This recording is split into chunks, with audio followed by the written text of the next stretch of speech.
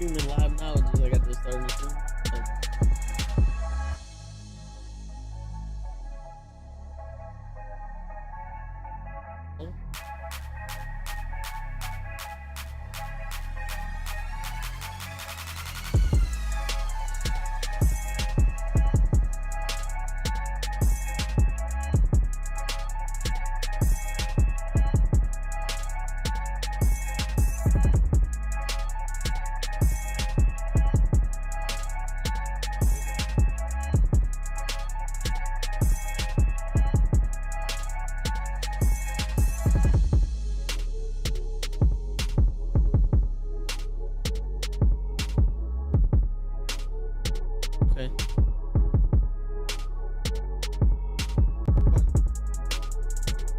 Put it already on the OBS.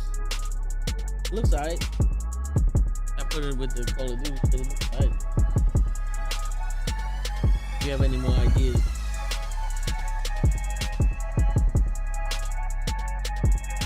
alright. Pumpy.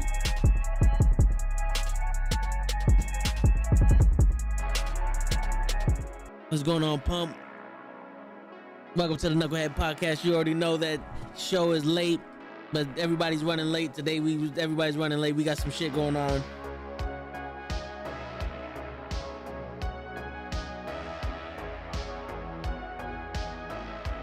Show's running late. Lay's running late. Gigi's running late. Everybody's running late, but we gonna still ride tonight.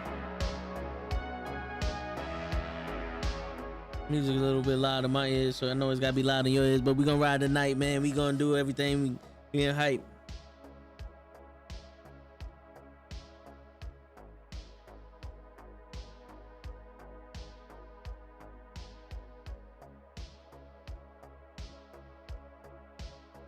We gonna ride tonight. We gonna make it happen. We gonna make it happen for you, Pump. Yo, I don't know how much you're into wrestling, but a good wrestler in the name of the Patriot. I'm gonna show you.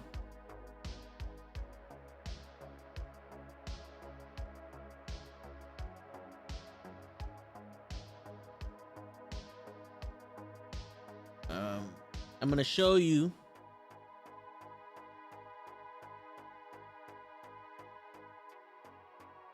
Let's see. There you go. This guy right here, his name was the Patriot. He passed away. Adele Wilkes passed away today. I don't know what of, but yeah, he passed away. So that's sad right there, man. But you know, shit happens. My day was pretty good, Pump. I mean, we worked today. We got into a meeting. You know, we got to make some life choices. Me and Krills and all that other stuff. Then I come home and I got attacked by another 1,000 flies. I got the residue of the damn spray I put on my damn mic. Hopefully the mic still works perfectly fine. But after coming home and going to war and killing all 7,000 flies and then eating and watching Loki, I'm doing all right, Pump. How's your day going, man? Hopefully your day's going a little better than mine. Even though my day's not going that bad, bro. Even though my day is not going that bad.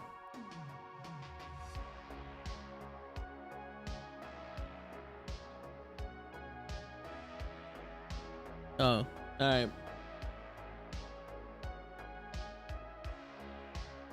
Yeah, man. You know how we do. Always some shit, Pump. It's always some shit, man. Yo, I got some new commands. I got some new commands for Twitch on the Nightbot. You can tell me the weather. You can tell me the weather where you at. You can shout out people like you already know. I got some stuff telling y'all not to forget about today, which is the NukkleHeDD Podcast. We talking about the rest and all that other stuff. What else we got?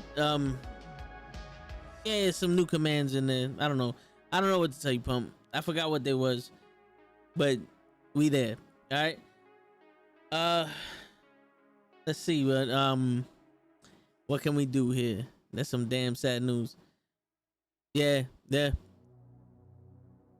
Pimp, what's going on, man? Pimp, what's going on? I was just informing Pumpy about the bad news we got today. Former wrestler, Patriot, if you're not familiar with him. Dale Wilkes. This guy right here, I don't know if you remember him or not. He passed away today. I'm chilling, pimp boy. I'm chilling, man. I'm chilling like a villain on penicillin with a Mac 11. Just wait for 7. You already know how it is.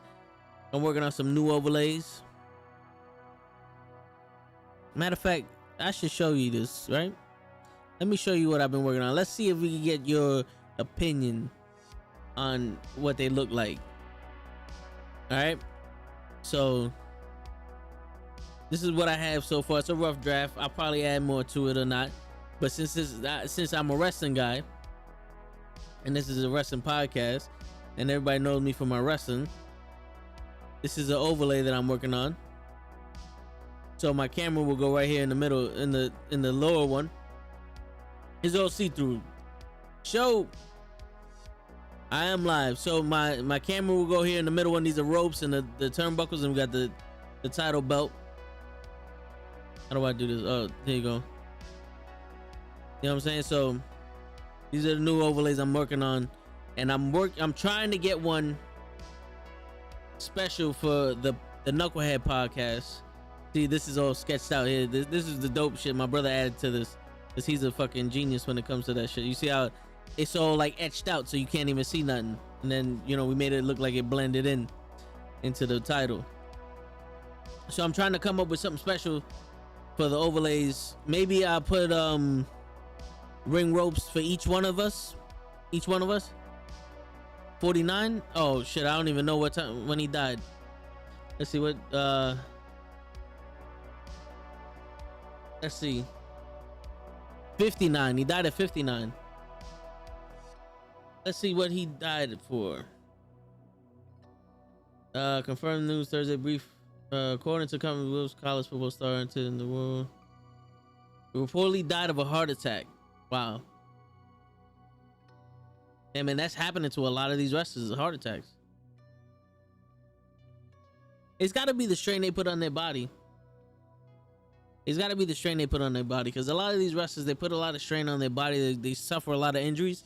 And from what I'm reading, from what I'm learning about sleep, because sleep is very important, that your body has to, like, when you sleep, your heart rate drops dramatically, right?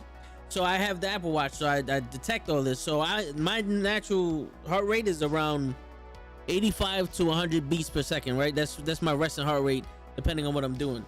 When I go to sleep, it drops down to 66 beats per minute. And when it drops down that low, it actually starts to recuperate, right? So your heart, I don't know if he had medical issues, but so your heart starts to actually heal.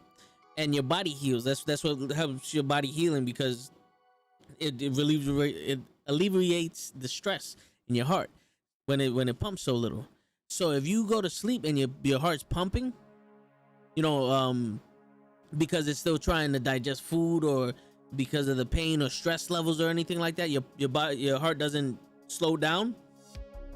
It's overworking and it's stressing out, so it never really heals. And that could be the case with this. There's like so much pain in this guy that he's so stressed or some shit. I don't know, but it's just an issue. Like, it could be that he's so stressed, his body's so hurt that his heart never really slowed down while he was sleeping. And it could just be that's why he had a heart attack, because his heart just gave out.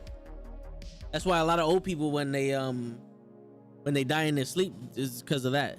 Their heart never really rests, because, you know, they either eat late or, you know, they have all that stress and shit on them. So that was one fascinating thing I learned today. But yeah, so this is just like a rough idea. I already have, I'll show you. I already have this already in my box. This is what it would look like. All right. So let's put something. Yeah, so it would look like this when I'm streaming, which is all right. I'm gonna have to make this a square though, and not like a triangle, but you know, it's okay. I'm not in love with it, but it's something I want to do. Oh, wrong one. This one is alright still too, but yeah, I want to see what I can do, just to, you know, give a new fresh take on this. But I like it. I like how this looks. Let's see if he had any medical issues. And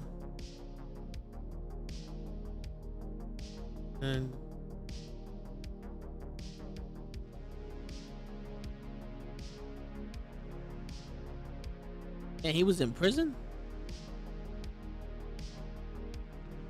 He allegedly fraudulently obtained prescription painkillers. Damn, that's crazy.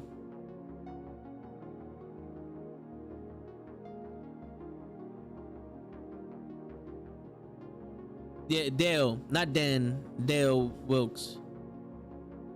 DELWILKES.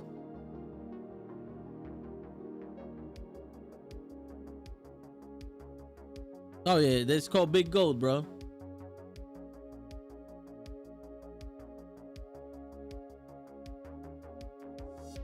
You talking about this one?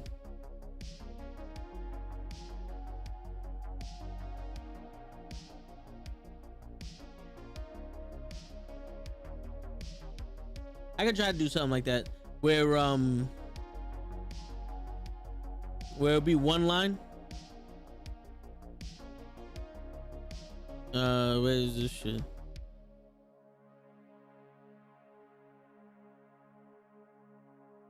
Where it'll be like one line there, and then the belt, some shit like that. I was thinking about that. We could give Lay like the Intercontinental. We'll see who's what favors. I know Gigi likes that Divas title.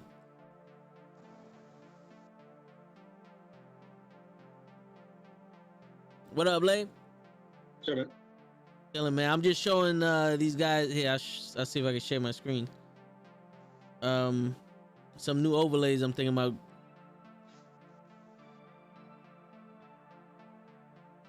Here you go. I'm thinking about making these. Like, I made these. You know, I want to have like some special ones for all of us, so give more like a wrestling vibe and shit. You know what I'm saying? Oh, yeah. Yeah. So you know, like, cool. I like that. yeah. So maybe I'll just have like, because I have this for like my regular stream and stuff. So maybe I have like one rope with the rope pad, and then individual belts. I know That's true. You like the Intercontinental title, right? Absolutely, yes, sir. Yeah, so I was thinking we could do the Intercontinental title for you. Sho said he likes the big gold, and I know how Gigi loves that old Butterfly Divas title. Oh my God, you're gonna get her to hate you 100%, aren't you? Oh yeah, You're gonna push for that, aren't you? Yeah. Oh yeah. I mean, they don't want to answer my questions with what's their favorite colors and shit, but I get you. I'm with you. I completely 100% understand, and I know about it. No, it's all good though. I only really depend on you, Lay. You're the one who makes it work, kid. You said never mind. Nothing? Oh no, you didn't know that was the show's in the chat, and I showed him the big gold, and he's like he didn't know that was a WCW concept. Like, nigga, that's where it came from. But I could try to get you the blue one. I'll make it. I mean, in actuality, it's an NWA title. They got transferred to them. They made it better with the rubies, and then it went from there. Yeah, I know. True. That's why Sho needs to do a little more research. He does. I usually get my championship belt on eBay. I got the original WWF Eagle belt. The Eagle WWE Championship title that Hogan wore and Bret Hart and all those wore. That's a good belt also. That's my brother's favorite belt. I'm not gonna lie to you. If I could, besides the IC title, and probably the ECW TV title, which is absolutely loved because it was so simple. Like, they made no effort to make that shit. Yeah. They were like, yo, listen, get somebody to make a title belt and let's do that. It would probably be that Eagle belt that I would take, because my favorite wrestler of all time rocked it. He rocked it hard. Then when he got his personal belt, I love that more than the other one. The Smoke and Skull belt. I'm like, yo, I'm with it. Let's do that. So yeah, I got to go with probably those two, but then the smoking title on top of it, smoking skull time. Yeah. Oh, that was a beautiful. And the spinner shit somewhere in the gutter. Oh yeah. The Smoking Skull title was a beautiful title. I honestly think that was the best custom belt ever made. Yes. The best one. The Brahma Bull title, garbage. It's better than the spinner shit. Let's happy that never came out. Yes. Yeah. The spinner shit is garbage.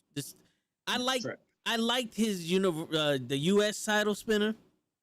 Cause I'm a fan of the circles and all that other shit. It was cool when he did it. And when they changed it back, perfect, because it was only for him. But when they kept that spinning WWE title, I was like, no. There's something wrong here. Show goes John Cena spinning. Nobody thought to themselves, yo, we need to change this title. I would have thought CM Punk would have done it, but he didn't. Yeah. I thought it would have been like all Chicago with the flag and everything, and and CM Punk but I'm like, oh, he didn't change it. Wow, that's bullshit. I would have. And the crazy shit about that is that the most you got changed it was Edge he put the Rated R logo in it, and the Miz he just turned the shit upside down. Bunch of idiots. Yeah. Sorry. It took The Rock coming back.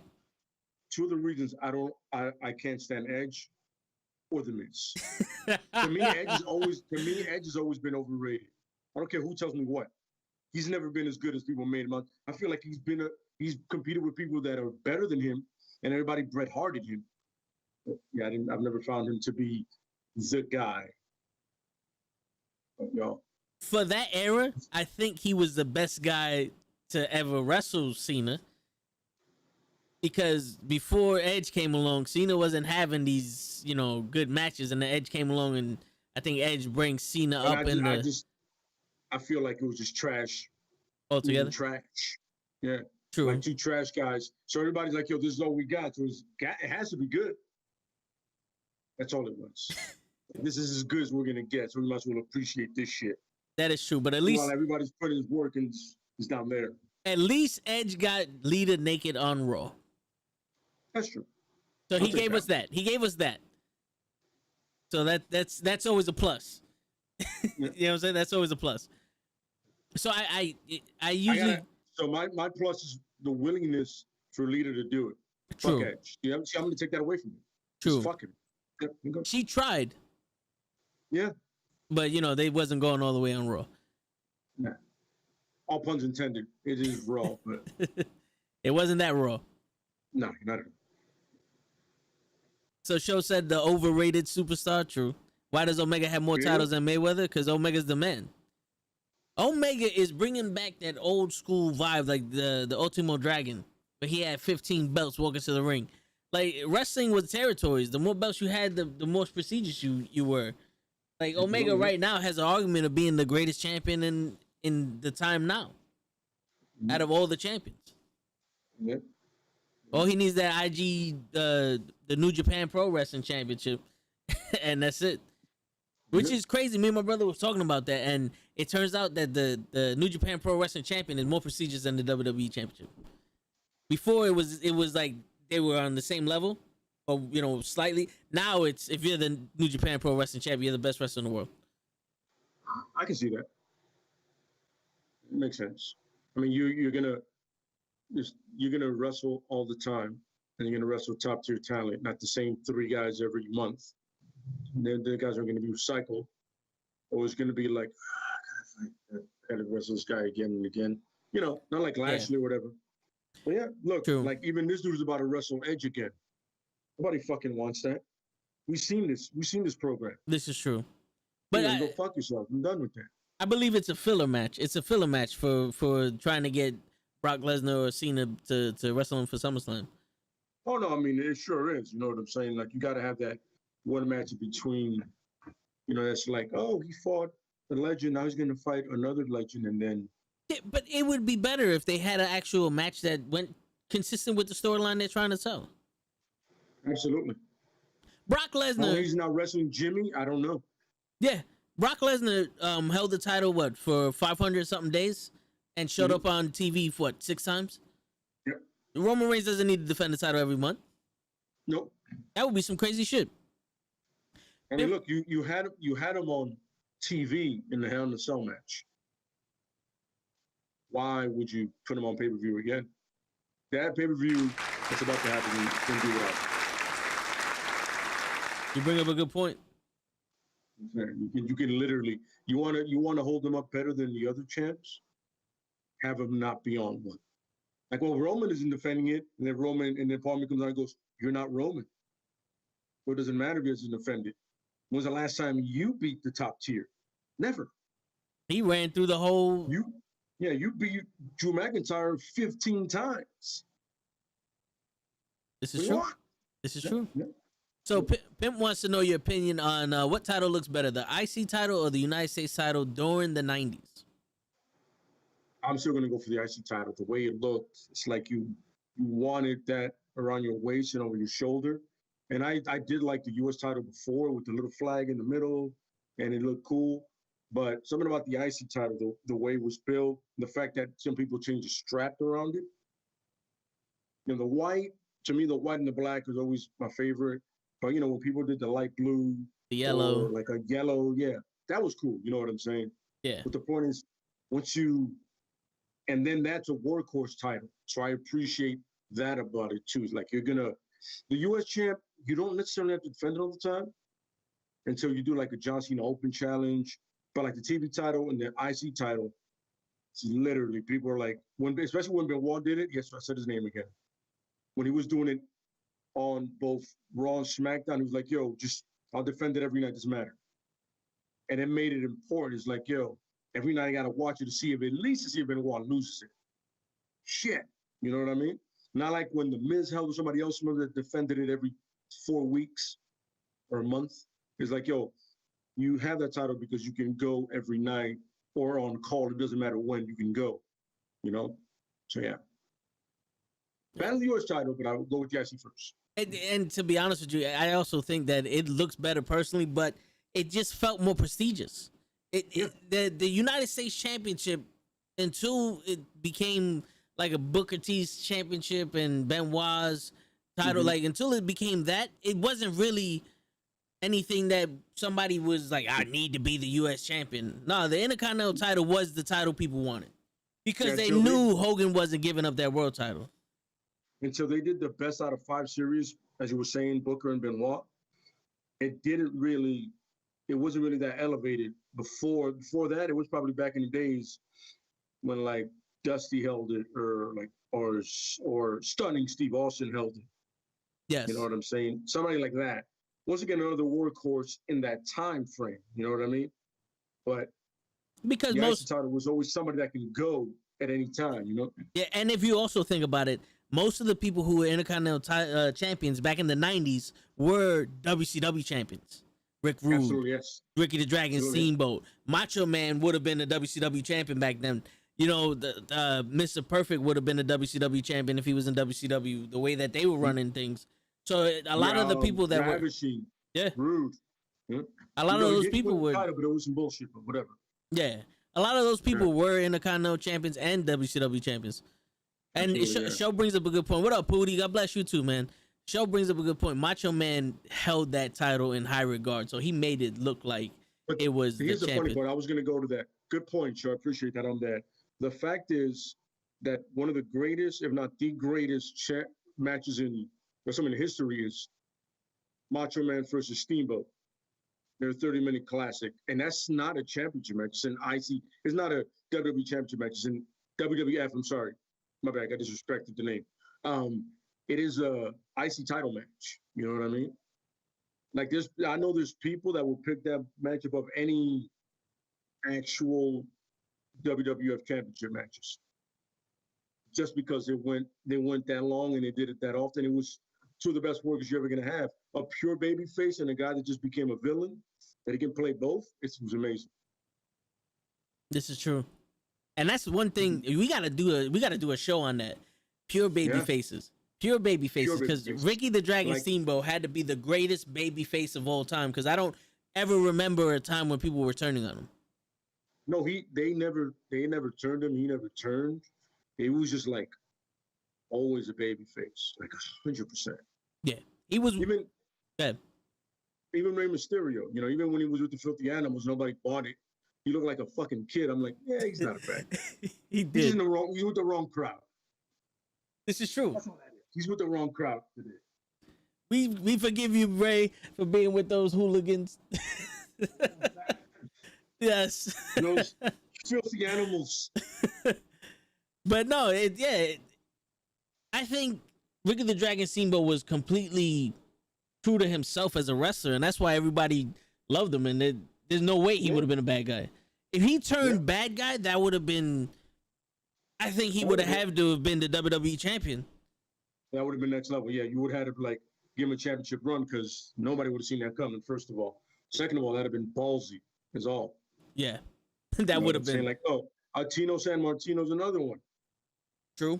You know, he went from his own Strike Force to Tino to El Matador, as racist as that was. You know, still, same thing. Always a face, you know what I mean? No matter what. Bob Backlund would have been that until he came back. Because once he came back and then he wrestled Bret Hart, that's when he became a heel. Oh, Bruno San Martino. True. One of the longest faces ever because he held that title for fucking ever. Yeah, what was it? 7 years? Something like about that. 7 years, yeah. The only person that held a title longer than him was Fabulous Moolah, if I'm not mistaken. I believe you're correct. Yeah. And then after that is literally RVD. Literally. With the TV title. He held that TV title for like a year and a half, son, or maybe even almost 2. But you know what's funny about it is I was never mad at the fact that he held it that long because all the matches were completely worth it. How can you beat him? And the crazy thing was ECW did it perfect because every week it was Rob Van Dam versus Jerry Lynn. Mm-hmm. And they had some of the best matches on the card. No matter how many times you watch it, it's a different match, and that shit is awesome. And then it was like if it wasn't Jerry Lynn and Rob Van Dam, it was Jerry Lynn and Lance Storm. And Lance Storm is a guy that I don't understand how he doesn't need personality. The way he wrestles is his gimmick. Yeah. And I think Lance Storm could have been way better than they wanted him to be in the Ruthless Aggression era after the invasion. Yeah, they could have capitalized on his talent alone, but they, you know, it's McMahon, and it's like you got to have this and that. It's like, no, the people are smart enough to recognize a guy that could just go. They're looking like Benoit, which is a guy that Benoit had no personality. Let's cut the shit. His promo still sucked. He wasn't that, but he could just go. Benoit, Saturn, Demon League, most of the Radicals. Yeah. Most of the Radicals except for Eddie. Except for Eddie, yeah. And then Jerry Lynn didn't have much of a personality, but he could go. Lance Storm, like we mentioned. That's another thing. You could make a whole list of guys that didn't have personality or didn't have like a sing or a gimmick that you'd be like, yo, but they were still good. They were still really fucking good. And you guys are like, you have such a formula and so set on it that you forget that, yo, at the end of the day, it's about wrestling. Between the ropes matters as much as outside of the ropes. You know what I mean? Yeah, and on the mic. You know what I'm saying? And the sad part is now they're lacking in between the ropes and outside of the ropes. It's not like one is overcoming the other. Because I mean, you're lacking it because you're not giving anybody time to develop. You're forcing or you're releasing talent that could be that or that have it. You're usually not giving them a chance at all. They're trying to make wrestlers actors. Yeah. And a lot of them, even though they can sell and be who they are as the gimmick, they're not actors. You know? No, not at all. Because most of the time it's, this is who I am, this is who I know the character's supposed to be, and this is how I'm going to portray the character. Now, when you have somebody else writing for you, like, this isn't the character. How am I going to be me and who you want me to be is going to clash. That's not how it works. That's not how it works. We got to figure out a in-between spot. Show goes, no, I've seen Cesaro talk. I see why they don't let him. But the thing is, Show, most of it is written now. So he's saying what other people are saying. But when Cesaro first came out, he was with, I forgot her name, the Russian girl. Yeah, me too. I know what you're talking about. Yeah, she was I forget her name too. Yeah. Yes, he was with a valet, and his gimmick was he knew like what 27 languages or something like that, and he would speak in every language, and that's what made him different. And then he was just a tough dude.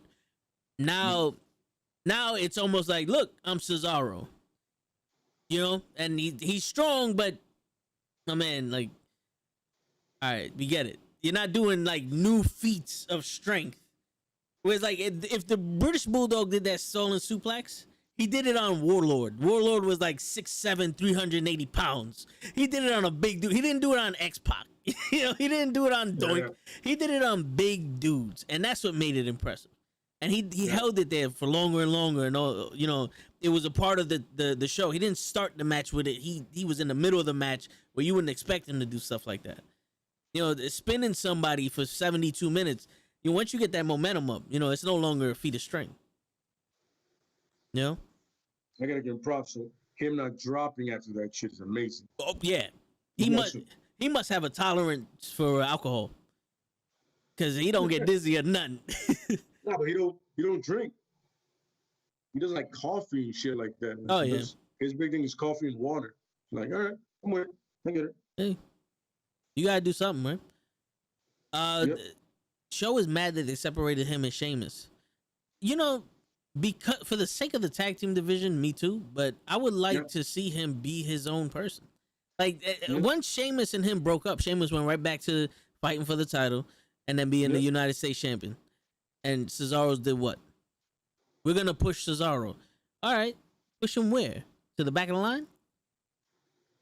That's why I don't get with these push shits. The minute they say they're gonna give someone a push like Big E, I'm like, all right, so Big E's gonna have to start looking for a new job. Is pretty much what you're saying. Yeah, because the push lasts about solid 2 weeks, and all of a sudden, not a fan anymore. How do you like? I'm gonna pull a line from JR. How do you give someone a push? Big E's already over. How are you gonna check to see if he's over? He's already over. Let him do him. Don't announce to the world we're gonna push. That's what you did with Drew McIntyre when he first came. He's the next in line, and what happened? They fired him because he couldn't live up to the expectations that Vince put on him. Let him be him, and then boom, there you go. I can never see Rey Mysterio and Ricky Steamboat as heels. They're too much nice guys. This is true. But Ricky, what Show said I didn't mention earlier. He said if Ricky the Dragon Steamboat turned heel, it would be like when Hogan turned heel. It would have been, but but it would have been interesting to see his heel persona. It would have been probably a struggle for him. True. Like you're like he would have needed Slick or Bobby the Brain Heenan to talk for him. Like Bobby or somebody like that. Yeah. To hype up him not being the nice guy anymore.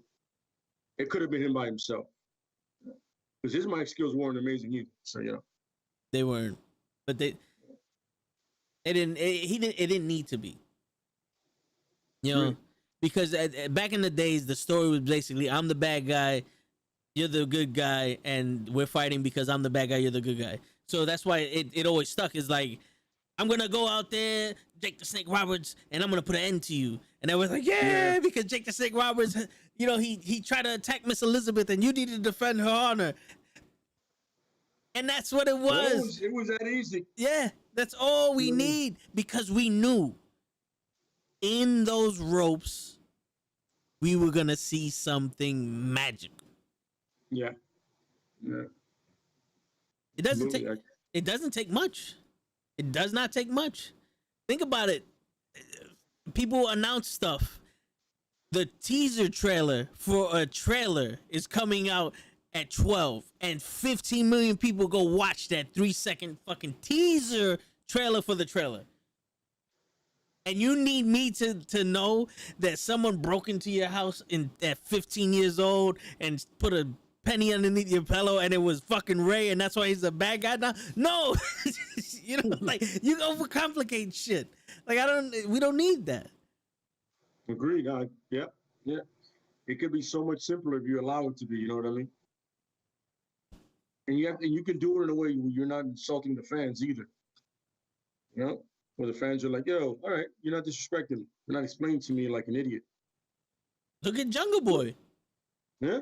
He won a battle royal. He got a title shot. Simple as that. Simple as that. He got a title shot. The build up was, he doesn't respect you. Okay.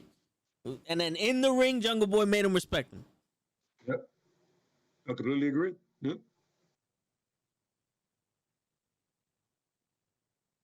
So,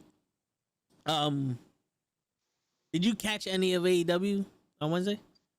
I caught the last match. What's going on, Walter? I caught the last match also. I caught Sammy versus MJF, and I was not gonna lie to you. The outcome could have I felt like it could have ended a little better, but the match itself was exactly what I expected from both those guys. You know what I mean? I felt like, yes, you presented the people very well in all kinds of levels, you know? True, yes. I didn't like the ending also, just for the fact it's like, all right, Wardlow came out and hit Jericho, and then Spears came out. And I'm like, all right, so there's 5 members on each squad. Mm-hmm. Where's the other members? Yeah. You know, it would have almost been better if one of them came out to try to interfere and then it was just a rumble and it would have just ended unconclusive. Yeah. Because I know they're trying to protect MJF for some reason. They can't lose. I don't know why this guy can't lose. It'll probably build up to another MJF, Sammy kind of thing deal, you know? But the thing I did like about it is I saw in the highlight is that they're doing the Page Omega thing again. Like the Dark Order came out and said, you haven't beaten everybody like that again, because Omega came out and said, beating everybody. They were like, and Dark Order came out and said, what about Hangman Page? I'm like, oh, Page doesn't have the heart to fight me or whatever. So, you know, at least that's happening again. And you know what? They have history there. They have history there. And they've had good matches, so that's good. That's another art of wrestling that you don't really see. You know, like they do stuff together, they split and they go their separate ways, and then they meet up again, and there's history there. Now it's like, to split them up, we need them to fight. We don't need them to fight. Like when they split up Shad Gaspar, rest in peace, and JTG, they made Shad Gaspar the bad guy and had him fight JTG. Why couldn't they just be like, yo, dude, I'm not a tag team wrestler anymore. I want to go for I want to be a singles competitor, and have him go, all right. And then when JTG or Shad Gaspar wins a title, let's say an Intercontinental title or something like that, and you need somebody, JTG and the other one walks up like, hey, what's going on? Yo, you know, let's get this popping. It would have made more interest. It's like, oh, dude, there you go. We finally get to see them wrestle each other. And it could be more of competition and then go into a rivalry. Absolutely, yeah. I mean, when somebody takes it personal, like, I got to beat you or whatever, it becomes almost obsessive. Or it can be like, yo, listen, I got to see if I'm better than you. That's all. It's that simple. We've tagged for so long, we don't know which one of us is better. So we got to find out who is right now. And there it is. See, you don't have to overcomplicate everything. It doesn't have to be a fucking wizard taking over people's minds and making them disappear. It could be, yo, literally, am I better than you? That's how a lot of rivalry started. Am I better than you? Not over somebody being sensitive because somebody called somebody a bitch. It's like, yo, can I beat you? I feel like I can. This is true, yeah. This is true. Hey, and you know, and we don't even get paid for this. Like, it's almost like we'll do it for free, and then you pay us later. Let us get a solid month in. When the ratings go up, you're gonna go, oh, these guys know what they're talking about. That's it. That's exactly it. You guys overcomplicate your lives, and you have such a massive roster. It can be so much easier to fill up all the time. You can have like 8 storylines going at the same time that have nothing to do with each other, and then at one point, you can do a whole, these faces versus these heels, right? On some like, yo, leading into Survivor Series, like, yo, listen, we have a common goal. We got to beat these heels. Fantastic. After that shit, everybody goes back to their own shit. It doesn't have to live and die on 3 people in a 3-hour show. Makes no sense. It doesn't. Walter, give me 1 second, then we'll answer that question. So, going off what you said, I honestly think that they run the like Raw and SmackDown as TV shows. where where you would go into a TV show and you have like a script reading and you go through all the stuff. People are sitting at a table and they're like, all right, the first minute, Raw's gonna start like this, and then it's gonna go to this, and then it's gonna go to that. Where it should honestly be like, yo, we have the first hour writers, second hour writers, third hour writers, or like mid card writers, main event writers, and filler writers. So that way everybody has their own fresh take on what's going on, and it's not, well, we're doing this with Roman, so it worked with him, let's do it with Bobby Lashley. No, they have their own separate things. I agree completely. Yeah. So going on to what Walter said. Walter asked, do you guys think WWE ruined Johnny Nitro because when he came back, Walter thought that he was gonna be a big superstar like Drew, and now he's doing this Johnny drip shit. I feel like the problem is when you have the Miz there, right? It's like they have a knee-jerk reaction to pair him with the Miz, forgetting what he did outside of the WWE and how good he was outside of it. Like they only see him as John Morrison and doing the hardcore. But doing that like IC title shit, like never as a world champ. You know what I mean? But they don't see him like, yo, there's a ceiling to him. And this is it. Yeah. I honestly believe they bring him back for the Miz. Or they bring him back and they said the best we could do for you is do the whole Miz stuff, because as athletic as Johnny Nitro is, or John Morrison, he doesn't show his personality very well out there. It's almost like he's one of those rich white snobs that don't have any game, but because they have money, that they think they're cool. And I'm not saying that he's rich. I'm just saying because of his body and his ability, it's the equivalent of being rich. The sense of like, I don't need to be interesting. Personally. There you go. I'm physically interesting. I don't have to be personally interesting. Which we already showed he doesn't have to be. He doesn't have. If you book anybody right, you don't necessarily have to have the best personality. We said it earlier. Your focal point has to be the skills and talent that the person has. And he has a shitload of it. That Johnny drip shit makes no sense to me. It doesn't make any sense. Especially when Seth Rollins is doing the drip shit. Yeah.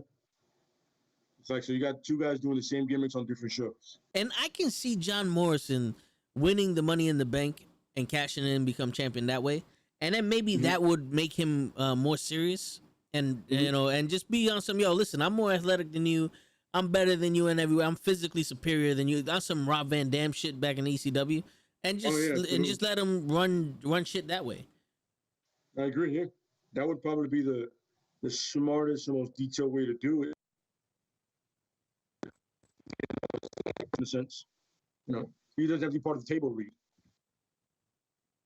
True, and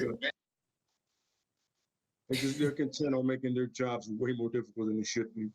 This is true, and if you're gonna give the title to the Miz, then why not give it to Morrison? Someone that's way more talented, literally. And I noticed the only reason why the Miz won the title is because at that point he can go toe for toe with John Cena on the mic. Not a lot of people went toe for toe with John Cena on the mic at that era. And it wasn't because they couldn't. It's just they were being held back because how do you make your superstar look bad like that? Because Kevin Owens roasted him. Kevin Owens roasted him. Yeah. I'm not even going to bullshit with you on that one. Kevin Owens roasted him on that mic. On some, I've been around the world. I've wrestled in China. I wrestled here. I wrestled there. You ain't nothing but a little bitch. Pretty much. And then John Cena comes out speaking Japanese or Chinese and is like, wow, okay, whatever. You learned that because you was hooked on phonics. It's like, motherfucker, I lived there. I wrestled and lived in Japan for so long. That's why when he had that match with Finn Balor there, everybody was like, not necessarily against Owens, they were just like, Finn a little bit longer than you. Or Prince Devitt. to somebody out there, somebody I know somebody will comment about, yo, it's not Finn Balor. I know it's not Finn Balor. I get it. Trust me. But I knew when he started this, and before that, when he was like the greenest Irish dude you've ever met, and I mean that in both ways. Yo, and he had the anti-venom. He would come out as superheroes. He would come out as Carnage, Venom, anti-venom, Punisher one time. He did the Punisher. He did Joker. He did Freddy Krueger. He did all kinds of cool shit because, you know, those independent places don't have to worry about licensing. Yeah, and, you know, it's not that big of a scale or whatever, you know. Yeah, also in China, the copyrights are different. Neither does New Japan either. You know what I'm saying? Yeah. In Japan or China, the copyrights are different, so he's able to get through the... I remember Machine Gun told him, right? Those who don't know what I'm talking about, Carl Anderson. It's Machine Gun Carl Anderson. Somebody out there like, who the hell's Machine Gun? Carl Anderson. You know, him and Luke Gallows. Yeah, the Good Brothers. He told him, he goes, yo, I feel like this is the stupidest thing you've ever done, like painting himself up. Meanwhile, it was the biggest draw he's ever had. Because it made him different. Yeah, absolutely. It made him different. And even with the whole demon thing in NXT, it was like, I want to see the demon. I want to see him paint himself. Because to me, that's him. Yeah. This whole... If you know anything about the history of Prince Devitt, by the way, Finn Balor is a play on Prince Devitt, for anybody wondering out there. He's playing on it and then using what he can do is like, I can be the demon. I don't have to be Venom, Carnage, or whatever. I can be a form of a character. Like when he came out, in Texas as when he came out in Texas as Chainsaw Massacre, when he had the chainsaw, I'm like, all right, I get it, but it's still a demon. Then when he did Jack the Ripper in London, still the demon, just a different form. So he can play on the shit that he enjoys. He loves horror movies. He loves all that kind of fly shit. Where he's like, yo, how can I use this to my advantage? Oh, I can still be the demon and just put a coat over or have a chainsaw. Same thing. And it was beautiful. That's how you're fucking creative. And it was beautiful. Yeah, it was. And it's almost like watching Rey Mysterio at WrestleMania because you wanted to see what he dressed up as. He was the Flash, the Joker, Batman, Silver Surfer. He was Aquaman at one point, if I'm not mistaken. Yeah, and you're just like, there it is. You know what I'm saying? It's kind of like when WrestleMania comes and you want to see what gear somebody's gonna rock. Yes, because that's like it. Seth Rollins had the Ice One, Thanos. He had the Kingslayer, whatever the fuck that shit. You know, it's like the Game of Thrones. At one point, Seth Rollins became interesting to me because, like, yo, what is he gonna rock for this thing? You know what I mean? Not necessarily personality, because I've always found it annoying. I like the way he wrestles, but his personality is fucking irritating. Yes, it is. But like, what is he gonna rock this year? You know what I mean? And that's what makes WrestleMania big, also. Yeah, the gear, absolutely. Yeah. Because they always wear the one of a kind shit. When people come in with their normal shit, it's like, boo. Even Bret Hart went out for different gear on WrestleMania. It was slightly different, but it was still different. Yeah, like I don't care if it's solid pink. I'm like, yo, at least it's not the same. Yeah. Shit. Also, the only one that I let get away with that in The Rock because this shit was literally black boots and trunks. Literally, that was it. You can't do anything. Nah, you can't fucking like The Rock's. I think the bull on The Rock's ass was a little different color. Yeah, it was blue, gold. Yeah, it was like gold, burgundy. You're like, fuck that. Even Triple H came out in some purple shit. Yeah, but Triple H's entrance was like fucking extravagant, and you're like, my man, we really don't give a shit. Just get in there and win, because that's what you do. All the fucking time, you cocksucker. So, yo, do you think that John Morrison is being used like Mr. Kennedy? Less than Mr. Kennedy. Less than Mr. Well, yeah, they wanted to push Mr. Kennedy to be a champion. Yeah, he was going to be Mr. Man's son. Yeah, if he didn't fuck up and back body drop Randy Orton too hard. Or in a certain way, because Orton was being a baby back bitch. No, he could have really injured me. Do you not know how to land properly, you asshole? I know they teach you that. Then he got Cena to back him up, and Cena like, yeah, sure, yeah, fuck him. Two jackasses. That's one thing I don't think I can do. I can't play that whole sorority shit. No, the politics shit. I would have been broken somebody's jaw back then. Yeah, Like, oh, you don't want me to do what? Yeah, here we go, son. yeah, the whole bend the knee, kiss the ring shit is like, hold up. You're not really fighting here. Like, I can understand if it was Francis Ngannou, like, yo, my man, yo, I dig it, because you knocking people out left and right, bro. They're telling you to win. And no disrespect to wrestlers, because they put themselves through a lot of shit, and we love the fucking thing, but let's be real. Just because they say you are gonna win this doesn't make you better than anybody. Absolutely correct. Yeah. You can eat the whole bag of dicks that you just bought from the store if you think you better than me because they say that you're somebody. Fuck you. I agree. It's like, don't let this push or your stroke back here fool you, son. There's nobody in this place that can stop me from fucking you up right now, son. Not a fucking soul. Make no mistake about it. I know somebody heard this shit before. Make no mistake about this. Ain't nobody back here gonna be able to stop me from breaking your jaw, son. In so many pieces. So I want you to understand who I am and who you are. You understand what I'm saying? Are these people fans of yours, and people they got your back? But right now, it's just me and you standing man to man. This is very true. Yes. What's gonna happen right now? Don't worry about them. Right here. Yeah, this is where it's at, and this is where it's staying. Yo, so who was it? Him. He goes, what happened with Sasha Banks? He hasn't seen her in a while. The funny thing is, Sasha Banks was liking different posts on Instagram that were anti-vaccine, and she has heat with some of the fans. They want to take her off the Mandalorian and the other stuff she's doing. And I'm sitting here like, personally, I don't know what post she liked, so I can't judge. I can't give an opinion. But it's also like, it's Instagram. Like, I can understand, like, Gina Carano, when she did that whole thing, I don't know if you're aware of it. She did the whole, like, leftist stuff or whatever, and she posted up stuff, and Disney was like, yo, stop, because we're not about this. We don't do controversy here. We'll get rid of you. And she was like, okay, and then did it again, and then they got rid of her. It's like, she had like an anti-Jew kind of thing going on. Yeah, because it was about the Holocaust or something. Level of, like, oh, the Holocaust happened, some shit like that, and they were like, well, I don't know anything about Disney, but there's a whole lot of Jews that work with us. You gotta go. This is true. And so, like, stuff like that, I understand. But, everyone has their own opinions.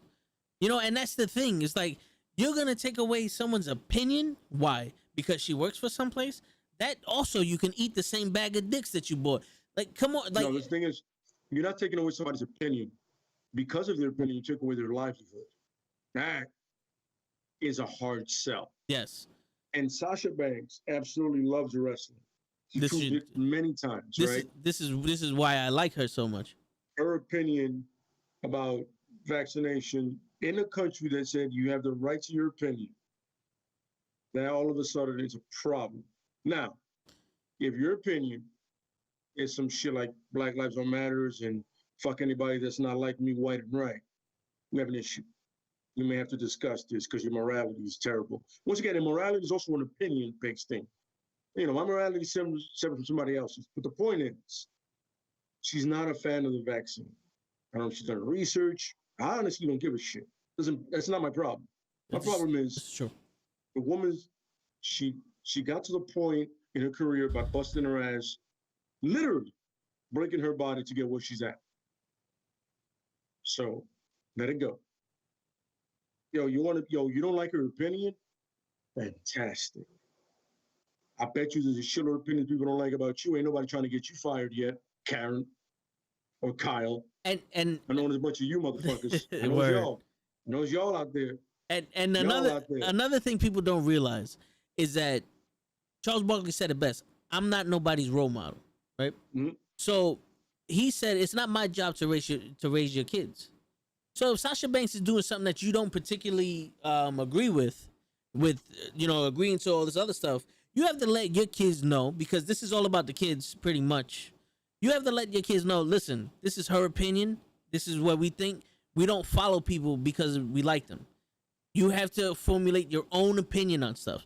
I got the vaccine, and I'm not a fan of it, But the thing was, I got it because I got to take care of my pops because my pops is old and he smokes and all that other stuff. So it's just to protect him, and that's pretty much why I got it. But if I was living by myself, I'd be I don't need the fucking vaccine. That's just my opinion. That's just the way I don't get the flu shot. It's just I trust my immune system to go after whatever it is. I take care of what I need to. Some people take it and they're for it. That's fine. That's perfectly fucking fine.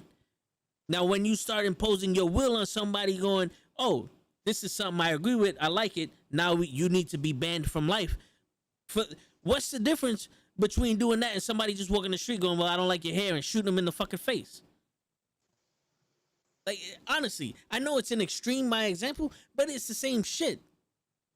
You're saying something in 140 characters, and now you need to be banned for it. 140 characters isn't enough to formulate the beginning of an opinion. But that's what you're banned for. Now, I agree with you, like, if you want to talk about Black Lives Don't Matter, or white supremacist this, or anti-Semitic stuff about that, or you hate Asians, or whatever the case may be, I get that, because that's inciting violence, and that's and that's something that everyone stands against because of the history of that. We're trying to change history on that, and then when you do that shit, we know it's all gonna lead to something negative out in this world. You know what I'm saying? Have an opinion on something that came out very fast, that not a lot of people have a lot of knowledge for, and you basically have to roll the dice because some people do have side effects on it. You can't fault somebody for that. You can't fault somebody for that because there's always got to be two sides to every story. It's like if I turn around and say I like soda, and you say you don't like soda, I can't say, well, I'm going to get you canceled because you don't like my opinion. It's not the way I think is everybody's. That's law. No. An opinion and a fact is two different things. And the fact is, she don't like the vaccine. If that's the case, then that's her.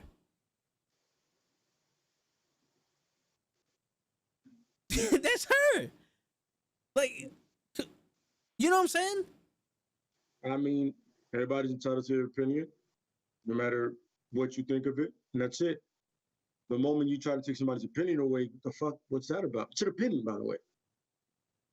It's an opinion. Oh shit. It's not dealing in fact, it's just an opinion.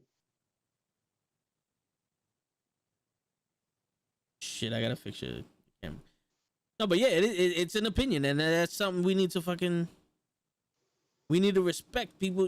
Like, people have their opinion, whether they're right or wrong, whatever the case may be. But also, you can't live and die by your fucking opinion because everything changes. Like, one day you could be like, yo, I don't really, agree with the vaccine or whatever, and then someone could shed light on it and teach you something about it, and you be like, you know what? Now I get it. And you know what? I do agree. Everybody needs to take it or whatever the case may be. Because last time I heard the WWE's opinion, sorry about that, the WWE's opinion on something is not the wrestler's opinion on something. And vice versa. The wrestler's opinions are not the WWE's opinions on it. And this is what keeps them separated. Church and state, right? Whatever, whatever you want to believe. This is what keeps them separated. And you have the right to think what you want. And they have the right to think what they want. But everyone's getting fucking mad because of some shit. Like, I want to say some controversial shit so people get mad at me so I can say, you know what? Fuck you. Because I believe that's the only response. I always told Krills this. I said, because we're knuckleheads. And we have the brand here. If I got into a controversial shit, I'm going to say straight out, this is not show or Krill's opinion or anybody I'm associated with. But fuck you. This is coming straight from me. Fuck you. You don't like what I did? Boo-hoo. Now, if it's something that I regret doing, then I'll apologize. But if I meant it, fuck you. It's way too much sensitivity to some things that are so simple and basic. So like, yo, you say the most basic thing, all of a sudden everybody's like, well, we got to cancel them. Well, you know what? You want to cancel me? Come find me. Cancel me to my face. See how that turns out for you. You're behind a keyboard and you saying you want to cancel me, son? Cancel me in person. Let's see what's up. Put your hands up and let's see how this goes for you, buddy. You know what I'm saying? Am I going to say some shit that's going to offend people? Absolutely. I didn't grow up in a sensitive ass area at all. Sensitive time. I'm going to say a lot of shit that's going to be disrespectful, not popular. And you know what? Maybe wrong. But the most important part is I could give a flying fuck what you think about it. And then the rat's ass that I don't give about it, you can eat along with the bags of dicks that I'm going to offer to you because fuck your opinion. See, you don't like my opinion. I don't even have to listen to yours if I choose not to. If I feel like there may be something there I can listen to, hey, give it to me. And then all of a sudden I'm like, you know what? Nah, go fuck yourself. Because the moment you heard mine, you right away threw it out the window. But I may be one of those, I may do the whole, you know what? Let me hear out your opinion. You throw it at me and go, I'm gonna do what you did to mine. You didn't think twice before saying go fuck it. So you can go, so your opinion and yourself can go fuck yourselves together. And the bag of dicks as you do that. Munch on them shits. Yeah. I don't know why she hasn't been on TV. I honestly think it's just to give Bianca Belair a chance to grow with that title. Because she might want to be in her SummerSlam opponent or some shit like that. So that's the best case scenario I can see. Oh, you know, one of those things where she needs to rest up because her and Bayley have been busting their ass, and Bayley's probably gonna have her time off coming up soon, probably like towards Survivor Series, something like that, like later in the year, you know. And should be a surprise entrance in the Royal Rumble. Hey. And Sasha Banks is one of those wrestlers, along with Bayley, that you can't really do much without her being in the title picture. Yes, they are cornerstones of that whole thing. So in order for you to have viable, legit contenders, because you don't like making them motherfuckers either, so you're forced to use these two ladies. Not saying that, and I'm not saying that in a bad way. I appreciate both their talents. They're both next level, and we've seen them grow up, literally. You know what I'm saying, in front of our eyes, so we can appreciate it. But since you don't want to make any fucking nobody else, you got to use these two ladies. Yes, and I wouldn't want to see her in a storyline where there's a guy involved and there's a love triangle, or you know, the other shit where it's like, you know, we're gonna make fun of you because I'm hot and you're not, and this. I thought she was pregnant. I thought that's why WWE hasn't seen. Nah, I didn't get her pregnant yet. Yep, there's your answer. You're clearly not pregnant. Word. No, but there would have been a big thing about it. And apparently Keith Lee is not on TV because of the copyright issue with his name. WWE's trying to copyright Keith Lee's name and is having issues because he had that name since 2007 and he wants to copyright it, and they need written consent from him for them to copyright it, and it's not working. So I guess that's why he hasn't been on TV. That's a stupid ass reason. Hey man, you're gonna leave a talent like that not wrestling.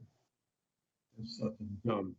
Very dumb. That could have been Bobby Lashley's opponent instead of Drew 80 fucking times. And that would have been a match. Bobby Lashley and Keith Lee. Hell yeah, it would have, man. It would have been amazing. Keith, if Keith wins it, when they go to Battleground or Survivor Series, whatever they call it, it would have been him, Roman, versus whoever the NXT championship would have been at the time, or even Walter. That would have been crazy. That right. That would have been fun. Like you can do the tournament style where it'll be Raw versus NXT and then SmackDown versus UK. All of a sudden, the two who win, that's the main event. Like you have their match in the beginning, then you have the Survivors. But you do leave Survivor Series for last because at the end of the day, it's the name of the fucking event. It's always the last match. Then you have their match before, and then, you know, just throwing it up. No, it makes sense. It makes sense. Yeah. They don't even use, what's his name? Bombiovich? Saber or Laser, one of the Retribution guys that was in NXT that fought Keith Lee, the big tall white guy. Oh, Donovan Dijak. Yeah, him. Imagine him with Bobby Lashley. His name became the biker mice from Mars, you know, them guys. Yeah. And Ratchet or some shit like that. Yeah. What up, show? Nobody's humping the back of his head today. Word. Not yet. Oh man. Oh, okay. I got my boy behind me, you know. Back So when he's retired though. He's not retired. What? That's Retired. good. For real? Yeah, Oh, wait, yeah. he got hurt. He got hurt. What? When? What happened? Wait a minute. You wasn't there for that show? Fuck him. We spoke about him retiring after getting hurt Yeah, he got hurt in the Battle Royal. in AEW. I thought he was fighting Jungle Boy or something. No more drugs for this man. At all. At all. By the way, that's a face-off reference. Just throwing it out there. Somebody's lost right there. You know, a lot of people are not on our age, so they don't be knowing half of the movies. They don't even know nothing. I believe Pimp and Walter know about Face Off. Face Off, yeah. You know, pretty I sure want they his know. face off. And he goes, His face. no more drugs for that Oh. man. But my part is I'm me, but I'm not me. I'm me, but I'm not me. I'm me. It was like, who came up with that line? My part when he walks in and he sees him and goes, "Ooh, wait, you good looking." Yeah. And he's looking at his own face on something like, "I love me so much that I know you're hot." I'm like, it's fucking weird, but I'm with it. I understand where you're coming from. I get it. You're like, yo, like, look at you, man. I'm looking outside. I never thought I looked this good on the other end. Shit. The weirdest thing ever. Fucking love that movie. And he grabs the girl. They're gonna reboot that movie. Are you serious? Look it up. I'm not lying. I thought, I read it and I was like, what? And somehow they're gonna try to use. At first it was the original cast. Now it's like a whole new story, I think. But I was like, no, let's not do that. Oh, man. You have enough Botox and plastic surgery that you don't need to do that movie. Why are they gonna do that to the? Because Hollywood has no more original ideas. Mm-hmm.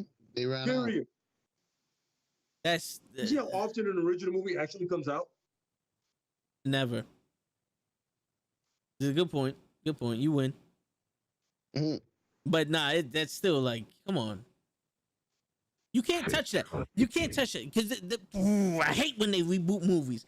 Because the thing is, when they reboot movies, it's like if that movie wasn't called Conan the Barbarian, that would have been a good movie. Agreed.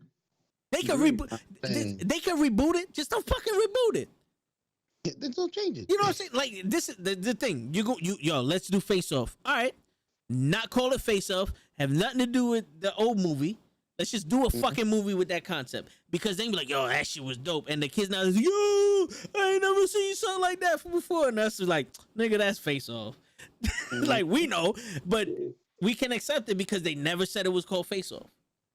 Here's a fun one. Like The Rock wants to redo Big Trouble in Little China. Ooh. That's one of my I'm favorites. not gonna lie to you. The Rock? Listen, by the way, it just turned, I believe, 30 or 35 years old today. Oh, wow. That was my movie. And I was like, let me do this, just leave it. Because first of all, when it came out in a bad summer. It was a lot of, like, the problem is it came out with the same year as The Golden Child. So they kind of canceled each other out. Even though it was nothing alike. It was so racist to go, yo, there are Asians in it. I want tonight. Two completely different movies, right? Canceled out, but all of a sudden it became that cult classic slowly but surely, right? So you're like, yo, I swear to God, I can watch that shit at any point of the day. I don't have to watch that shit at night. I'm like, are we watching it? Shit, I'm in. Let's do this. We can do a drinking game. Whenever Jack Burton sounds like an idiot, and you will get straight wasted before the first hour was completed. Because that's who he is. He doesn't know anything about the shit that's going on. He just shows up. Yo. He thinks he's a badass, but he's not. This is true. Yo, Lay, I told Cruz to text you the other day saying, we need Asian girls with green eyes to see if you would get that. Did he text you? No, he didn't. Oh, I was like, yo, please. I was like, please, see if he knows. I'd have been like, yo, they're like bucket seats for these people. It's extra money. Who was that? Like bucket seats for these. It's extra money. Yeah. Asian girls don't come out with green eyes. It's I big. know of one. It's Big Trouble in Little Chinatown. That was the concept. Absolutely correct. Yeah. It was funny. I remember I told somebody at work, it was like a reflex. I said, they had something to drink, and I was like, 6 demon bag was in that egg. They look at me and go, what? I'm sorry. I forgot what I'm dealing with in here. Anybody else in my crew would have been like, action? Exactly. Action. There we go. That's crazy. Yo, Crazy. Walter, if we can find another female that's into wrestling as much as Gigi is, we would love to have her on the podcast. He's saying we need to add another female to the Dope Podcast. Yo, we would love to have a mixture of everybody in here. Yeah, it's funny because there's some girls that Gigi follows, and I started following them, like wrestling with women or for women. I don't know what the name is, but it's mostly women, mostly girls, and I'm like, that could be it. You know what I mean? It could be a whole bunch of Becky Lynch fans that we get to piss off at once. And that would be phenomenal. Absolutely, and they can make fun of The Miz with me, John Cena with you, everybody with show that he doesn't know. Yes, it could be a thing. As long as they don't say a word about Chris Lee, he is untouchable. Chris Lee is untouchable. We do not mess with Chris Lee ever, and make sure they respect the Tribal King. Right, you bow down to the Tribal King. Better know the fractions. I don't care what happens. True. Know the member of all the fractions. That's right. That's right. Yes. By the way, we have to get them into that lingo. They do it. You understand? We don't say factions. We say fractions. Yes. And correct. Chris Lee is not to be touched at all. Exactly. And it is not the head of the table. He's a Tribal King. Tribal King. Mm-hmm. Got on a promotion here. Yeah, man, we got a lingo going, bro. We got to keep it going. Word. And you can't teach that. Exactly. There it is. Beautiful. Beautiful. Perfect. Beautiful. There it is. What's up, guys? What's up? Nice to see y'all again. Word. It's good to see you too, Show. On Wrestling. It's good to be seen. It's always good to be seen. This is true, yes. Beautiful thing to think about. Yeah, man. Yeah. Guys, well, I don't know if I told you. Should we put like a poll? Is it a poll? A poll out to see if somebody can come up with a nice name? What's up? Or should we like? Well, I think and tell people like, go for this one, go for that one. Yeah, we come up with a few names and we'll see what the people like. Yes, that's dope. I like some options. Did you see the overlays I made, Joe? I don't know if you. You said you wanted to. Yeah. Nah, I was joking though, but you started. No, but thinking and because adding titles. I like it. I already had an idea for everyone to have their own individual belt with their logos on it. So because I wanted only one belt. No, I wanted to have it be your favorite belt, your favorite color, and your logos on it, and that way it'd be more wrestling based. So because like this stuff is cool. Like if we're going to talk about certain other things. But the wrestling stuff will be for the wrestling. When people come in, they'll know what we're talking about right off the bat. You know what I'm saying? So that's just my ideas flowing. Trying to get some stuff going out, trying to make everything look better. We come up with the new name, we get the new logo in there. I'll try to make an opening video so we say something stupid when we start, and then go into that opening credit, and then everybody got to have like a little promo going into it, which would make sense segueing into the actual conversations. Promos for a wrestling podcast. How is that crazy? There you go. Beautiful. I already got an idea for mine. And just for that, Lay.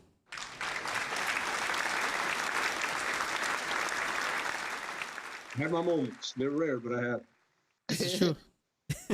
It seems like all your rare moments happen on the podcast. Absolutely correct. Yes. This is what I save them for.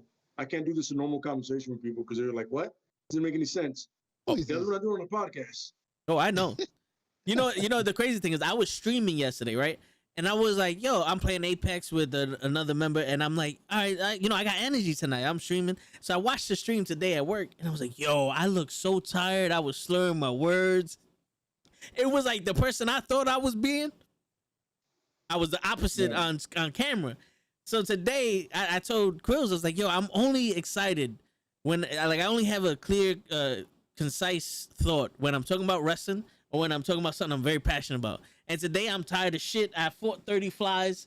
You know, I was in battle. You know, I was looking like the Predator out there. I had the gear shooting laser beams and shit at everybody. And I'm going like bing, bing, bing. Let's do this. Let's do this. So, that's it. Now we just need Show to stop doing and get on point. You know, let's get on point, Show. I'm on it.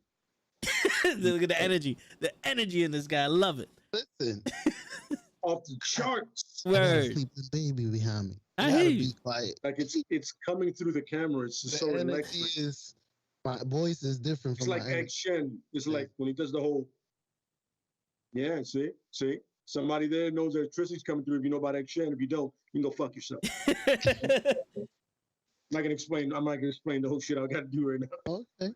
So far you can go fuck yourself or buy a bag of dicks. I've been. No, listening. yeah. Oh, no, you're not buy buying that. it. You're getting free bags of dicks because you're such a piece of shit. Yes. We know you're a piece of shit. Yes. All right. So everybody, this is the shit. All right, hold up. I gotta fix Lay's camera, and also I'm gonna put this on sharing the screen so you guys can see. Where is that? There you go. Start sharing that so you guys can see the chart. There you go.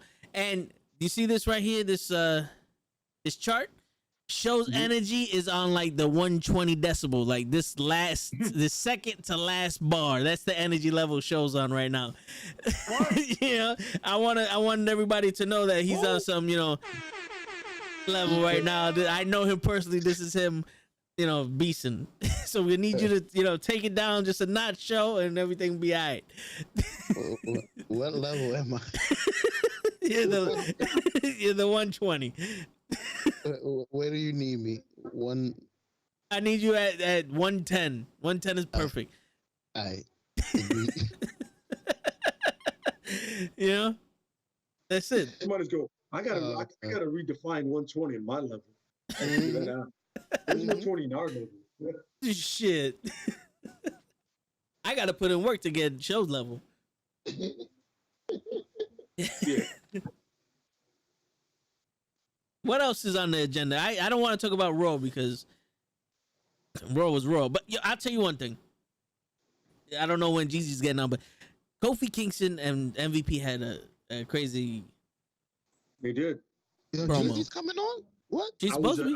I don't know when. I was a bigger fan of the Kofi thing. Yeah, she said she's coming on after she finished babysitting, I believe. Wait a minute. Yes, there was no time. There was no time frame for it. Yeah, so. Hey, there was no time for me. We here. The party started. Yeah. Let's go. Start showing your calves. Start showing my calves. Oh yeah, no, yeah. I got OnlyFans now. I'm gonna start OnlyFans selling calf pics. Mm-hmm. Oh, that's right. No previews. Sure, yes, cash. Yeah, that's it. That's it. Do it right. No ticky, no laundry. There you go. That was fucking racist. Huh? You knew that exit a mile away. Oh yeah. I was like, wait, what? Yeah, I got that from The Departed. You know, yes. Yeah, my favorite line in that movie is in the same conversation where he goes, "In this country, having automatic weapons doesn't measure your dick. You know, doesn't give you a bigger dick." That was my line. The way he did it, the way he just went off on it, I was like, "Oh man, this motherfucker's gold." Buddy Quatami, what's going on? Who? Oh, I'm pressing the wrong button. Go ahead, Show. Nah, I missed something. See, his level is off the chart. Energy. Nah, you're right. You're right. I thought I had behind me my boy Kenny Omega. You got Lilo. Nah. That's where the confusion came in. I was like, wait a minute, did he just fight Jungle Boy? I hit the wrong button. But the thing was, you asked us, did Kenny Omega hurt him? And we was like, what? That's what I was. Nah, I said Kenny Omega got hurt. I said when? Because I thought that's what's behind me. Oh, I thought you asked if Kenny Omega hurt him. I was like, they ain't never touched each other. No, because the first thing I said is, he retired. He was like, he get hurt. I was like, what? I said what? He didn't say Kenny Omega. He didn't say Kenny because And he puts Coco Beware behind him. He puts his pops. The chair's blocking his face, yo. Gosh darn it. There you go. Oh man. So you don't want to talk about Raw? We could talk about it, but I didn't see funny, most of it, and I'm pretty sure it wasn't even that. I saw a countdown, right, of the worst big men in WWE history, 7 feet and taller, right? And I was like, some of them I was like, yo, I completely agree with. Other of them were just missed opportunities.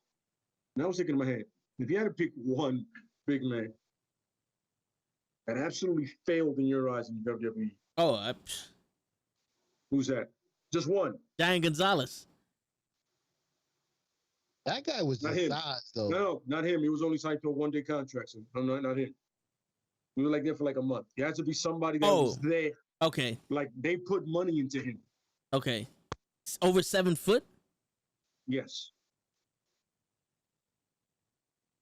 Or that range. Okay, all right. So the Giants. All right. Kurgan? I would go with that one. It's good. He was on the list too, by the way. Yeah. I mean, so is that yours? Yeah. Wait, is that yours, show? Yeah. Okay. Damn, he got fired. And then I don't think he's gonna get hired anywhere. Oh, movies. Nathan Jones. Oh, yes. I mean, they set him up with The Undertaker like to be mentored, and he still fucked that up. Well, from what I see, he didn't have the ability to wrestle.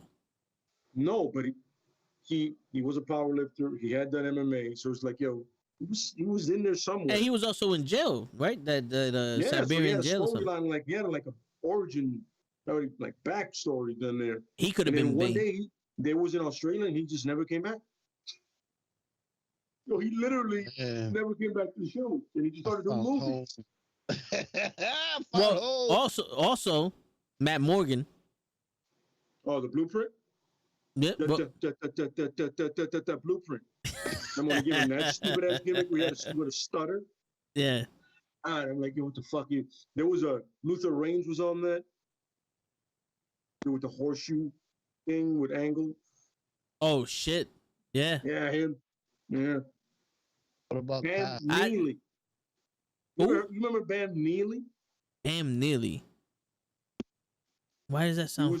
He was with the La Familia with Chavo, Edge, Hawkins, and Ryder, and Vicky Guerrero. Bam Neely. Neely.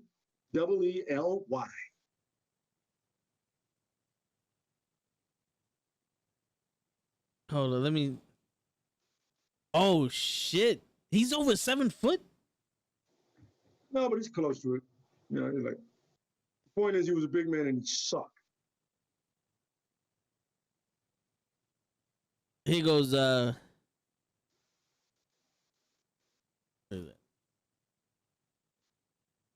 That's him right here, Joe. That's Bam Neely. Bam Neely. Wow, I haven't seen him. He was only with them for like 6 minutes.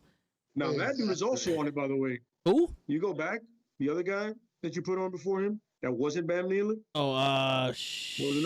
What? Shit, it was in this picture. With Tyson Kidd. It was this. There was a dude. Well, it was that picture. Yeah, but it's like it was around there. It was a guy with Tyson Kidd. He was number one. He was trash too. He was there for like a week. Yeah, but that's Bam Neely. He's trash. Wow, that was this guy. Yeah, him. What the fuck is his name? What's his name? Oh, this says it's Bam Neely. No, that's something Jackson. Oh, okay, yeah, that's not him. They don't got the same tattoos. Yeah, they were just like, there's another big white guy. Jackson Andrews. There you go. It's funny. I had to look him up after I saw the list. I was like, who? Bruh. My man was like, I do not remember that dude, son. For Me the life neither. of Me neither. He must have been like a Heat dude. You know, somebody on fucking Heat main event. But he was with Tyson Kidd for a minute. Yo, remember Ezekiel Jackson? I remember him, yeah. Surprised they didn't do more with him. I remember him more in Lucha Underground. Yeah. He was pretty good in Lucha Underground. Yeah, he was. There you go, show. Ahmed Johnson. With the knee pads on his thighs. I never understood that either. I never understood that either, but you know what? Made him look different. Mm-hmm. Different, stupid. This is true. He said made him look stupid. This is true. Funny. Former IC champ. Yeah. Goldust. They woke him up with that kiss. That magical kiss. I still remember that. Yo, I remember back in the day, I was like, yo, I would not want to wrestle Goldust because he's kissing people. I don't want him kissing me. I remember there was a Scott Hall that didn't want to work with him at all. He was like, he's really like, out Scott there. Hall was really homophobic. Hardcore. And everybody's like, yo, you do realize Dustin is just doing a role, right? You get that, right? No, but okay. I do now. Whatever, man. Click, use their stroke, his gaze, all that sounds. And it went that way. Hey. You gotta do what you gotta do. It was well, I don't know if we want to get into Goldust being a punishment and shit. What? But if it was, he made that shit. Yeah. He made that shit work. The only part of Goldust I never liked was when he did the whole thing with Luna Vachon and he was like the dominatrix Goldust. Who was the artist formerly known as Goldust, I believe? Yes. I was like fuck that long name, first of all. He said, I don't even call him Goldust, son. That's it. Artist formerly known as Go Fuck Yourself. That's what you should have done. Stupid ass name. I liked him with his girl, with his wife. Oh, Deborah. It was Deborah, wasn't it? The little short blonde. Not Deborah. Yeah, it wasn't Deborah. No, Deborah, not Deborah. Maurice. You getting it? You getting it? I hear it. She used to have the cigar. Fuck. The cigar and the. He was always sitting in the director's chair. Terry Runnels? No. That's the name that would come to my head. I think he's right. I think he's right. Let me see. No, she was a woman that they did the No Mercy match for. Terry Runnels. Terry Runnels, yeah. Yeah. And they did the ladder match for her. Yes. To get her services. The Hardy Boys and Edge and Christian. Yes. There we go. So, Tommy says he met Damian Priest 2 weeks ago at Bridgeport, Connecticut. Really cool, down to earth guy. He thinks he's the next big WWE superstar since Pedro Morales is next big WWE Puerto Rican superstar since Pedro Morales. He can be. He can be. He absolutely can be. He's as talented and he has a look to him, and that's what matters. He's, for me at least, a little too cool for school. Just like his persona, he needs a little bit more. Like, you know how Roman he's that cool, but he gives the vibe and he has the looks, the facial expressions. He gives a little bit there. I feel like Damian Priest is like, all right, this is me naturally in the street, but I need a little bit more. You know what I'm saying? He needs more of an edge. Yeah, just over. Yeah, like he's not Christian, but he lost his edge. But it's one of those, like, don't make me think that you're trying to be somebody because you're a wrestler. Just show it. Be the Puerto Rican that you're trying to be. You know, just like that, and just put it on 10. I can see him. I can see him as long as they don't say we're gonna give him a push. Because once they say they're gonna give him a push, that's when everything is done for. He's gonna go work for. Yeah, He's gonna go work in NWA. Because who was the last person? He's gonna go to AEW and hook up with Ortiz and Santana. No, but that would be some shit. Because he's at no point did I say that was a bad idea. I'm just saying that's what I would do. Yes, because he's also from New York, also, but he got a totally different personality than them. It doesn't matter. Yeah, you hook that up right. You do it right. The Spanish always works together. But yo, who was the last person that said that the WWE said they were gonna give a push? Was it Big E? Mm-hmm. No, it was Aleister Black. Aleister Black. You know what the funny thing? Aleister Black. The funny thing is, Aleister Black's gimmick was he was sitting in the room waiting for someone to knock on his door. He was waiting for someone to knock on the door for that push. And you know what? I have audio from that room because I was somebody tapped into the room, so we heard a conversation. And this is from the room. This is him waiting for his push. Nice. Live and live in color, baby. No. My bad. I got in the wrong room. I was looking for catering. Over there. Yes. Yeah. The catering door. We also got sound for that, and this was FBI, open up! Everybody wants, catering. There was so much people back there. You needed that. Or something like, damn, there's a line here. Hey, you all guys work here? Yeah, I didn't know that. Since when did you work here? Oh, we've been here 4 years. Holy shit, man. I thought you were doing TNA. Nice to meet you. Congratulations. Yeah. Get that WWE money without doing shit. You get that WWE money without doing shit, Eric Young. Yeah. And I believe that Vince would walk down catering and be like, yo, Eric, he's the camera guy. He's getting the push to the front of the line. Go ahead, buddy. Go ahead, Eric. Oh, wait. You're not connecting with those Strombonis or whatever the fuck they want to call it. I don't know what they sell there. You're not connecting with it well enough. You know what? You're fired. What? Isn't that what you clean the ice with? You over the here Zamboni. Yeah. That's why I got fired. Fucking Eric. What? You see? Fucking Eric, man. It's better than getting fired for sneezing. Damn, son, where'd you find this? He's not a fan of sneezing, apparently. He would hate my sneeze. I hurricane sneeze. Like I be sneezing in my shirt, my whole chest be wet, soaking wet. Yeah. Yo, I got one of those violent sneezes, bro. Like the last Puerto Rican hurricane, it came from me. I'm not saying nothing, but that's what I'm saying. Exactly. Word. What do you think about Damian Priest's show? I agree with what you said. He is like a little too like I got this. Like fool, you could tell like he's acting a little too much.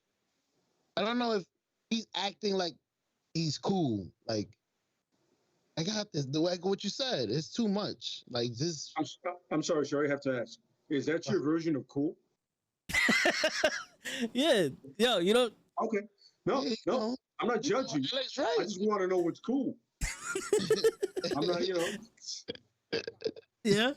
You put the hips in there. You saw the Five Bloods. You saw your man doing the dance stuff. Hey, that's cool. Yo. You gotta be careful because Show likes to spit in the face of people who don't know how to be cool. Yeah. But due to state law, you won't get hit in the face if you do. This is true. Due to state law. Yes. This is state law in New York State. I have to respond that way. Yes, it is state law. New York state law. Yeah. And New York, Florida law is that you have to get murdered. And Chicago. Yes. Chicago's just straight murder because that's what they do there. Yeah. Chicago and Florida. I digress. As you were. We're from New York, so it's snowing over here too. Did you just say it's snowing over here too? I said it's going on over here. Oh, yeah, of course. Shoot, we survived, y'all. It's gonna be a savage summer in this city. Everybody's back out. They let the savages out back in the wild. Mm-hmm. It's gonna get worse before it gets better. And it was a roadhouse. Zombies. and they gave them some money too. So you know, a lot of them are gonna be showing off their money that they spent. Mm-hmm. I mean, they didn't they kill or knock out that old guy on the train station for $150? What? Yeah. That's sad. Like, you see, shit like that, I believe you should get shot right there on site. You the one who did it? Bow. No, too bad. You shouldn't have looked like the guy who did it. Is it against the law if you were standing next to him and you see it going on and pow? Yeah, I was saving his life. No, it would have been against the law for me to stand next to him. Oh shit, he's Puerto Rican. Yeah, you gotta remember that, Joe. Matter of fact, you wasn't even involved that you getting handcuffed. No, I was questioned. I was questioned. The guy's still holding the gun. They still asking you, where's the gun? Yeah. I was questioned. Yo, we fit the description. We fit the description. A minority, and that's the end of the description. They'll pick any one of us up. I'm surprised you wasn't questioned, Lay. Hey, we always question. They must have saw you those moments. I wait for those moments. They must have waited for you. My house. They saw you waiting for the UPS guy, and that's what it was. It's like, oh nah, it wasn't him. Yeah. That son of a bitch. That's my biggest enemy. That motherfucker. You hear Lay? He sound like he's ready. He said, I'm waiting for the day so I could go Kent Shamrock. It's funny. It's gonna be one day where I'm gonna scrap somebody. And he's gonna be happy to be a UPS guy, and I'm gonna feel so much better about it. What do we do? Absolutely, yes. What did Brown do? Years for this moment. Ooh. Absolutely. He's gonna have the music. Christian song's gonna come on. It's gonna come on. Christian, I'm gonna go. Christian. All you're gonna hear is, and that's it. Correct, yeah. That's it. Yep. A couple of and then in the back, Fatality. in the back, that's it. My boy Lay standing like Ryu with that weird stand.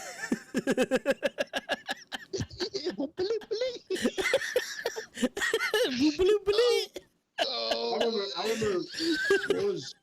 remember I forgot what I was doing. I just happened to see a fighting game, and I'm like, yo, none of those stands, except for like Sagat stands, make sense. Mm-hmm. None of the other ones make the Muay absolute Thai any shit. sense. Mm-hmm.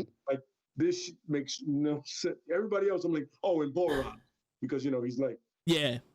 but everybody else, I'm like, nah, I wouldn't. You don't like the Shawn Michaels pose shit? Ooh. When they do the full split and they're like, oh, that Shawn Michaels shit. You get your face kicked in if you do that. Somebody's gonna go. One little sweep of the leg and you fucking full split. Your nuts go into your mouth and yeah, you don't want none of that. I seen it live. I got a question. You think Mike Tyson would have a case suing that game? Like, bro, that's Mike Tyson. That Bro Rock. Why? Because it's a black boxer? Mike Tyson little line. He got the gap. Only thing he was missing was the accent. I'm about to murder you. I mean, the first time I saw it, I was like, I knew exactly who that was. Come on, that's Tyson. I legitimately was like, yo, Mike Tyson, right? Word, humongous Mike Tyson. Don't play me. But that's the case. $1 million. That's the case. Yeah, he looked like Mike Tyson, but our Balrog is 6'1". Mike Tyson's 5'9". It's clearly not Mike Tyson. You sound like Vanilla Ice, bro. Yeah, bim bim bim bim bim bim, and mine goes bim bim bim bim bim bim. It's not the same. You need to do is never go on live TV and never say some shit like that again. See, it's not the same. My man, it's under pressure. Stop lying. See, theirs goes bim bim bim bim bim bim. Mine goes bim bim bim bim bim bim bim. Yeah. No, his thing did the whole thing. Like, what the fuck does that make a difference, bro? I added something to it, so it's mine. Yeah. It's my recipe. You don't add garlic. I got 1 grain of salt in this. Word, bang. That's it. Get you, Rachel Ray. This is mine. Do you do that with an E major? I do with an E minor. And that's what makes it mine. This is my salt. Word. Yo, so current events. Bill Cosby's out of jail. Ooh. What? Hey, no comments. I don't want no problems. By the way, my cousin made a great point. I give a fuck less. I'm the same regardless. That money is the greatest superpower, and he picked a good 2 years to stay in prison. By the way, with his old ass and his borderline conditions. I heard it was. Was there a time to be in prison? What was it the time to be in prison? When the pandemic came out. Well, I heard some people had it bad in prison. They had to release mad people. Was stuck. Well, probably his prison. And you know, he got money. You know, they go to a different. If you don't have money, the last 2 years, if you in prison and you ain't got money, You lose. but he got money, so yeah, he's good. Oh Perfect. no, Tommy, we realized Scott Hall was a white guy playing Scarface. He was the biggest Latino white guy I've ever met. Wait a minute. Scott Hall was a white guy? Man, Scott Hall. What part of the country is he from? Oh, well, listen, there's a lot of Dominicans and Puerto Ricans. Your name's Scott Hall? Hey. With the name There's Hall? Because you know named Hall. There's a lot of dens. Give me one Dominican you named Hall. Name me one. And his His name is Scott. No, fuck Hall. It's his name Scott. It's better. His name better not be Juan Hall. Scott that I'm aware of. Judge Stewart Scott or Scott Bakula, as white as they get, and Scott Hall. Oh wow. And Scott Steiner. And Scott Steiner, and he's batshit crazy. And he's white. Now, name me one Dominican you know named Scott anything. Go. Wait. Go ahead, hit the button. Go.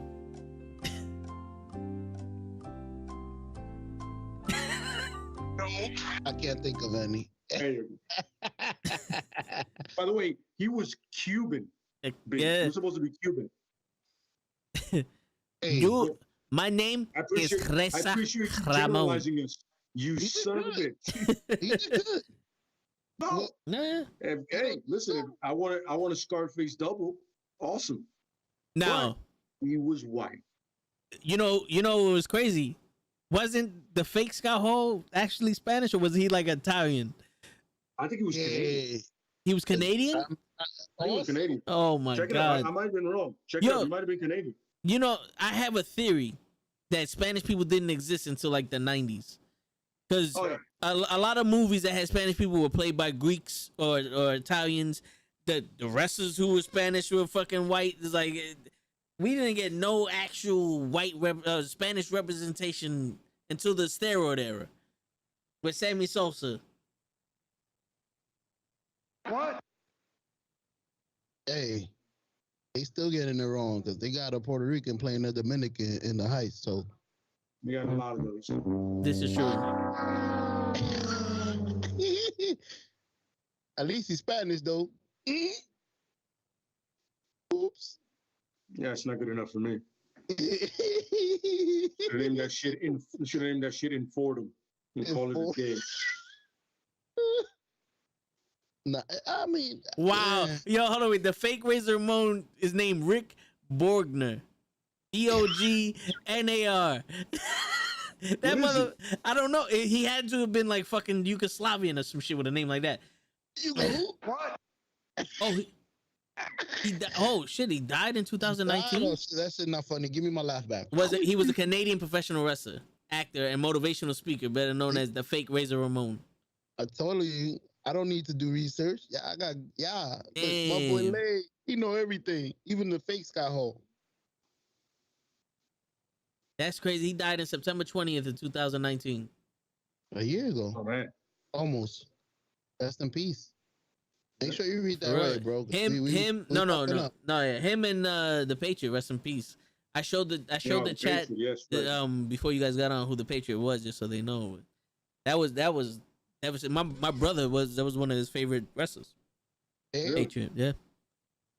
Yeah. I remember him. It was sad he never won the title. Against the Canadian, the Hart family thing. He was one of the guys against them, for 2 months. Yes. They used it for 2 months, and then they got rid of him. You know, I And wish, then they gave Kurt Angle his theme. which was phenomenal. Absolutely, yeah. And then he changed it to his own shit. You suck. You suck. Yeah, that was beautiful. Yo, I wish they would have given him the title though. great. It would have been dope for him to be champion once at least. Especially like July 4th. Yes. Even on a house show, just like Yo, you know, do you guys want to talk about Bill Cosby, or do you want to leave that alone? I think We I we should have that another time because that's a loaded conversation. Yes. No, because Tommy's like, you mean Bill Cosby? So yeah, I'll leave it alone because I got some shit that's probably gonna be controversial anyway. But yeah, that's not for wrestling. Hey. Yeah.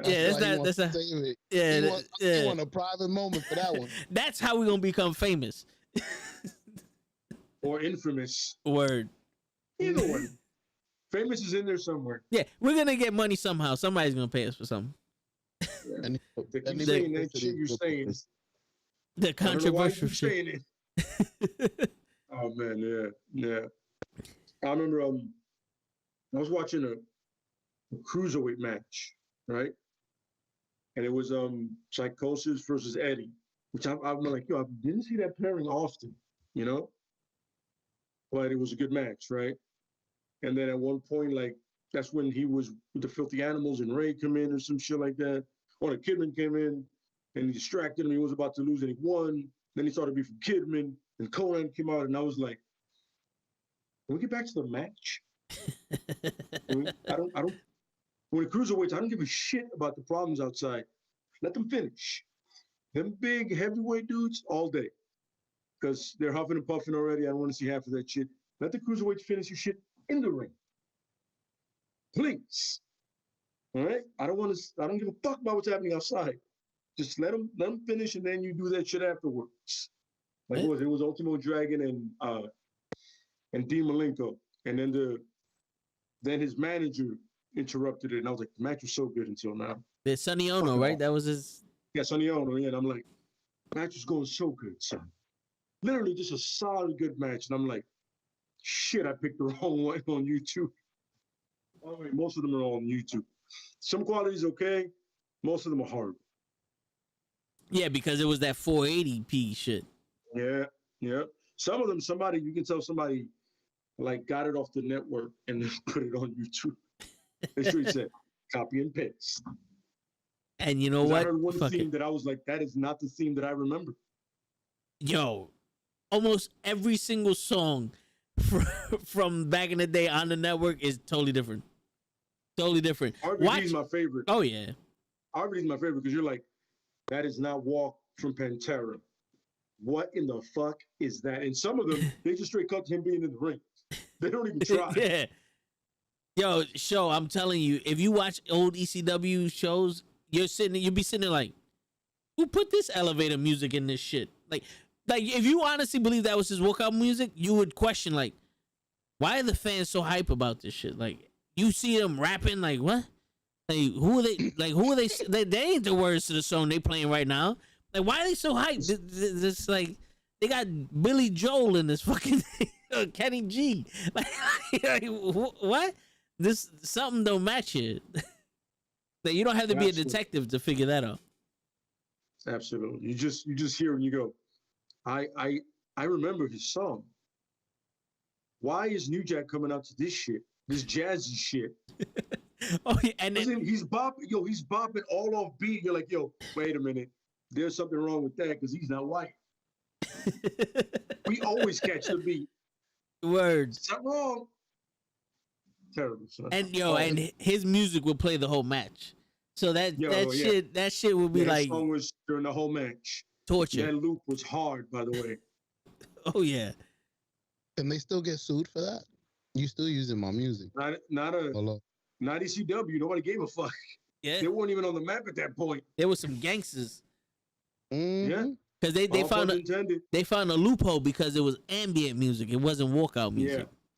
Yeah, if you keep it on through the whole thing, it's not necessarily seen as a wrestler's theme. And that's what New Jack's deal was. Like, yo, he came out with all the stuff and he fought you with the music on. And he would bob to it as he's kicking your ass or almost murdering you. How did it sound? Did they lower the music a little? No, No. it's still on full blast. Yep. No. At no point did anybody goes, yo, we need to hear anybody. Because you could hear Joey Styles perfectly over the music. You know. Joey Style was Other always than that, screaming, it was the song played throughout the whole thing. right? Match was 10 minutes. I heard that song 4 times. You know we gonna get sued. We was humming a Sting song. Bing, bing, bing, bing, bing, bing, boom. That's it. It's over. Flagged. I was humming it. I'm sure David Bowie's family don't give a shit about us right now. Damn, I said Sting. Yeah, it's David Bowie and Freddie Mercury, but they're not giving each other credit anyways. It doesn't matter. Ooh, Under Pressure. I remember now. Yeah. Huh?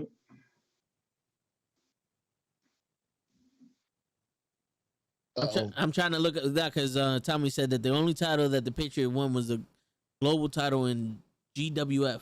He was the All Asian Tag Team Champions for 3 months. I'm trying to figure out he was any like I New don't Japan remember Pro Wrestling. anything in the WWE.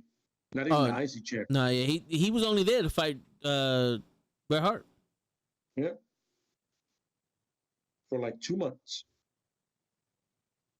He was tag He team was a champion. Patriot. Wow, he was tag team champions with Johnny Ace. You What? know who, you know who Johnny Ace is, Show? Nope. John Laurinaitis. Nope. You know who John Laurinaitis is? Nope. People Power. He is the brother of Animal. You ever heard of People Power? Mm. You know who People Power is? Nope. The general manager for Raw. Nope. Nope. And now the talent relations for Raw. Nope. Nope.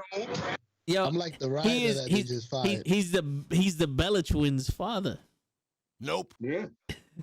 Yeah, his stepfather. So anyway, For real? he was tag team champions with Johnny Ace. Yes. Nice. I like how y'all broke it down to the lineage, the tree. Broke it down. That was his cousin, his baby mama. Let's see. The Bella's twins. Oh snap! Toe got the investigative face. We're in trouble. He found something. He found Was some he the- information. I think he was the WCW tag team champions. Told you. It doesn't say it for real, but he lost it to Harlem Heat. It says he lost the titles to Harlem Heat. So I mean, he had to have been the champion to lose the titles. Mhm. That's how Ric Flair does it. 17 times. Yeah, so I mean, he wasn't nothing major, but he won titles here and there. But yeah, the Patriot Missile. You remember the Patriot Missile? Day? Yeah. The diving shoulder block off the top rope. Mm-hmm. That was was some like- shit. Yeah. Ow. That was a big brolic dude, stiff ass move. But yeah, Yeah, yeah, it was. Was that his finisher? Or, I forget. the Uncle Slam was his finisher. Uncle Slam. It was Full Nelson Slam. the full Nelson Slam. Yeah, I remember. Yeah, the Uncle Yeah. Slam. I was like, I see what you did there. Okay, so we're not even trying. Now. Do they have footage? Have footage of the Uncle Slam? Yeah. Oh, you know what's funny? The other moves you just The mentioned. you remember the episode that we saw Rick Rude on? Uh-huh. That got copyright struck. Really? Yeah. Told you. We're gonna get sued. Well, you know what? If we're gonna do this in a row. Might as well. Yeah, fuck it. I mean, sue me for what? He just passed. We bigging up the guy.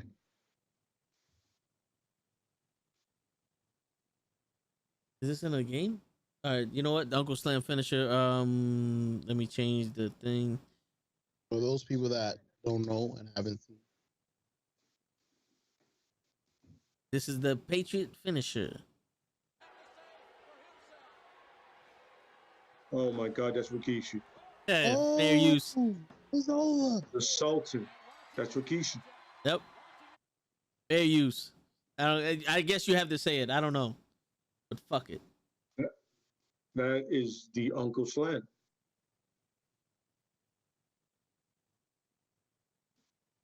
There we go. They have the whole fucking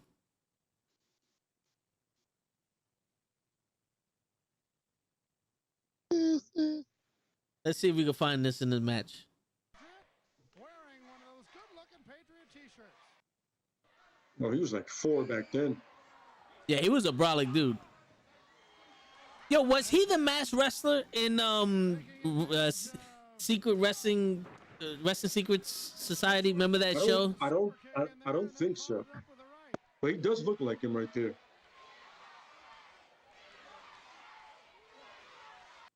Shit, I want to see if fair use. There you go, right there. Show the Patriot missile.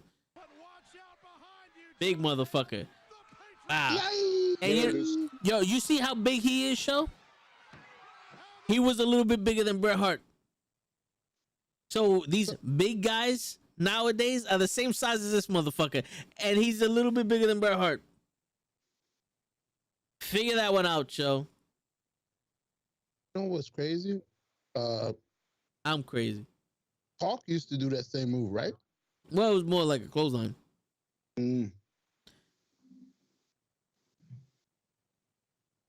But yeah, that was the Patriot right there. Rest in The peace, good old Hawk. days. Good old days. Yeah. Mm-hmm. A little big up to Fallen Soldier. Yeah. And we found out that the fake Razor Ramon died too, so big up to him. Word. Big Razor Ramon. We gotta give him the real name. What's his real name? Bro, I couldn't pronounce it. Roger Brogan. Robert Brogan or something. Yeah.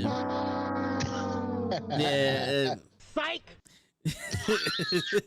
I can't pronounce it. Hey, man, we love you. Appreciate you. But anyway, yeah, so what else we want to talk about?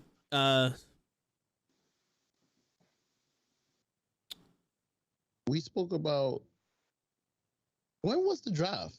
Did the draft come up yet? No, No, not not yet. yet. Yeah, usually it's gonna probably happen after Survivor Series or right before Survivor. You notice the draft happens like the week before Survivor Series, and then they want to do this brand loyalty. Fuck you. Yeah, like I just got here. Yeah, you've been on SmackDown for a whole fucking year, and now all of a sudden you're fighting for Raw at SummerSlam. No, it's not how it's supposed to work. Do it after SummerSlam. Because that would make some dynamic shit right there. Because imagine the Miz and John Morrison, I'm Raw, and then the Morrison goes to SmackDown, and he just beats somebody on SmackDown, and he's like, oh, come on, motherfucker, now you're here. You can't run away from me. You know? Some real shit, like the zombies come back and shit, you know? Let's not do that. Let's not do that. Drake, what's Don't put going that out on, there bro? 'cause somebody will do it. Oh, I mean, they already killed John Morrison before with the zombies. Might as well kill him again, but with vampires. They did kill them. Some real shit like this. Do it one more time, show. One more time, show. Some real shit like this. That's gonna get us copyrighted right there. That little it's gonna get Yeah, us I got copyrighted. it. That little right there, it's gonna happen. No, but see, his Like, oh, that's too much of that song. Nah, yeah. it's over. See, the Miz goes awesome. Shows somebody goes awesome. See the difference? We can't get copyrighted. There. This is totally Exactly. different. Uh, Totally There's a couple different. more. Yeah, yeah. has that little ping. Totally different. Yeah, this one has like a Italian accent, a Jersey Italian accent. It sounds like Enzo. Yeah. No problem. How you Okay. doing? How you doing? Yo, I'll give him one thing. The motherfucker could talk. It's just he was just a son of a bitch everywhere else.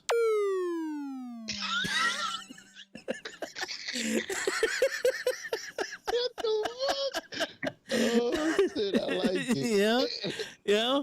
He's just that's it, man. No, I agree. Yeah. Hey, It was it. Him and Kaz were next level pieces of shit, apparently. that's who I mentioned for the 7 feet tall. Yeah, he did mention the Big Kaz. Yo, what is his fucking name in TNA? Because isn't he Big Kaz Ultra or some shit in like NWA or something? I think it's Kaz Double XL. Which is stupid. Mhm. Nope. Here's a fun part. That's what happens when you let certain people come up with your own names. I don't know if his one, Nope. but you know, hey, fuck it. Think of a name, Double XL. Which would have been better than Kaz Double XL. Word, that would have been dope. But Extra large. yeah. I'm And gonna come up with an Cassidy- original name, Kaz Double XL. Psych. Fuck out of here, dude. Well, he probably wound up in AEW in no time. Nah, I don't. I Does don't he have think the so. talent too? No. AEW has talent. Like they actually wrestle. I've been noticing. It ain't no. I haven't seen no simple match. Everything is off the ropes and flying high. They'll fly high. They're like a lucha. Yeah. Even To their me. even their women give their best, and some of them aren't up to par as others, but they give their best and they try their best to put on a good match, a compelling story in their match. Sometimes you hear, Someone please call 911. but it works. You know what I'm saying? Yeah, got it. Yeah. Yo, let me say something before you change the subject. I was watching some clips on Charlotte Flair. I don't know who said they hate Get out her. here for real. I'm saying get out See- here for see, real. I already know. I'm Yo, she's saying nice. She's athletic. I've seen her do a couple of moonsaults, couple of. And on that note- Show. On that note, I'll be do me a right back. favor, please. Get out of here. Get out of here, man. Shit, No. I'm saying. Get in Igbo. Really? What? What? Come on, show. So you would put Charlotte Flair with Eva Marie? Shut the fuck up. I'm sick of this shit. No, I wouldn't. Charlotte on. Flair has the ability to. It's just I'm not a fan of her particular brand of wrestling. I'm not a fan of it. What is it? The moonsault? No, it's not. It's the stiffness. She looks awkward doing certain regular stuff. Those damn chops gotta go. 'Cause it shouldn't hurt to chop somebody with a fucking leather shirt on. You know she just started wrestling, right? I don't care. Like recently. Like I think her brother died. No, and yeah. motivated her. Her That bro- was- all right. So all right. ago. So this, Go ahead, go from ahead. what I understand, there's a couple kids that Ric Flair had, and the brother that died wanted to be a wrestler. From what I heard, he was pretty good at it, and then he died, and she took up the mantle to do it. And I'm not saying she's a bad wrestler. It's just I'm not a fan of her style of wrestling, and also I don't believe in accepting when someone forces some shit down your throat. Gotcha. You know what I'm saying? Like when the $1 Million Man was the $1 Million Man and he was the champion, that was his own title he paid for, and he shoved money down people's throat. You know what I'm saying? Like, all right, that's your that's your shit.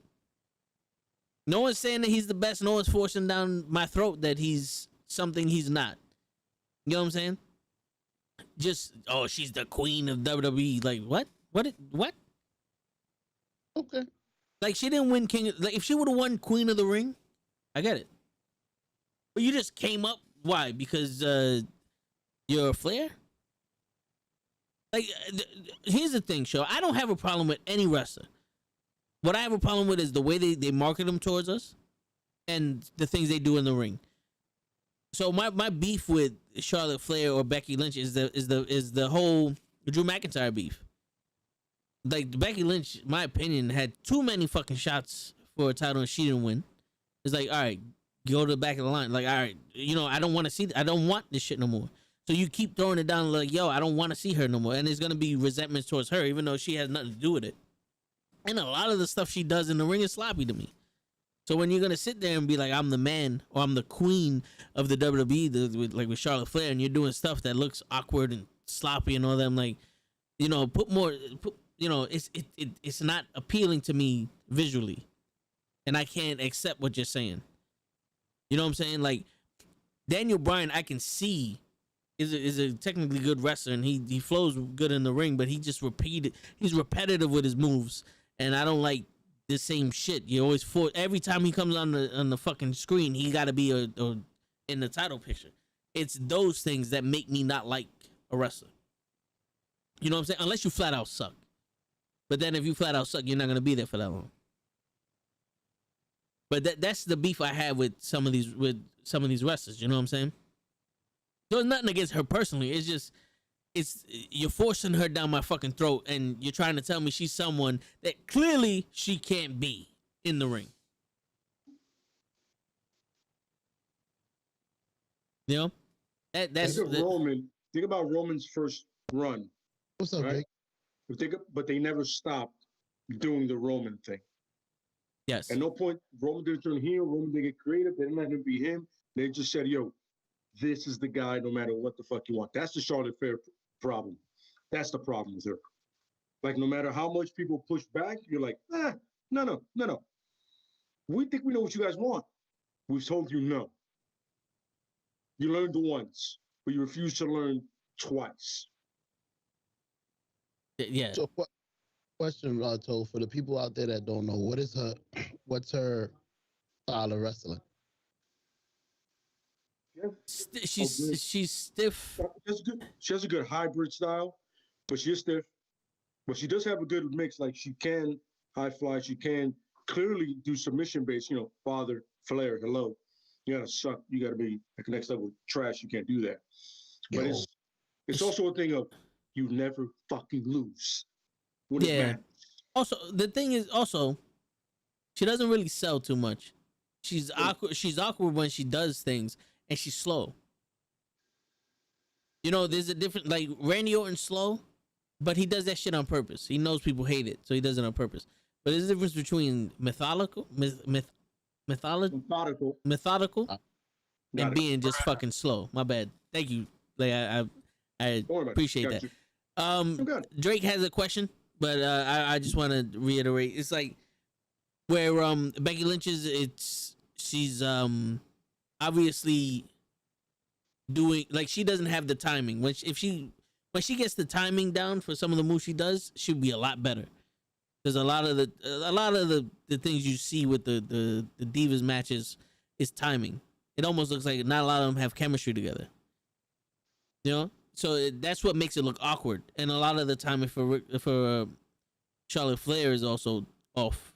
Like, you can't tell me she's the best when she needs other people like Bayley or Sasha or even Bianca Belair or even Rhea Ripley to have good matches. Like, I would always say this. Ronda Rousey's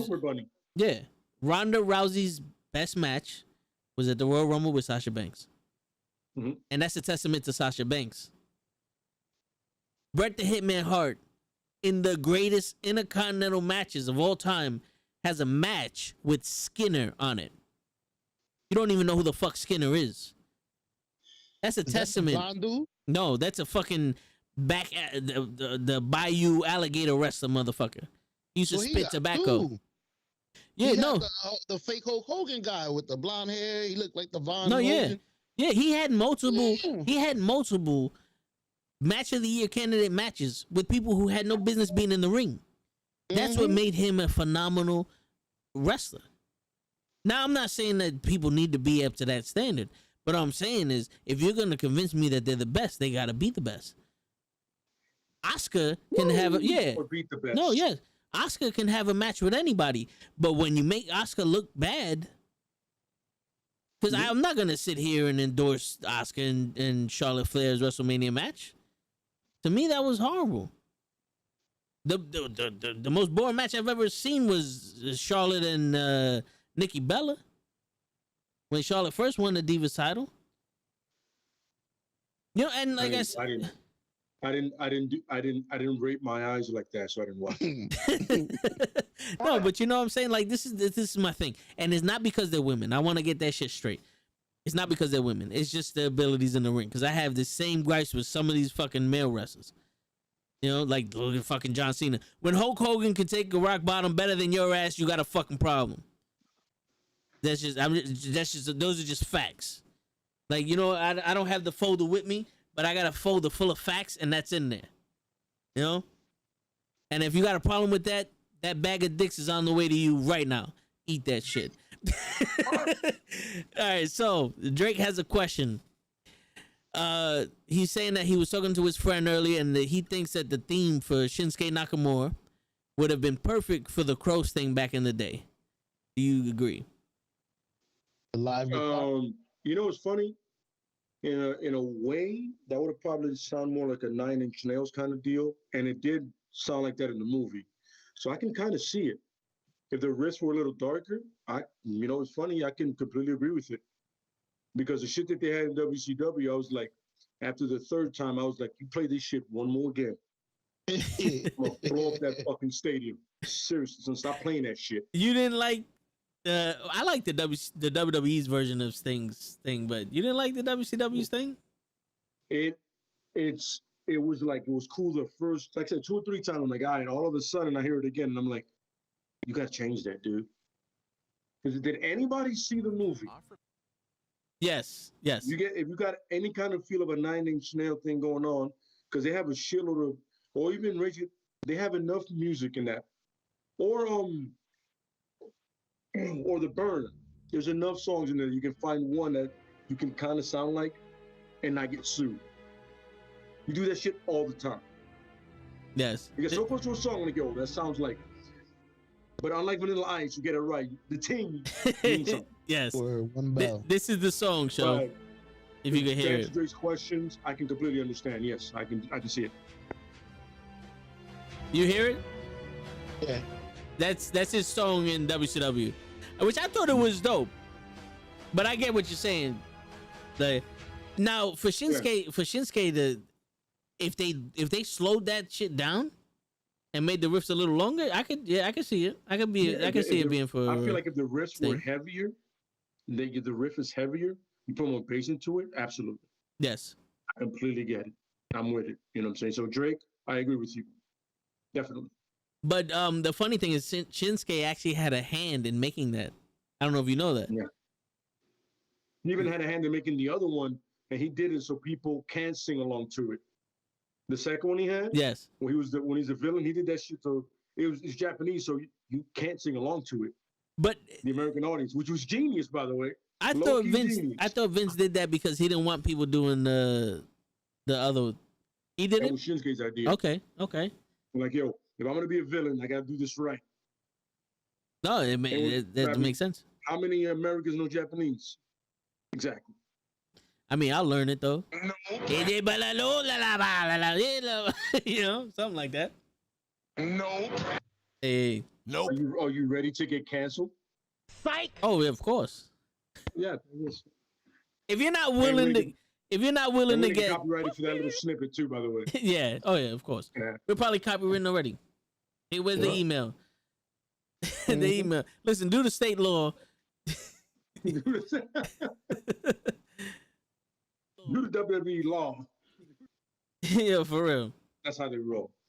Yo, I was watching a podcast and they actually got copywritten live on YouTube. Yeah, because they were watching. It's funny. They had a guest on the show and they were watching his YouTube video to react to it. And during the YouTube video, it went black. They were also streaming on Twitch. So if you watch on Twitch, it was still on. But on YouTube, it actually said video struck. Yeah. And I was like, what? And then they got back on like 5 minutes after that. I don't know how they got back on, but it was crazy. They got copyright struck. That's dope. Right on the stream. Yeah, and they had about 11,000 people watching them too. You know, it's nothing compared to how many people are watching us now, because it's not about the numbers, it's about the quality of people, and y'all people over here leaving late set of y'all top notch. You feel me? I mean, we got a question like the one Drake just gave us. That's honestly, you don't think of putting a theme now to somebody older, and that would make a great video, by the way. Like, what would match somebody back then that you hear? Because the music quality is better now, clearly. Yes. You know what I'm saying? Because you have guys that are just like that. What's the guy's name? What is it? Something Johnson that was making music just for the wrestlers at one point. Something Johnson. I forget his name. But now you have like guys who are both hip hop artists and rock guys that are just making, you know what I'm saying? And had they not fired Cy Williams, you could have had him do something live again like he did before. You have departments that are just for the music instead of, just like, yo, give me some generic shit, put it in here. Give me something energetic that nobody understands. Yeah. Now it's like fitting the personality, no matter how douchey or cool it is. You know what I mean? This is gonna be someone's entrance music pretty soon.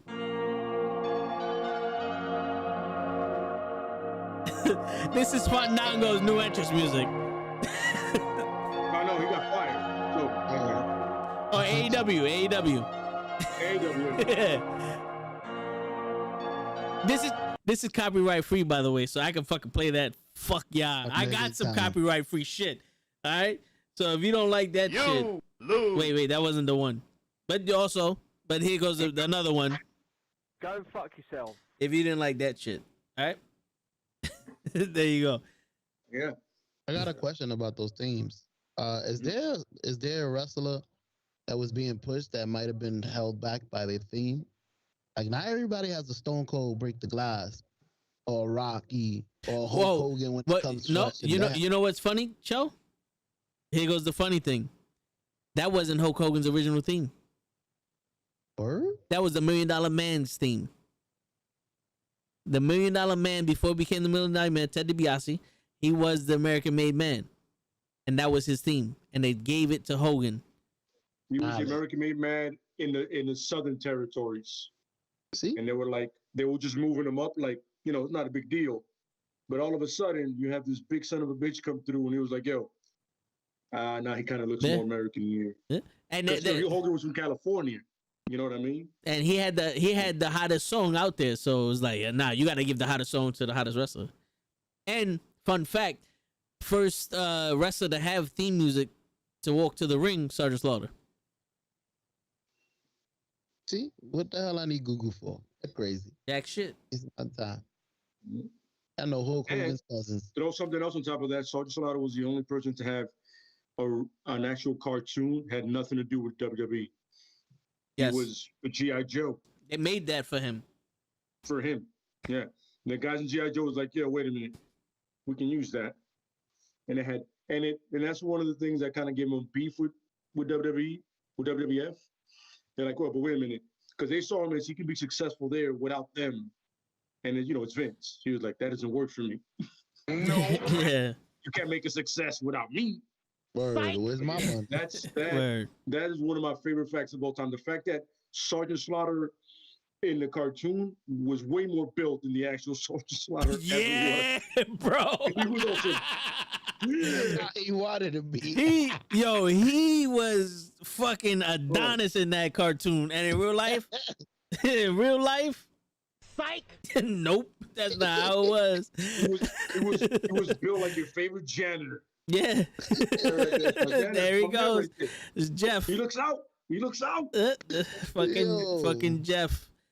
Meanwhile, he was looking like the warrior in the cartoon. Yeah. And he could toss anybody around like androids. I'm like, pretty sure they made of steel.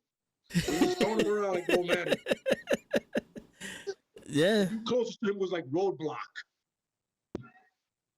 I got that The Rock played, by the way. Just throwing it out there. Yeah, man, the good old days. But to answer your question, Show, was somebody's theme was holding them back? Yeah, like is there somebody that was nice, but Alex Wright. It's like, ew. Alex Wright? No, I'm lying. No, yeah. For me, that made him more interesting. His entrance. Yo, you know the one that I felt did? Billy Kidman when he was in WWE. Like, it sounded so hood. I'm like, why is Billy Kidman coming out to this shit? That was my favorite entrance music. I'm not even gonna lie. The one that you said was whack, Show. Why is it for Billy Kidman? No, me and my brother were talking about that because I have it on my phone, and it's crazy. It doesn't fit. It doesn't fit. And like, here's a fun fact: AJ Styles' song was meant for Cowboy James Storm. He was supposed to come before him, and then he said no. Then AJ came in. He was like, what do you think about it? AJ was like, fuck it. That's the. He said, it was meant for somebody else, and he came out to it during the Rumble, and everybody was like, you're fucked because that's your song now. I like the song, but I'm just like, it wasn't meant for him. It makes sense. When James Cowboy came to NXT, he had the most generic bullshit Cowboy theme. That shit was trash. It makes sense because I actually have that song on my phone also, and it talks about the Southern boys. Yeah. They don't want none. They don't want none. Georgia, right? AJ's from Georgia, right? He's clearly redneck, ignorant shit. You know what I'm saying? Possibly a little racist. Who knows? Punk even said it. Punk said some shit about that. But the point is, when you hear the song, you go, I see what it means. And don't get me wrong, it's on my playlist for when I lift. because it's it's a cool song. You know what I mean? And it's pretty high. It gets you hyped. You know what I'm saying? Yeah, you don't want none. They don't want you none. also like that wasn't for you. Yeah, like, I'll listen to it on my headphones, but I don't know if I rock this shit with other people listening. You know? No, I would do that. I would do that with general music that people would go, oh, I know that song. Like if for some reason I would have played the Rey Mysterio original theme. Oh, dun dun. There's a handful of people around me. It'll be Fern. It'll probably be maybe Krills will possibly know it. Oh yeah, Krills loves that. John will and my boy Ed, they'll definitely right away go, you know that song. That's our first Rey Mysterio song until he became this Mexican Booyaka bullshit. That Rey Mysterio I remember. Yeah. The kid that was 4 years old. Yo. Wrestling. Yo, I don't know if Chris sent this to you a couple years ago. The first time he was in my car, I was playing music on my phone and the Stone Cold Steve Austin theme hit and he took a video of it. I don't know if he sent it to you. He told me about it. Yeah.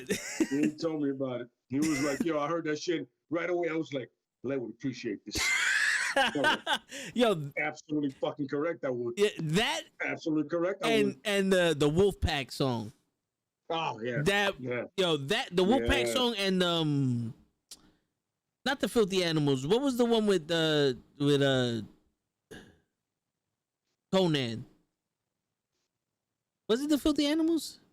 I think it was the Filthy Animals. Yeah, it was the Filthy. Those because he didn't really have like a theme like that. Remember, he went with the NWO, then he went with the Wolfpack, then he went with the Filthy Animals. Yeah, so it had to have been the Filthy Animals theme. That shit was theme. Song too, Yeah, so it was that one, but those are my favorites. Yeah, I would. Damn. Okay, so the NWO one I got tired of that shit real fast. I'm not gonna lie to you. That shit took that quick to be like, yo, I've heard it a million times. Well, I mean, where everybody in the fucking roster had the song. I get it. Yeah. You know what I'm saying? We are in control. What I would just say is Ray, of course. It was so dope. I love Ray's theme. I love Vampiro's theme. Oh yeah. Not that New Blood bullshit that when he first came out, Vampiro. That shit, because it was just guitar riff and looked like somebody made this much of an effort, but it was good this much of an effort. I appreciate that this much of an effort was good. And then when Eddie was a heel, when Eddie became a heel, you know what I'm saying? And it was like his beat was slowed down. It wasn't as hyperactive, like, oh, his baby's like, it was slowed down and he looked like he hated the world. Oh, yeah. Yo, absolutely love this shit until they made it the LWO theme and I was like, you should suck now. Yo, the one thing that you have to give it to Eddie and Drake, he said Drake Roberts' theme, the Trust Me one, that was a phenomenal theme also. I mean, that little, you know what it sounded like? It could have been on Miami Vice. Oh yeah, it could have been on one of their episodes, like a little, like a Cartel's theme. Like he comes in and that shit plays. Yeah, but it's a good one, Drake. That's a real good one. The one thing that you have to give to Eddie is that when he was a good guy and he was a bad guy, there was a distinct difference. When in WCW, when he was a good guy, he had his hair up. You know, it was like not in a bonnet. He had a mullet. He had the mullet. There was volume to his hair. Big, it was big. And he was like doing his thing. His chest was out. He was like, "Yeah, come on," throwing the fist. And then when he was a bad guy, and he was like, "Let's do this." And when he was a bad guy, his hair was wet. And then he just walked like he didn't give a shit. Like he was like, and then he got like super cut. Bird. Like at that point, he looked like a real cruiserweight. Because before he was a little bigger, he had the singlet. Then for some reason, somebody told him, "Yo, hit the gym," and he was like, "Done." And he said, "No, I'm gonna hit the gym harder than you thought I would." The abs came out, and I was like, "Okay, all right, Eddie, there it is." And it was so obvious that he was a heel. That whole thing with Ray was like, "What's wrong with you?" And I'm like, "Well, man, look at his face. Nothing about that guy's happy." Yo, for real. And then even in WWE did the same thing. Same thing. He was bigger, but he was same deal. Especially when it came to the latter part of his career, he did that really hard. You know what I'm saying? And Steams did the same thing. The Lion Chief Steel. All of a sudden, the Lion Chief Steel gets slower, and there's more hostility to that theme now than there was before. Yeah. You know what I mean? So I like the fact that his personality, that the theme matches personality. And his face, You know what I'm saying? his face always changed. When he was a good guy, he was always smiling and everything was good. Yeah, when he was a bad guy, he smirked. Yeah, You know, there's a difference between smiling and smirking. He smirked at you, and then he went serious. right. And He was stole your serious. child. Yeah. Yes. Yeah, What stole about your child. what about Mankind's original theme song, the piano? You know what? Most people don't realize this. Mankind was the only wrestler that had a different song coming into the ring and a different song coming out of the ring. He had two different songs. That is true. I didn't think about that. Yes. Because you know what it is? You remember the first time you saw him because you're like, yo, this is different. Yeah. Because it's like, it's like kind of you're going for the Undertaker, but you're going in a really fucked up, messed up way for the Undertaker, or even Kane, for that matter. It's like this dude is not as big as they are. He's built weird because he walked hunched over and shit like that. And you're like, yo. And I remember when I first saw him, I was like, yo, he looks like Cactus Jack from ECW. But I was like, yo, but that can't be him because it's And credit to Mick Foley being the absolute fucking master that he is of characters. All of a sudden, once everything started, like you started seeing his face, I go, it is Cactus Jack. Holy shit! But you're right though. It's like he did have the both things, and it did when he first came in to when he ended the match. There was two different people. Yeah, it was two different. Even the people that wrestled him were different at that point. Yeah, you know what I'm saying? Yeah. And it was to signify that also. Yes. The different after the match, how he was a different person. See the psychology of it, how Yeah. And that's you need a wrestler like that nowadays. Like, yo, when you first wrestle me, you're here. Now you're a different person, man. We changed as this thing went along. Mostly you. Yeah, and even Cactus Jack did that with Sting. Sting was a pure baby face, and then he showed his edge with Cactus Jack. Yeah, absolutely. Yeah. And there's a stories being told as the match evolves. You know what I mean? Yes, and that's always a perfect thing. People love to give credit to the Undertaker for adapting during the times, but you have to give the most credit to Mick Foley because not only was he Mankind, he was Cactus Jack, he was Dude Love, and he was Mick Foley. What I think is I want to give the credit. I want to give the two guys that I think I see them evolve great. Jericho doesn't count because he's so smooth at it. Yes. Jericho's like it's unfair how he evolves so quickly and he adapts so often. It's fucked up, by the way. But it has to be Kurt Angle and Foley. Because Kurt came in the way he was, and then he just read everything and learned so quick. He was like, you know what?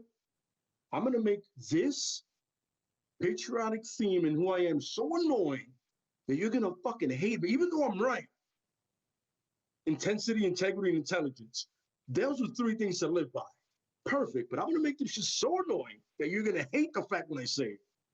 And then Foley just changing and never being really stale at any point. I mean, it got to the point where he was still Mankind, and we were still like, yo, I want him to win the chip. Yeah. Even though he still has the mask on. And they're just putting a sock down his dick. I still want to fuck with this dude right now. He's just cool. Corporate Mankind. Yeah. Oh, corporate man, yeah. With the suit and it's still the mask. Yeah. Baggy suit, by the way. I love the fact that the suit was baggy. It wasn't fitted. Love it. He's got to have the most money because he never spent any money on anything. Oh, not a wardrobe. No. The Rock spent all his dumbass money on shirts. Yeah, the Versace shirts. What was it that Kevin Hart said? He goes, I'm the only stupid person wasting my money on clothing. I'm going to be broke by the end of all this. I got to do what Will Ferrell does. He takes whatever's free and just runs with it. I call it the gift bag effect. Oh, yeah. He goes, I haven't paid for money. Like, he still has a blackberry. Still has a blackberry. Like, buttons falling off. They'll never find me. Who's looking for you? Man, you need that. You need to be that kind of cheap, to have the iPhone 3. See if it still works somewhere. The word. But isn't that funny? You need to be so cheap in order to have money. But what's the point of having money if you're not going to do nothing with it? Well, the thing is, when you decide to do something, you have enough money and then some to do it. That's true.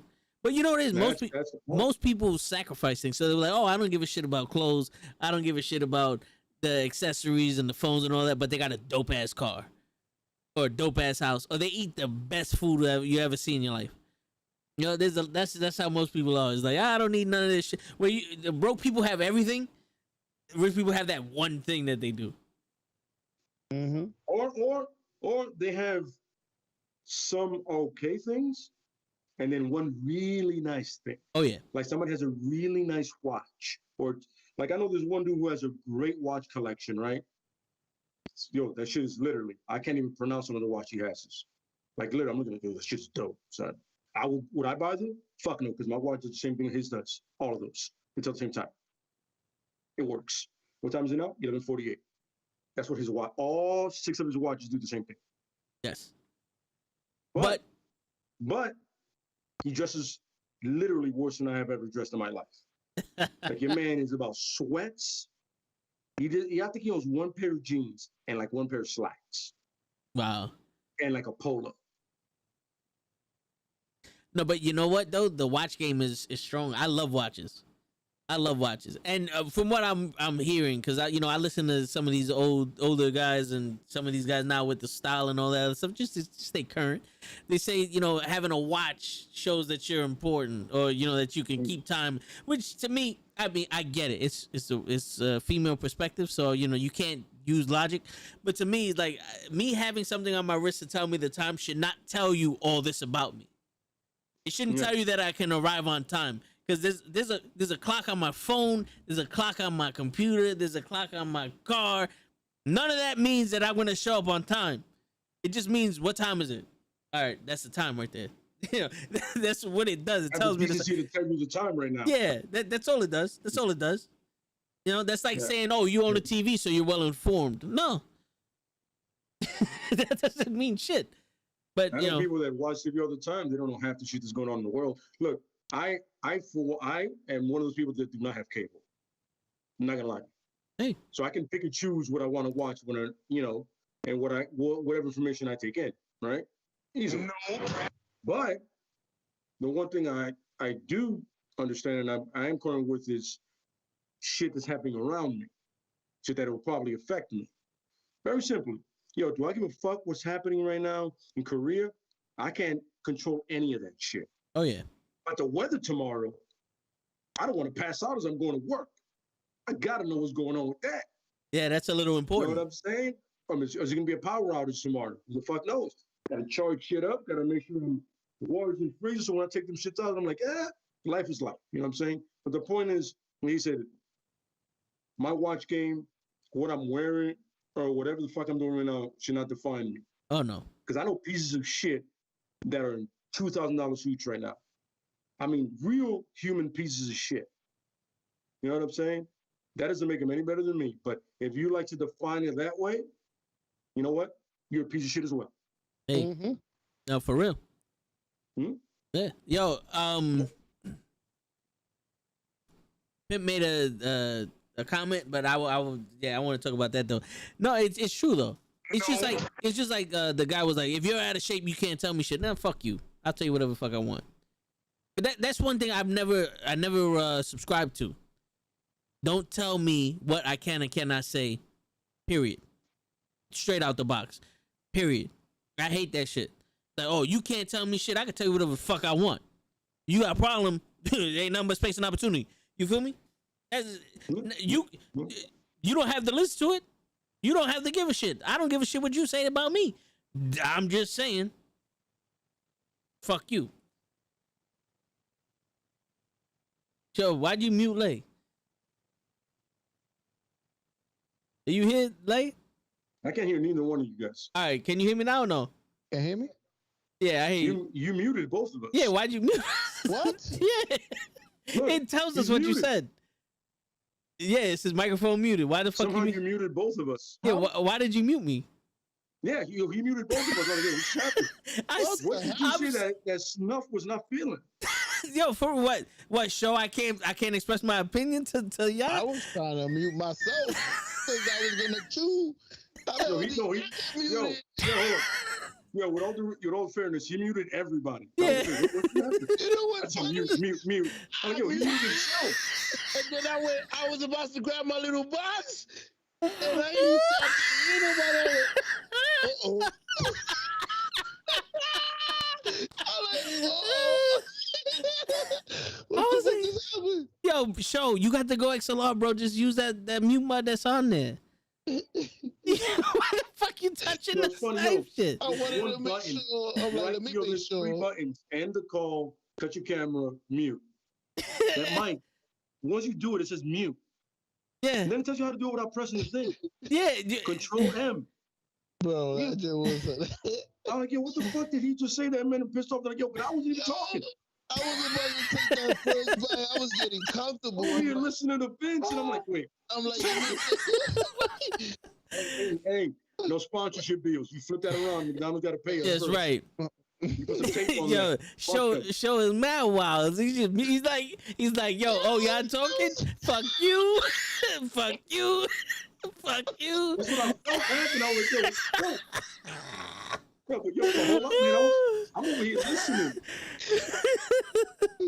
Yo, show 2 hours and 37 minutes, bro. That's how long that's the time for this catastrophe over here. Yeah, the clip. Yo, yo, I swear to, it was beautiful because I'm talking. I'm like, you muted show, you muted me, you muted Lay, and I'm like, why are you? I was like, are you touching shit? Like, why are you muted? show's over. You not know? You not know how this setup works at this point? Yo, but in my head, I was like, yo, do you have something to say, show? Because he said, fuck raising the hand. I'm muting everybody. I'm muting everybody. I'm talking for myself. I thought Joe was like, I'm tired of you motherfuckers. My time to talk. Yeah. Damn, show. Relation. My time is now. That's right. Yo, just fucking eat, show. Just eat. Don't worry about chewing or nothing. It was hilarious. Yeah, for real. So don't let our conversation get in the way if you're chewing. It's okay, bro. yeah, I you gotta can chew. get you said 2:31. I gotta get my reaction. 2:37. Yeah. Gotta get it. We gotta remember. We still gotta do that eating video. So he might. Oh yeah, the mukbang. Yeah, we gotta do that. Mukbang. Yeah. Yo, you know what's funny? Yo, the other day I was racking my brain in the gym, like, yo, the fuck is that called? Something. Yo, I swear to God, I'm over here like, Mukbang? And yo, 10 minutes into it, I was like, fuck this, let me just finish working out. Cause like, now I'm just wasting time. It gotta be somewhere. Nah, yeah, for real. Mukbang, that's it. Yeah, mukbang, yeah. Yeah. So, yo, seriously, with all the movies coming out, we gotta do a movie one. oh yeah.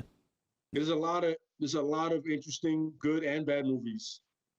And we can even do the throwbacks too, which is I would love to, because there's a lot of movies that came out that I'm like, who thought of this shit and why did somebody greenlight it? Yo, we could put a poll out on Twitter and see who wants, like, out of like 3 movies, and we'll see, put a poll what we react to, or rating, whatever you want to call it. What our thoughts on it? Yeah. Pimp was saying, do you like the American Badass theme for The Undertaker? Which one? Which one? Yeah. Which one? Oh, no, There's 2 of them, right? It's like It's a Kid Rock, yeah, and the Limp Bizkit. yeah. Keep rolling. I personally prefer the Limp Bizkit. I do too. Yeah. Joe? I agree. Now, was I it thought he was gonna mute us again. No, I mean the Kid Rock one. He had already done that music video, and they were like, they just asked him, "Yo, can we use it?" Because he at one point he performed for the WWE. He's a fan, and then Limp Bizkit, that was timely. Yeah. Like they were coming out with it, and the Undertaker was coming back, and they were like, "Yo, wait, can we use this?" And they were like, they performed it for him for WrestleMania of that year. Yes, it was WrestleMania 17, I think, right, or something like that. I believe you're correct. Perfect. Mm-hmm. These guys are encyclopedias. Okay, so I got a question for you.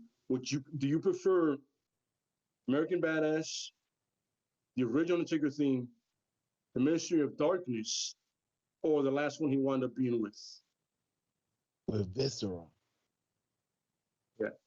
Remember, he had like 4 of them. That's true. I honestly like the original Undertaker theme. The original. It hits hard, bro. Yeah, no, yeah, it does. Because once you hear that first gong, you're like, the first bell, correction, the bell. I don't want to be racist. The bell, you're like, yeah. Joe? I like the renewed one. The last one. The last one with the fire. It's almost like the old one. It's just slow. You hear the first gong. I like dark. I like the Ministry of Darkness one because I didn't expect it to be anything like that. I literally thought it was going to be the Undertaker's theme. Like, oh, okay, it's not going to be a big deal. But when it does that whole rock thing towards the end, I'm like, oh, that's not a bad deal. I can fuck with that. I remember. I remember. Yeah, no, the Ministry of Darkness one was dope, and that's why it took me a while to think about it. But because it was in between those two, the original and the Ministry. But I was like the original too. It was because like the American Badass, either one of them. I'm like, yo, I get it. You want to go with your personality, and I got nothing wrong with that. Did I like the character? Honestly, I did. Like when he was being a complete dick and fucking people up, I'm with it. I get it. He's like, fuck it. You're one of the biggest guys in the roster, both literally and in the back. So I get it. But I'm like, yo, it's not the Undertaker. Fuck that. Yeah, that's not the guy I know. That's not the guy I grew up with. You know, and I'm happy that he was able to bring out his personality. That helps, by the way. Good for him. Good for a guy that's entertained me for so long that he's doing this. You know, he feel like, yo, I'm comfortable enough to, you know, this is who I am. You know, him and Chuck Palumbo. But whatever. More than that. But the point is, you know what I'm saying? It was always that Ministry one. You know what it is? Because I did not see, because it started like the old one. And then it went the way it did. And it was pure attitude error, by the way. Pure attitude error. That's exactly what that was. You know what I'm saying? It was so much fun for it to be him, but also not him, you know? Kind of that kind of deal. Oh, yo, Pimp said the worst theme song for WWE was the Right to Censor. That was the most annoying one because it was just like the fucking censor button. But it was that shit. I don't know if you guys heard it. You know what's great about it is that it was made to make fun of the parenting association people. Yes. But it was perfect. Because they dress like that. Yo, like it was perfectly annoying. It was right. It was fucking irritating, by the way. Yeah, it was very. It was and you're like, how is this a theme song? Go fuck yourself. Cut it off. Yo, I was disappointed when Val Venus and Ivory went on to Right to Censor. I was like, and they kept winning. I can see Ivory. Because Ivory was already like bitter. Val Venus, though, I was like, isn't he a porn star? Yeah. And now he's just like the good humor man? What the fuck is going on here? This is it. The Godfather was the worst to me. Oh, yeah. The Godfather should not be touched. This is it, show. Yeah, that's not a car alarm. White and black. That's a theme. Suits with a button to the neck. Yep. This is not a car alarm. This is the theme. Yo, but you know something? It actually showed how good the women wrestlers were back in the day because Ivory, during Right to Censor, was going after China. Yeah. She was wrestling China for the WWE title. She didn't snap her ankles in the fucking heels. Props to her. I've seen women also they can't do half that shit. He's over here doing drop kicks. I'm like, the level of athlete you are, sweetheart. Yes. I've seen women struggle going 2 feet with them shit. You're like, I got you. Like a wounded soldier. You hear something like, oh yeah. Yeah. Felt like Rambo. I was like, I gotta carry you all the way to your house. No more out here for you. You ain't got no legs. Yeah, exactly. So Billy Ray, I got legs. I can see. I'm sorry, that's trading places. I'm sorry. I just went really old school. I'm sorry. Shit, that was the best part. Absolutely. Orange Battalion, 7th Battalion, Agent Orange. You wanted to recap the old guys. I love that. Oh, yeah. 7th Battalion, Blue Battalion. I was Agent Orange, man. I could see. I was in Sangbang, Shanghai. I'm like, what? What's Sangbang? I've never heard of that place. And they lift him up. And he's like, I got legs. I can see. You guys are miracle workers. You're miracle. Yo, it's beautiful show. Show has no idea what we're talking about. But he did. Nope. Yo, Trading Places in the beginning when they introduced Eddie Murphy with in the Eddie movie. and Dan Aykroyd. That is literally a movie that I can see from Thanksgiving to New Year's because it literally goes through all of those holidays. Yeah. And I watch it. I do the. It's like Die Hard. I'm like, And- Christmas Die Hard. It's gonna happen. The crazy thing is, show is that they introduce Eddie Murphy in that part, and he's running away from the cops, and he bumps into Dan Aykroyd, and Dan Aykroyd goes, "This man has assaulted me," and they arrest Eddie's trying Eddie to get him Murphy. his briefcase back. He goes, "No, I'm trying to rob you here. Take your shit back." I'm like, I'm a piece of shit, but I'm not that big of a piece of shit. Like, hey, take it. Yeah, then he started chasing him. Yeah. And then that's when the two brothers. Yo, my favorite part of that movie is like, "Fuck him! Put those machines back on! Oh my God. Fuck him!" You get a chance, man. Watch, man. It's an absolute classic in every sense. It's one of those things where you feel good at the end of it when you watch it. You feel great at the end of it. That'll be my first home amazing movie, for that movie podcast. Yeah, and also, you get some nostalgia because they go to the World Trade Center. Oh yeah, man. Yeah, man. That's a moment that a lot of people miss. But when you see the building, you go, oh, especially New Yorkers, mostly New Yorkers. Yeah. We'll go. Oh, the tallest building in the world. Absolutely, yeah. But it's one of those movies that honestly you can see it whenever. But for me, I'll see it on Thanksgiving, I'll see it on Christmas, and I'll see it on New Year's Eve or day. I'll see it because the movie goes through that time frame. It starts Thanksgiving, and then it goes all the way to. It's awesome, man. Yeah, my man put a whole fish in his Santa outfit, and he's trying to bite it with the beard. It's like, how you gonna eat a whole fish? It's a whole fish like trout, and he's also. Like he's a bear and shit. By the way, on a public bus where people are looking at him like, ew.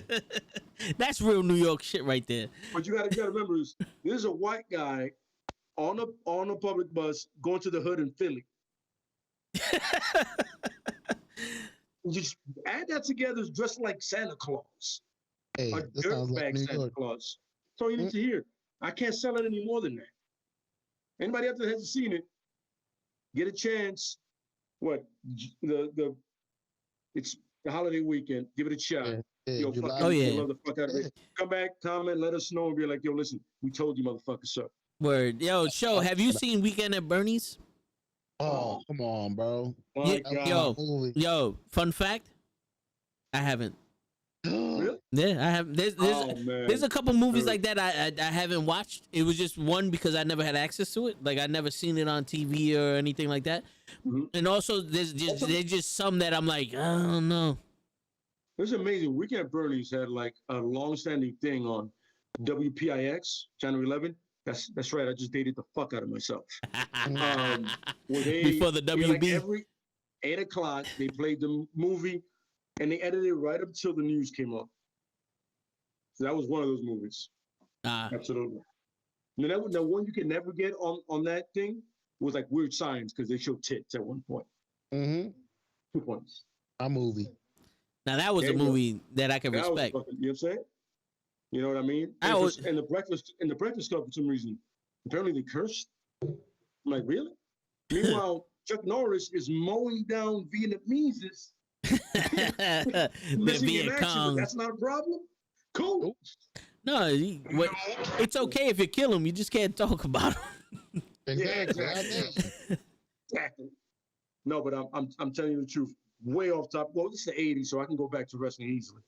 Oh yeah. But the point is, you have these movies just like the 80s wrestlers, colorful, raunchy shit, out of completely inappropriate, but so much fucking fun because the people weren't that sensitive. Like so much fun. You know what? So it's crazy. It is crazy. There was more acceptance and less sensitivity back in the days. Like they actually called people queers, spics, niggas back in the day with Red Fox. You know what I'm saying? They called all these people there. He's like, oh, I don't know if you remember what was Red Fox TV show? Sanford and Son. Remember when he's in the court?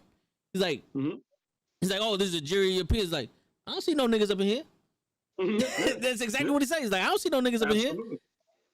Absolutely. Yeah. And he goes, oh, this. No, he literally goes, I don't see no niggas up in here. Who are your peers? Yeah. Ain't mine. And that was the first TV show and the last that they mentioned the Puerto Rican. His neighbor was a fucking Puerto Rican. And the crazy shit was, I'm gonna out myself right now. That Puerto Rican's last name was my last name. His last name is my last name. Well, here's the funny part is Freddie Prinze Jr. had his show, and they never mentioned that he was Puerto Rican. Yeah. Freddie Prinze Jr. His father, Freddie Prinze Jr. Well, you know the son. Oh yeah. Had a show, and at no point did anybody mention that he was Puerto Rican.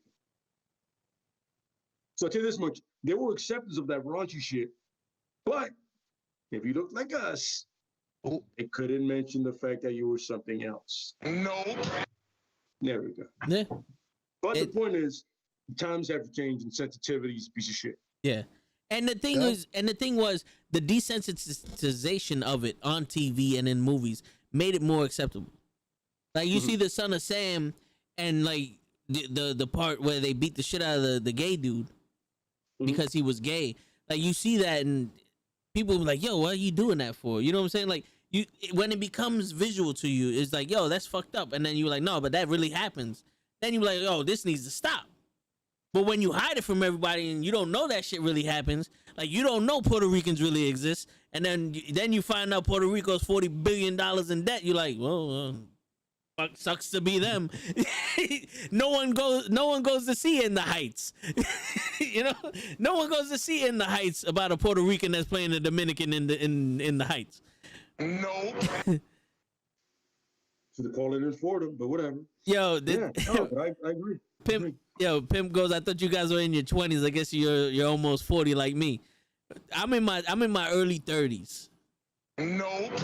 I'm in my late. I'm in my really, really late. So don't feel bad.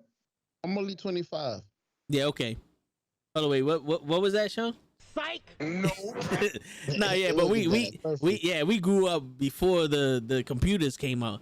I remember the first time we had a computer in my house. My uncle had one, and it was like floppy disk. You remember the floppy disk? Yo, we had remember. You remember in movies and cartoons where floppy disks could save the world? Oh yeah. The amount of memory that you could save is some shit I can't save. Like 28 megabytes or something. On anything right now. Yeah. Like yo, the thing I charge my phone with has more memory than that shit. Oh yeah. The power bank? Oh yeah. Makes no sense. Yeah. Yo, and we had a program called Flying Colors, and it was just basically you remember that? You make pictures with it, and there was 3 floppy disks you had to load into the computer every time you wanted to use it. It didn't save on the computer. You had to load it in every time you used the computer. And then my pops, he had a program, so every time the computer turned on, it was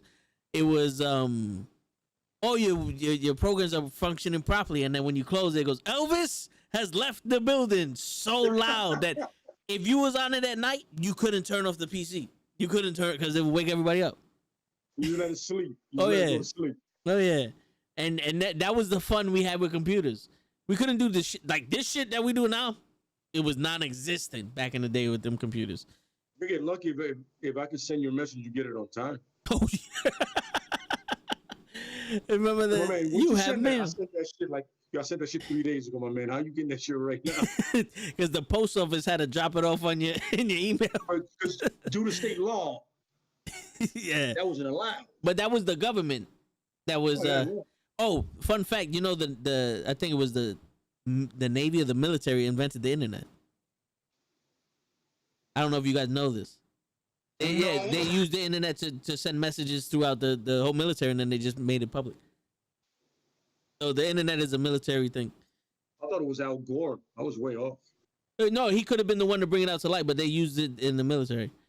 So this is the way for them to monitor us? That shit don't matter to me because I don't have any of that money. It's like microwave. I wish I would have patented the shit out of that. Oh yeah. You're never gonna go broke. Yo, the dude that made the glasses with the fake nose on it is a billionaire. The dude that made the glasses with the fake nose and the fake teeth, those are billionaires. It's like the dude that made the shit that says shit happens. Forrest Gump, bro. That shit still on. I see people with that shirt still on now. Forrest Gump, man, he did everything. And if you ain't see that movie, you better go see that shit. Forrest Gump, you want to learn about life? Forrest Gump is the movie to watch. I bet twtich still use AOL.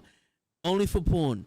I mean, if the chat rooms were still alive, I would do it. You remember the AOL chat rooms? Shit. ASL, age, sex, location. Oh yeah. Oh Nobody yeah. had a picture on there because the scanner was broken. Nobody had a picture because the scanner was broken. Mm-hmm. That's the for you kids that know catfish. That's the original catfish. Oh yeah. Right there. Oh yeah. Yo, You meet up with somebody, you're like, oh. Yo, there was one time I was talking to this chick and I met her online. We were speaking on the phone. She had a decent voice. And I was like, yo, I need a picture. Send me a picture. And it was like 3-4 months. She sent me a picture. Dude, she had to be about 400 pounds. Looked like she just got into an MMA fight with Chris Cyborg, missing some teeth. I was like, yeah, I died last night. I don't know if I told you. So, I'm at the viewing right now. Well, I bet she had a beautiful personality. Oh yeah, no, she was very fucking forceful. Like, damn, bitch. Well, I mean, think about it. Look at, she probably ate forcefully. Somebody got too shit. Look at Hey, show. by the way, anybody out there wondering, I like food as well. And if you don't like that comment, guess what? Go fuck yourself. And you know, I was 10 minutes into it, I was like, fuck you, you just finished working out. Go fuck yourself. There you go. Go fuck yourself. I gotta get a recording. Go fuck yourself and just go. Go fuck yourself. That's it. That's it. That'll be It has to be like the G button. It has to be the G button here. Go Yo, fuck yourself. you know what I missed the most back in the day? The Kazaa and the LimeWire. Oh yeah. Yeah, everything. There was nothing. There was nothing better than leaving your compound to download a song or a porn that took took like a day to do it. Or Georgia. And the fun part is, you don't know if that was the porn you wanted or not. Oh yeah, Nope. there was no The previews. gamble was the whole thing. That was you never knew. Oh, and the best part is it took you like 3 hours to download it, and it will finish and say it would say error. Like, Error. God Yeah. damn it! And then you had to go through like 7 different ones. Yeah. You're like, yo, 8 songs, 1 porn. The songs will go, and then the porn, you're like, fuck this. It's not Yeah. the one I like. Yo, and the crazy, do you remember the first time like you download a picture from there and you see like it's loading? I remember they had the leader naked pictures. I think it was a fake or whatever, and it was like. I was at my boy's house. Yo, I was at my boy's house and was coming. They stopped like, Yeah. like, yeah, I was at my boy's house and I remember I called my mom. I was like, yo, I'm gonna need like another hour. We doing homework stuff. It's like, No. like you never see that shit. Like you have to have it pre-downloaded. Mama, don't come in the room, mama. Nope. the shit, it always bugs me out because you're like, all right, this got to be it. It wasn't. Oh yeah. That was the copy and, paste. and they had- But the funny thing is, going back to the thing is, getting wrestling songs even harder back then. Because you had to wait till somebody took it from their CD, uploaded it, and you got to get it from that dude. Oh yeah. That dude that poured out for the world, like, yo, listen, I just got the CD. I got you guys. Oh yeah. Am I the only one that had the CD? I used to play it After a while, I got tired of buying them. But then I don't want to carry that CD player. That fucking that never fit your pockets. Oh yeah. And it skipped. The Sony They had Walkman. the anti-skip technology, and it skipped. Oh yeah. And then, yeah. Yes. By the way, that never helped for working out or running. It was terrible. Oh yeah. I'm supposed. So you're telling me I'm supposed to hear the Stone Cold song and I walk like something's wrong? Come on, kill me. Like every time you're about to hear the best part of the song, you just hit, and then it's over. Yo, he downloaded the R. Kelly porn on LimeWire. Yo, everybody wanted to see him piss on that girl to see if it was him. I remember that. Everyone was like, "Nah, that didn't look like him in the video." Like you remember the 3-second Eve porn? I remember when I heard his voice, I was like, "That's you. You should have kept your mouth shut. You would have got away with that one. Why Word. did you have to talk?" He's sitting there. I'm We the all know your world's voice, bro. greatest. Yeah, we all know his voice. Like, yo, why would you open your mouth? I believe I could be. I'm gonna piss did. on you. Yeah, there Yo, it is, Chappelle. Dave Chappelle was the man with that shit. I remember with a special when he was like, "Yo, I never met this motherfucker. I've never met R. Kelly." Why ask me questions about this nigga? I just made fun of him. That's all I did. Who did it at that point? Yeah. But I'm sorry. Yeah. Me on you. Yeah. Yo, we went from wrestling to pissing out people.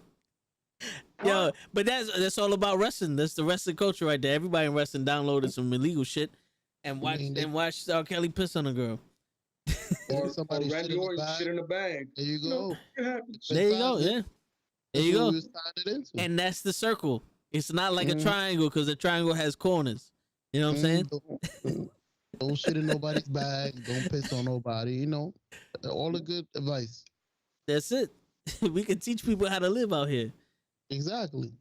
Keep your PB to yourself. That's right. Who is the one that said? Who is the one? Said a minute ago she wasn't able to get on. So. She said a minute ago she was gonna get on. Oh, it was a while ago. I answered her, get home safe. That's all I told her. Uh-oh. So whoever wanted more women on here, hey man, listen, you might have picked the wrong day to stream. Listen, she'll be back. I understand her. Man, to be a parent, that's a tough job.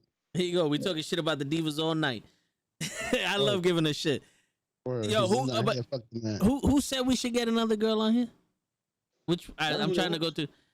Was it Walter? Not Walter, right? I think it was Walter. Yeah, it was Walter. Yeah, he goes, you should add another female to Dope Podcast. Yo, if we could find another female that's into wrestling, we'll hit her up. What about Napster? Yo, Napster. Wasn't Napster the big one? Napster was the one that everybody, the white rock stars. Yeah, they got sued. Yeah, that was the big one. But yeah, if there's a female like wrestler, if there's another G, if there's another G that wants to hop on, let's attack her. 2 females and 3 guys. That's dope. The first message is gonna be like, hey, listen, there's no pills in this message, and we're part of the Knucklehead Podcast. We want to talk about wrestling with you down. That's it. I'm pretty sure everybody's gonna relate to that. I think the smart thing is let Gigi lead that thing. Oh yeah, true. And just let slow introduction, and then we go from there. True. Let Gigi do like you do it, you get it, and then we'll do it from there. Listen, they cool. See, because you said that I had a. I'm sensing neither one of us we'll have a good opening statement for that. No. I know. Oh no, I got a good opening statement. Hey, I've been following you home for a minute, and I wanted to know if you would want to get. I mean, and then when you say that, she's gonna be like, "What?" Like, now that I got your attention, I host a podcast, and I want to know if you want to be on it because people are telling me you know wrestling, and I want to tell them you don't. Nah, I'm just fucking with you. Exactly. Do you know who Chris Lee is? Yeah. You know what we could do? We could just be like, "Do you want to go to war, Malaki?" No. You could go to war. No. I'm for real. I'm for real. That's it. So you better check yourself. What's your opinion on fractions? Yes, and Chris Lee. Because if you don't like Chris Lee, we're gonna. That's right. No, but I think the following you home shit it will work. It'll work. Yeah. Perfect. All right. That and we could be like, yo, if you're interested, Show be selling that. And you might get a free calf picture. This is true. I got some sexy ass calves. Everybody wants to get in the calves game, but nobody wants to do it for real. You know what I'm saying? Okay, free calf pictures for every subscriber. That's right. So you want females, more females on the podcast? All I'm asking is where they at though? Nah, I'm fucking with you. Yeah, but we can do it. I was really surprised with PG. I guess at this point, the only one I know. Yeah, I was. You can talk about Raw now. I guess at this point. Yeah, right. Everybody's asleep already. I mean, they do that during Raw, so it doesn't matter. This is true. Yeah. What? No, but honestly, I was surprised that Gigi was down to be on this also. Yeah, and she's very well versed. Yeah, you guys know a lot. Like, y'all been watching wrestling since. I mean, when you see her background, you're like, yeah, I see it. When I see her pictures, she has pictures of her and wrestlers, many wrestlers. Like, damn. You take this in one day? Nope. That's over the years, man. Especially now with Hogan. Oh yeah, no, she needs one with Hogan. She turned it down. No, that right there. There's a picture right there with Hogan. Yeah, you see, she needs it. I heard that she was actually looking forward to taking a picture with Hogan after COVID. Hogan went to pose and she said, "Nah, I'm good." she's gonna demand the podcast on Tuesday to rebuttal. Oh yeah, yo, I don't know if you can see it, Lay, but over my head, that's Bruce Leroy. Oh yeah, I seen that. Yeah. That I know from a mile away, son. I met him. He's dope dude. Smaller than I would have thought. Dope dude though. Really? Yeah, he's a skinny guy. But I'm pretty sure he could kill Show with like three punches. Hell nah, I got the glow. You know what's funny? He actually says that he could whoop Wesley Snipes' ass. He said it on radio. Yeah. For you to say that, you gotta have some major balls or know what you're doing. That's like Michael J. White. He says he can fuck up everybody. Yeah. You don't think so, like? I'm not gonna lie to you, son. I gotta be here with you, son. The outlandish bullshit that comes to that dude's mouth, man. It's just like, and he says it boldly too. So like, he's not I can fuck up. I can fuck up like he said all of the Expendables, right? All the guys that were in it. I go, yo, pretty sure Randy Couture is a UFC champion. No. Ooh, the natural. I'm sorry, no. And for people who don't know what Lay just said. There you go. Like, yeah, yo, that's a pretty bold statement to make about a man that was, first of all, an Olympic level wrestler and then a UFC champion. No. He said that he could beat up Bruce Lee. Yeah, it would be a problem. Yeah, because he said of his size. Okay. And I was like, yo, you know what? I've seen people get fucked. Look at Bob Sapp. Bob Sapp, I've seen people lay into Bob Sapp. Not saying Bob Sapp can't fight, but I've seen little guys break his eye and he's like, nah, I'm done. Is that the awkward big wrestler? Can you teach me the football? Yeah, big football player. Yeah. I saw him fuck somebody up though with his weird ass. No, he is a kickboxer. He could fight. Well, he has fought a lot. He's awkward when he fights, but the size doesn't mean everything. I'm not buying that Michael J. White. I'm sorry. It does for Brock Lesnar. I think that's the only way he beat Frank Mir. Well, that size was matching. I mean, well, I mean, every fight starts standing, so you know what I mean. You gotta deal with that when you get. You know what I mean? Yeah, I'm not buying none of that Michael J. White shit. He go fuck himself. Anyway, it has to work. True. Does he really know? Now, crazy. Does he really know karate? He is legitimately like almost a 4 to 5, 6 time black belt in different forms of karate and taekwondo and I believe kempo. Damn. What? Yeah, like he knows a lot. You know what I'm saying? But that has nothing to do. Like it's not applicable to an MMA fight. You know what I'm saying? Gotcha. Like taekwondo, as flashy as it is, and like Andy Pettis is one of the best representations of it. In karate, Stephen Wonderboy Thomas is one of the best representatives of karate. And the other Machida, like they apply it in a certain way, but it's not like natural form of karate can't work in MMA because it's like, point based. It's point based. Point based, yeah. Like I said, Stephen Thomas does an amazing job. You know, he's a great guy, but he really does. But the thing is, it's because he has timed it with the MMA that he's learned with doing MMA. It's not like me walking into a gym not knowing shit and I'm like, I open my mouth sideways. Yeah. So I don't know shit about MMA and I open my mouth sideways and I'm like, well, here we go. Yeah. See how this works out for me. So the thing about karate is like it's very good for moving and for like quick in and out striking and stuff like that. But it's not capable of MMA because you have your front leg in front of you, so you're susceptible to a takedown. Also with boxing, the footwork is there. It's better. Like if you listen to anything Bruce Lee said, that he took multiple styles and put them together. because boxing had the best footwork and the best positioning for striking. Because you're always there in balance. When you're in karate and you're in one of those stances, it's easy to get off of balance because of that stance. Like you have all your weight on one leg or something like that, where you're doing it. But like you're boxing, you're moving around. You always have your balance there. When you have your balance, you're able to get that energy to punch and hit hard.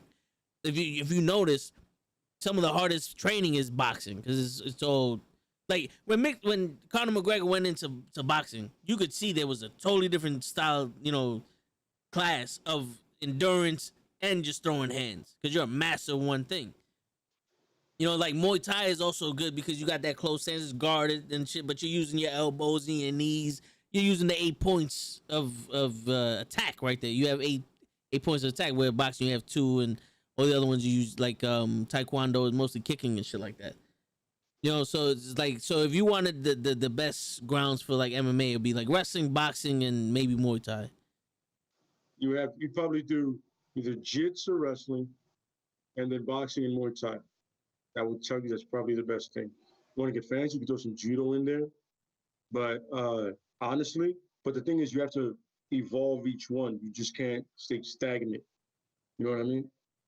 You can't stay in like, oh, I'm good at this. It's over. No, because some asshole's going to be good at something else.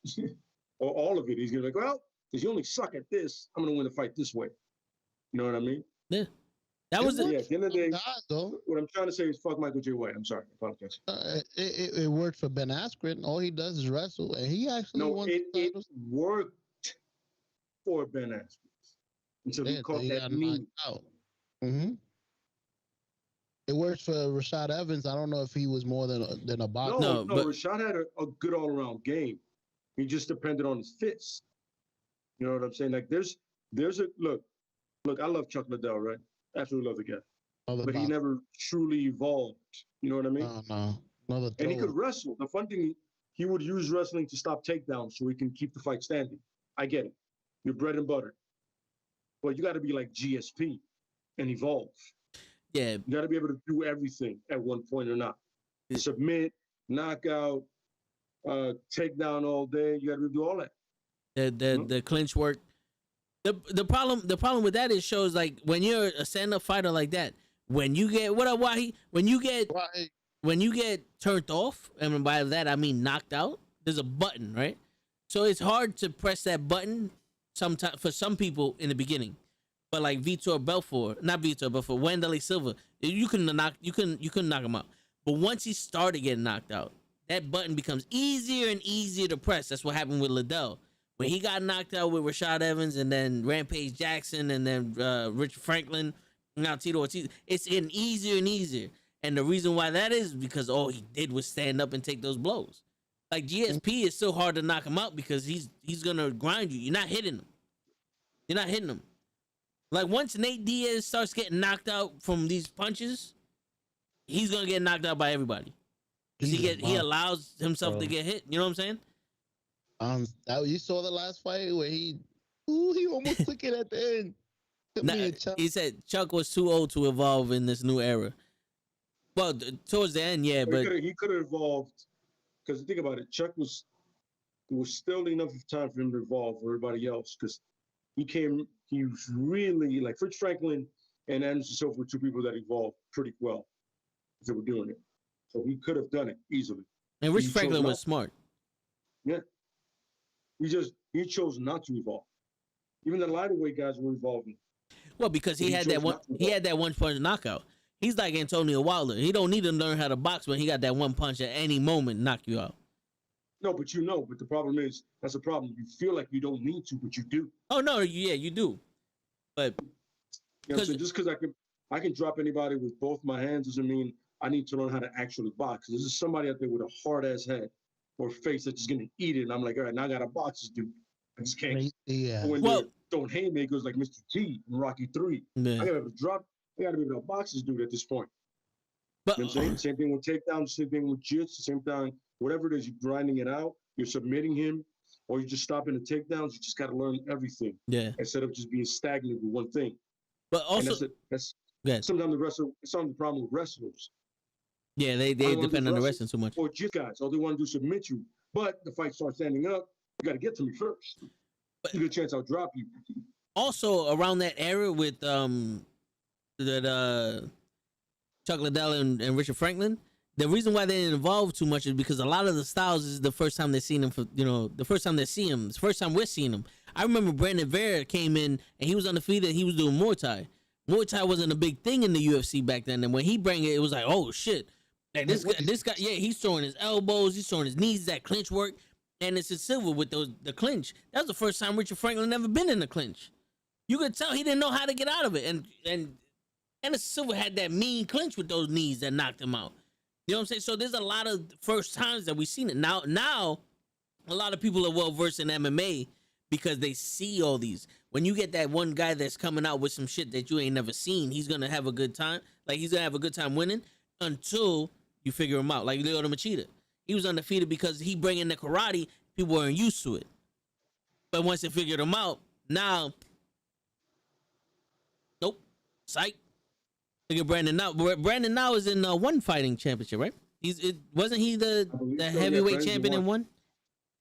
I think he was the heavyweight champion. I don't know if he still is. But yeah, I mean, he's not gonna do nothing in the UFC, but he was. I know he was in one, but that's pretty much what it was. When you see a lot of these people that come in with that new style, they get figured out quick and they don't go nowhere, or they become champion, but then they get figured out and don't do nothing after that. Like Lyoto Machida. Anybody do capoeira? Anderson Silva. Yeah, Anderson Silva did it the most, but that's not a style that you could do in the UFC because of the wrestling. You do one flip, you miss, they catch you in the back, and it's over. But if it ain't UFC, it ain't the big time. That's what people like to believe, and it feels like the UFC is the WWE of MMA. But there's ain't no buzz. You know what? $5 billion. You know what? I can't even argue with you. $5 billion. Yeah, I can't even argue. I don't. Any fight is better. You'll be all right. Yeah, I mean, you could go to Bellator and make money. Yeah. Bellator actually apparently has better paying than UFC. I've heard that. They pay out better. So does one and two. Frankie Edgar was also a good fighter, but the problem was he's too small for every division he's in. Because he walks around at the weight that he fights at, which most people would think that's how you do it. But the thing is, when you're in the fight, like was it Jim Brown? Not Jim Brown. The bully that he fought the lightweight title. He defended against him. The bully. But anyway, let's say Frankie Edgar walks in at 155 pounds. He weighs at 155 pounds. He doesn't have to cut any weight. But the dude he's fighting cuts down to 155, and then the next day he's 165, 70 pounds. So he's fighting a dude. He's fighting a welterweight. You know what I'm saying? So it's like it's a disadvantage. You got to learn how to cut. Cutting weight is no picnic. But the thing is, when you rehydrate, you're back to what the weight you was. Gray Maynard, there you go. Gray Maynard, yes. But when you go back to the weight that you were, there's a total difference. Because it's like, who was it that fought Adesanya when he fought for the lightweight title? He came in at 208 and he weighed at like 208 in that fight, and the dude was like 240 comfortably. Yeah, he looked comfortable, and you can tell that Adesanya was too small for this motherfucker. He was pushing himself to get to 208. He was forcing the food in his body. You could tell his body's like, he probably lost weight the next day. Not about this. I didn't think he should have took that fight. I really thought John Paul was nice. Like, what's wrong with you? No, I'm not saying that the weight is the reason why most people lose. I'm just saying it's a factor. Because there's plenty of people that are heavier and still get knocked out. It's all about skill at the end of the day. But when you use that weight to lay on people or to throw your opponent around, like Mighty Mouse was way too small to be fighting Dominic Cruz, and he was laying in on him until Dominic Cruz started fucking German suplexing him all over the goddamn octagon. I don't know if you remember that fight. Mighty Mouse lost? This was when he was going after the 135-pound weight class. Dominic Cruz was the champion. That's crazy. That was WEC, if I believe correctly. No, that was the second or third title defense Dominic Cruz had in the UFC. Because shortly after that, they made the flyweight division. That's crazy. Because of the weight cut made his bones brittle. Could have been. He was talking about Silver breaking his leg. Oh, the same thing happened to the guy that broke his leg. Chris Weidman, yeah. Chris Weidman likes to, take credit for that, talking about he moved his knee in the way, and that's what broke his shin. But didn't Chris Weidman have the same? Oh yeah, the same break, yeah. That's crazy. Payback. That's what I thought when that happened. I was like, hey, keep popping shit, bro. Here it is. That guy put that knee up perfectly. Got him. It's funny. It don't take much. It don't take much to check a kick. It really doesn't. You don't get that high. You know what I'm saying? How hard is this part of your leg that is breaking the other guy's leg? Shin bone? Yeah. It depends on the angle the other shin is coming in. You know what I'm saying? It really does. Like you're looking at the guy's coming right with the absolute front of you, right? This part. You're doing it with this. Remember, your kneecap, everything is out like that. So you're coming in, and you're coming probably full force to like bruise it up as much as possible. I'm literally picking up that same bone and giving you probably the hardest side of it at that point. And you're coming right at it. So, trust me, I've hit it, and you just do well, you don't do that because you don't want to seem like a bitch while you're training, but it does hurt. Oh yeah. That's wow. Yo, you hit that shit on the side of the bed, bro. You out for 2 weeks. I was gonna say that. I've clocked a phony bone by mistake, and it's I can't imagine. The funny thing is, when you hit somebody with an elbow, you don't feel it. I've noticed that. You kind of like, even when it's coming across, you don't feel it that much. When you punch somebody, you feel the shit out of that. It's weird. That's why y'all like throwing elbows. This don't hurt. And then same thing with knees. Like when you catch somebody with a knee in that full moment, like at the moment, it's not a big thing. It takes a minute to register, but an elbow is just like, oh my. Yeah. Yeah, this is a you can cut somebody easier with an elbow or knees. You know what I'm saying? So, especially an elbow. If you do it right, yeah, it's weird. The John Jones elbows. Ooh. That fucking cheater. One slash. Hey, them elbows didn't cheat. Look that. I saw him do it one time, and this guy had a big gash from one elbow. The guy, I think the announcer was even saying, he got sharp elbows. Shing! Oh, yeah. You know, it's funny. Some people have tattoos of blades on their elbows to signify that shit. So we rub sticks on shins to numb the nerves. Shit, that's some Muay Thai shit right there. You kick the fucking bamboo trees. Yeah. You can also break bats. When you grab like a stick, wooden, no matter what it is, you just start, like when you're sitting down watching TV, you start like slowly tapping your shin. It's not hard either. It'll build up the toughness in your shin. Oh, you why? have to go full blast with something, but you can do that instead. Literally watching TV, you just get a stick and just start tapping your shin up and down. Nice. Why he said he'd been in kickboxing, jiu-jitsu, and wrestling most of his life. Oh, so you know. That's dope. Yeah. Yo, you remember the movie with Bolo, Breathing Fire? Yeah. They were leaning on the bricks. There you go. You could do that shit to toughen up your shins. I got a trivia question for you. What's that movie where the guy was fighting somebody, and I think he went over to the locker room and the guy was kicking the wall? That's kickboxer. Yeah. Van Damme. I want Tampo. I want Tampo. Yeah, that was the beginning of it. That was in the beginning of it. He fought his brother. Before he crippled his brother. Yo, it's crazy. Like, when he opened up his mouth, what was the movie of the guy fighting the other guy? I was like, every movie ever made. And then you said he's kicking the wall. I was like, kickboxer. That's why I had to explain further. You gotta. I was gonna get to the point where y'all knew what I was talking about. You used to roll Coke bottles over your shins. I heard that too.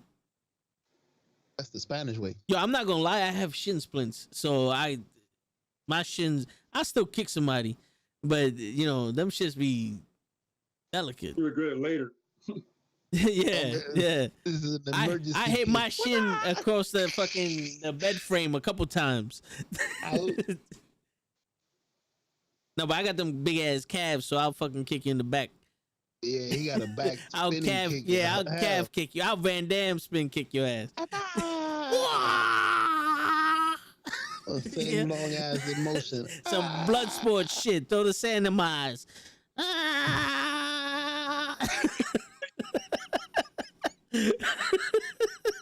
Yo. It's funny. That's the guy I shared birthday with, Bolo. I said, yeah, birthday, same as mine. I'd be like, people were like, yo, but your birthday's with, I don't give a fuck, it's Bolo. Me and Bolo birthday. Oh, yeah. Me and Bolo. That's our birthdays. Fuck with Bolo all day. Word. That's crazy. Oh, Uncle Van Damme's brother was a kickboxing champion? In the movie, yeah. Oh, okay. I thought you meant outside. Hey, yo, he's for real. You know what's funny, Lay? I shared my birthday with Chuck Norris.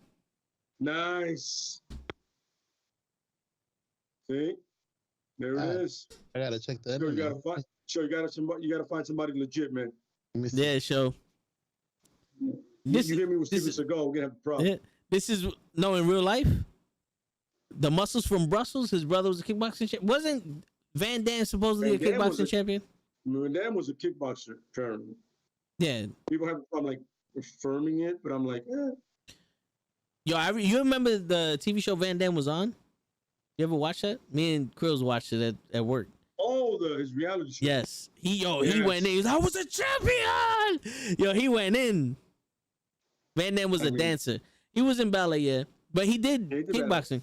Yo, he was badass in No Retreat, No Surrender. You couldn't tell me he wasn't real there. But Dolph Lundgren was the real kickboxing champion. Yeah, Dolph Lundgren was a legit karate fighter. And an MIT graduate, apparently. Oh, nice. Has an IQ of like 180, apparently, son of a bitch. Oh, no, yeah. He's a genius. He's a genius. So he didn't need Hollywood. He was like, yeah, I just did it because it was fun. Yeah, I was bored. They needed a universal soldier. And he nailed Grace Jones. Nice. Yeah, I was bored again. They needed a universal soldier. That's what it was. It's empty. To answer your question, I love him in that movie. I think he was a great bad guy. Oh, yeah. He was one of the best bad guys in that movie. Van Damme was soft like baby shit. Damn, why? We grew up on Van Damme. Answer your question, Neil Armstrong. Share birthday with him. Hey, all right. Hey. All right, that's cool. Hey, man, that's awesome. He ain't Bolo or Chuck, but I'll take it. There you go. There you go. Forgot what I was gonna ask. I can ask you a question. Did he throw that powder in Van Damme's eye? I believe not. There we go. Yeah, the man went to space. That made no sense. Okay. Word. What's his space show? Yeah. Did he karate kick a alien? Nope. Exactly. Was he the Firewalker? No, he was Chuck Norris. Don't worry about that. Go ahead. Yo, did he get bit by a poisonous snake and 3 days later the snake died? Nope.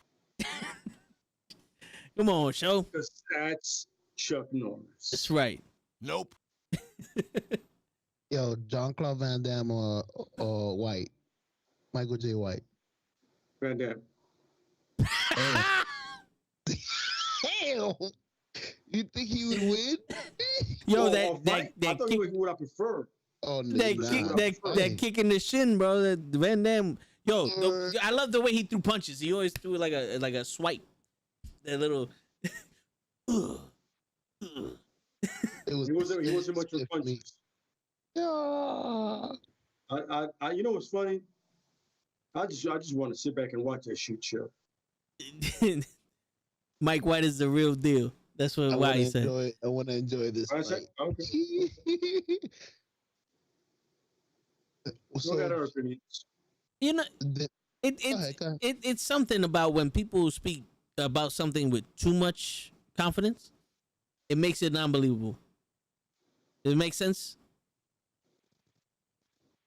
Does Wesley talk the same? Nah, man, Wesley. That's not Wesley's deal. But Wesley has said, he would scrap with people if they challenge him. He'll do it. But Wesley, I get challenged, I'll do it. Wesley was smooth though. Yeah. You ever seen the TV show The Player, where he was with the dude from Chicago Law was the guy from Strike Back. Yes. The white dude. Yes. Yeah. You ever seen that TV show? I think it was the season finale. They actually had a fight scene with Wesley Snipes, and there was swords, and the dude swung at him. Was Wesley Snipes just did the little duck like that? It was the smoothest shit I've ever seen, and I was like, "Yo, Wesley will fuck up anybody."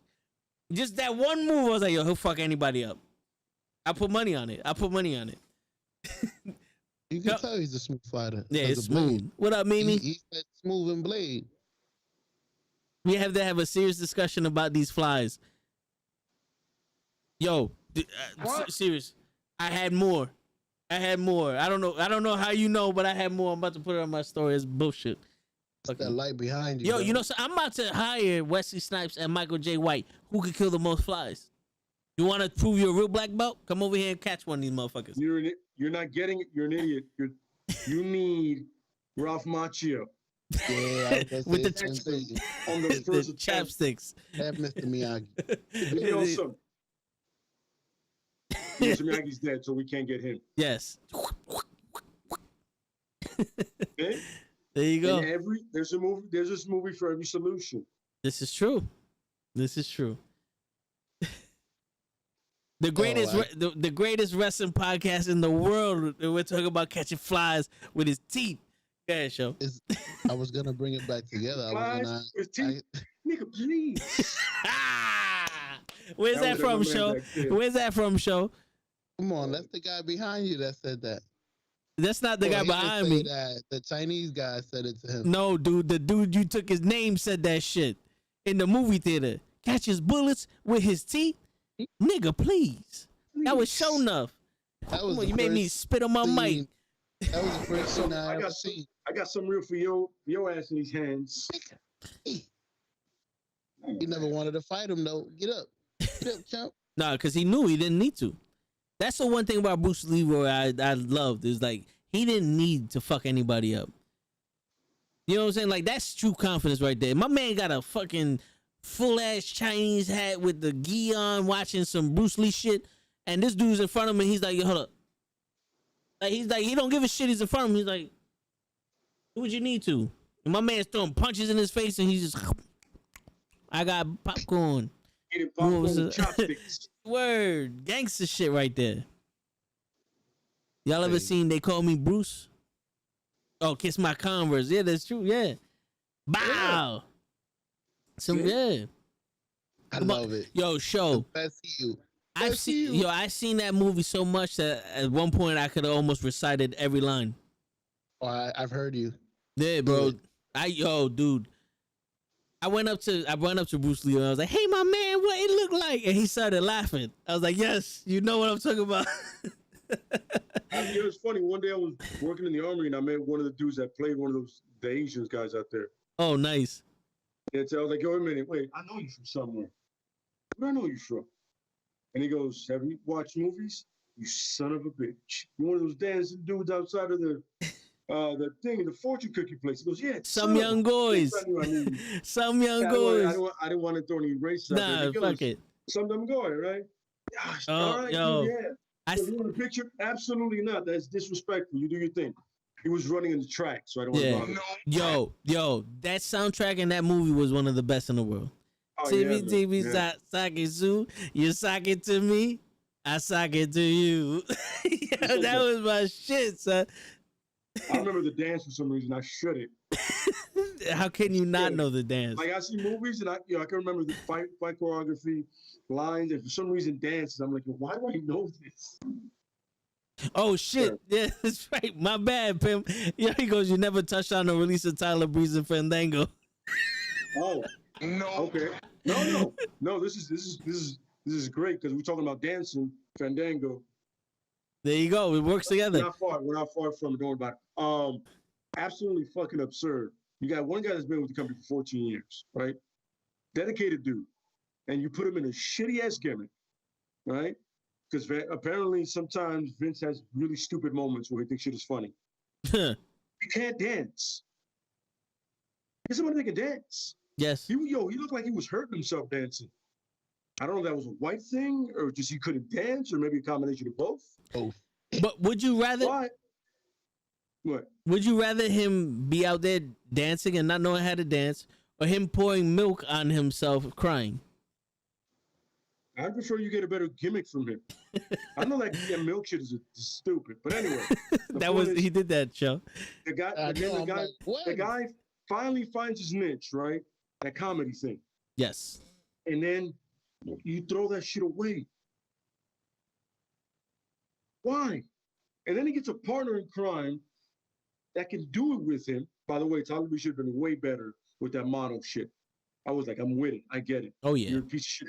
That's awesome. But then you put him and I'm like, all right, this Fashion Files is dope. One of the shining lights in SmackDown for a minute, by the way. All of a sudden, you forget all about it. You ship down to NXT and then you get Releasa. Yo, after 14 years, and I believe Tyler Breeze was what, almost 10? I want to say a little bit or more. Why? Yes.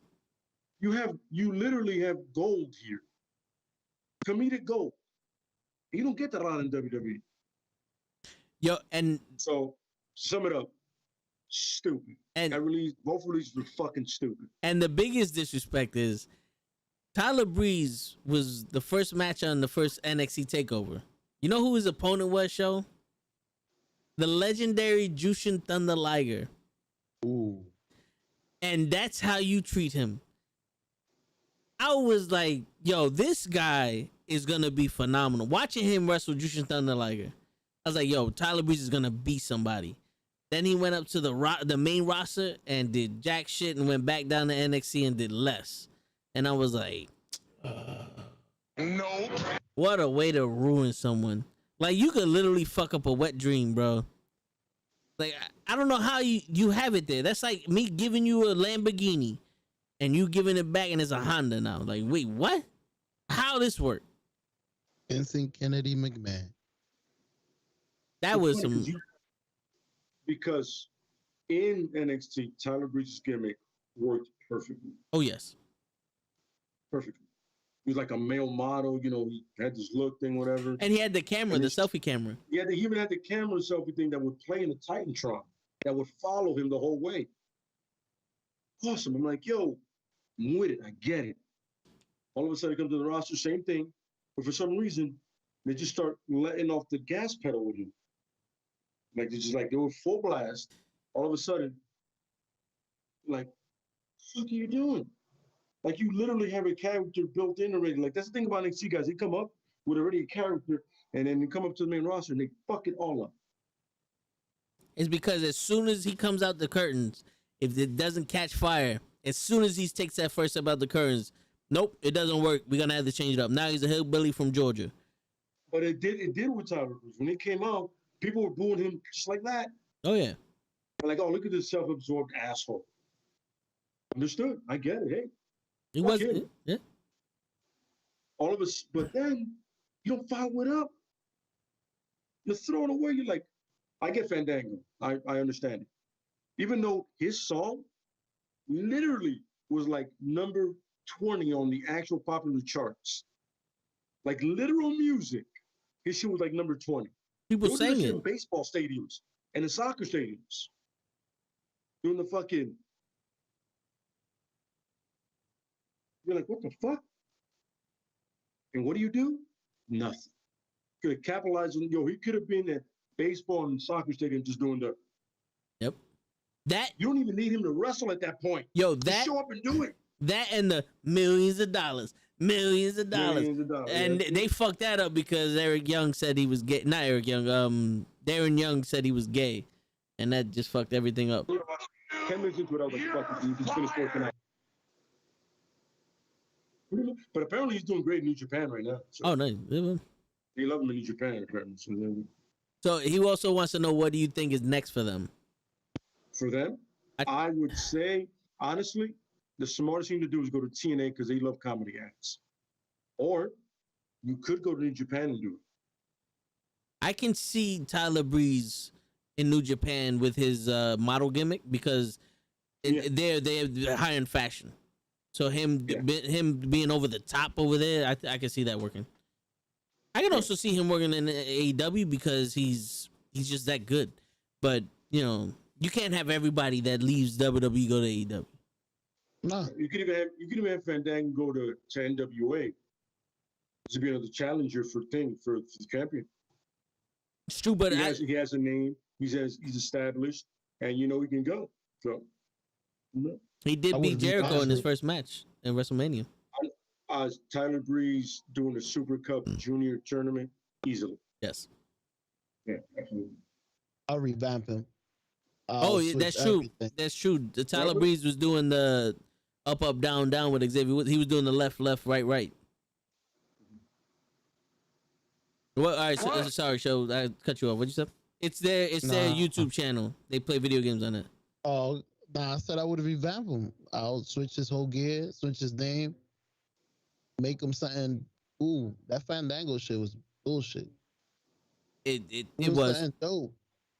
Like El Ídolo. El Ídolo.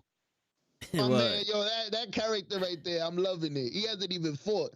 Bro, dude, that was his character in WWE also. For real? Yeah, I didn't know that. Andrade, El Ídolo. Andrade. And then the little talk with the little Spanish. Listen, I deserve a chance. Yeah, I like it. I don't know why I ain't like it. Well, maybe WWE didn't know how to use it. Well, they didn't. NXT, they did pretty good. Yeah. But it wasn't. This is what I hate. Was it fully fleshed out? They put him with Oh, Garza too fucking soon. It's like these guys. You guys are Spanish. You can go together. Yeah, they put the Spanish people together, and it wasn't like they didn't do good. They did all right, but come on. Andrade is a single wrestler. Let him be a singles competitor and do some shit. And if he needed some help, then you can get Hector Garza in there and help him. But you just made a tag team because you got you racist shit going on. You got two Spanish men made a tag team. Not one of them was ever a tag team. They didn't, and they're supposed to be singles wrestlers. Now we're confused, and then they're fighting the fucking Street Profits every week, and they're losing. I told you before, show the same shit with Becky Lynch and Naomi and Drew McIntyre and all these other people. Once they lose more than twice, get them the fuck out of here. We don't need to see this shit no more. And you see one of those guys in AEW. I can see Tyler Breeze in AEW. I can see Fandango in AEW, but he would have to come up with a whole new gimmick. He would have to be like Randy Spears type shit. Like Randy Spears just changed everything about himself and put him in to get himself in AEW. That's what I would do. But Tyler Breeze more. I think Tyler Breeze is a little better than Fandango. Yes, he's younger too, so that helps. Having youth on your side is usually a good thing. Yeah. Especially in the sports entertainment world. Absolutely. Unless you're a legend, you can always come back and break somebody's neck. or almost kill somebody. Either one. Whatever. Whatever suits you better. Break somebody's neck, kill somebody, you might as well. It's funny. I remember I was talking to somebody. It was a real brief conversation. What do you think about legends coming back? I go, how old are we talking about legends? Like 50 and over? No. If you're talking about for an actual match, no. Right. Just like, just have them come in, do their move, and leave. Yeah. Some Goldberg shit. Isn't that like really difficult or like really stressful on their body? I'm fan. But the moment you're trying to get this dude that's like in his mid-50s to go 10 minutes, Well, no. Lay, you gotta remember, Batista's in his 50s. Okay. You The know, last time you see Batista in the ring? Tuesday. What? Nah, I fuck with you. It was a while, but I'm just saying, like he's in good shape. A lot of these but wrestlers now are in the 50s. He's no longer in ring shape. He's in good muscle shape. now. Well, I mean, Yeah. I think he's in more ring shape than Triple H. All right. So is my left shoe at this point. What the fuck is that now? You know, but I mean, he was in Guardians of the Galaxy, Lay. His reflexes I are know. too fast.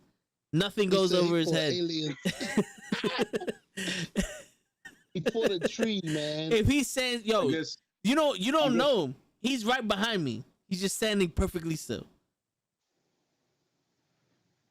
You know, Show don't know that reference. Your picture just moved, so it's him. Oh, there you Yeah. go. Show Yeah, doesn't there you Show go. doesn't understand that reference. He doesn't. It's okay. Where's Oh, that so reference? See, Show, your reflexes are not that fast. yes, it's Guardians of the It'll go right Galaxy over your too. head. Yes, nothing goes over my head.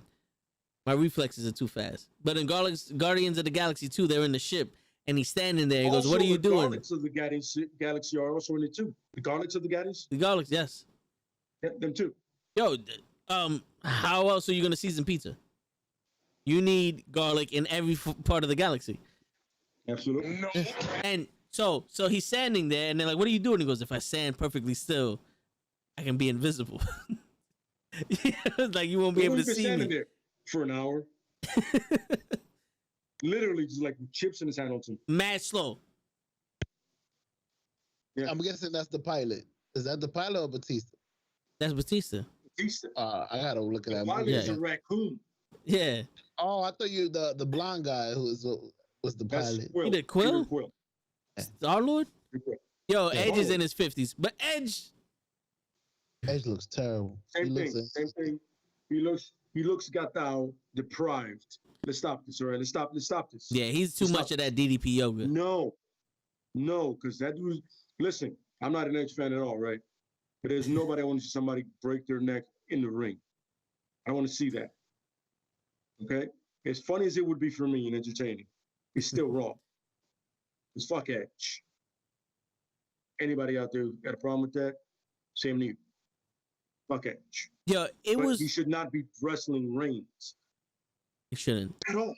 It was cool to see Edge come back in the Royal Rumble and give And you that. saw how much of a shit show that was? Yeah, he hurt You wrestled for AJ. literally 10 minutes and then just on the floor. He got hyped when he saw Christian, gave him a hug, back on the floor. That's usually how they do it. That's how Rick DeMarco Martel lasted so long. He got hit. He just sits in the corner on the floor. Did he? Oh, It's not like when Rey Mysterio was first or Benoit was first. Yes, he did win a Royal Rumble. You know what I'm Yo, saying? I gotta get that they soundtrack. wrestled Yes, through I it. said it. Exactly. They wrestled through that whole Rumble. That's it. freaking No. He is like 4 minutes. minutes of action, and then he lays on the floor. Man, fuck you, man. And it's a pandemic, Royal Rumble too.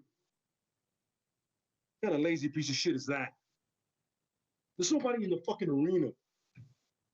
You think he's still laying on the floor? Fuck you, man. See? Word. See, so now you know, show the Miz and Edge.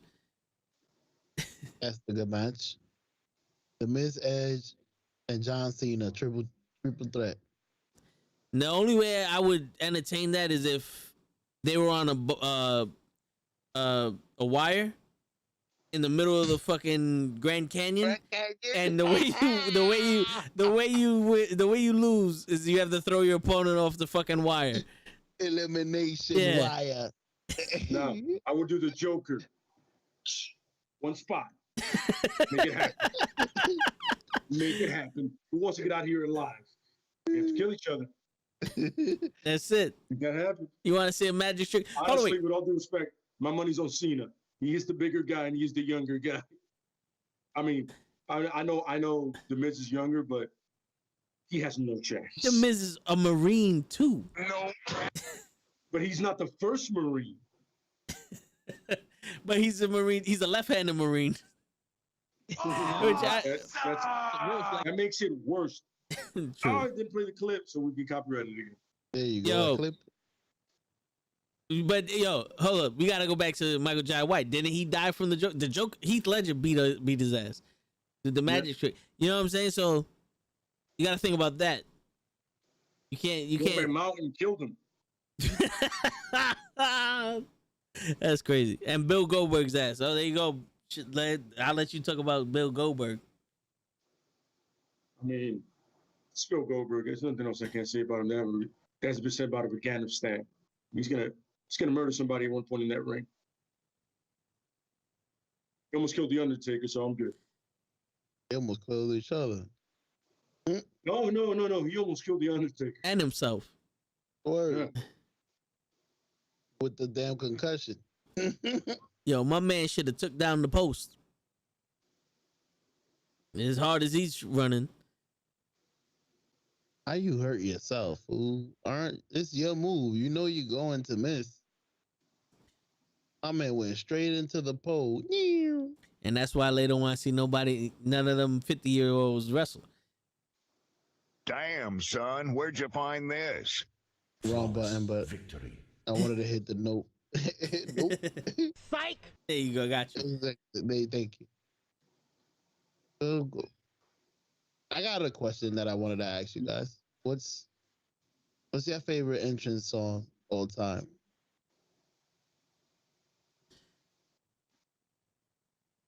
Shit, man,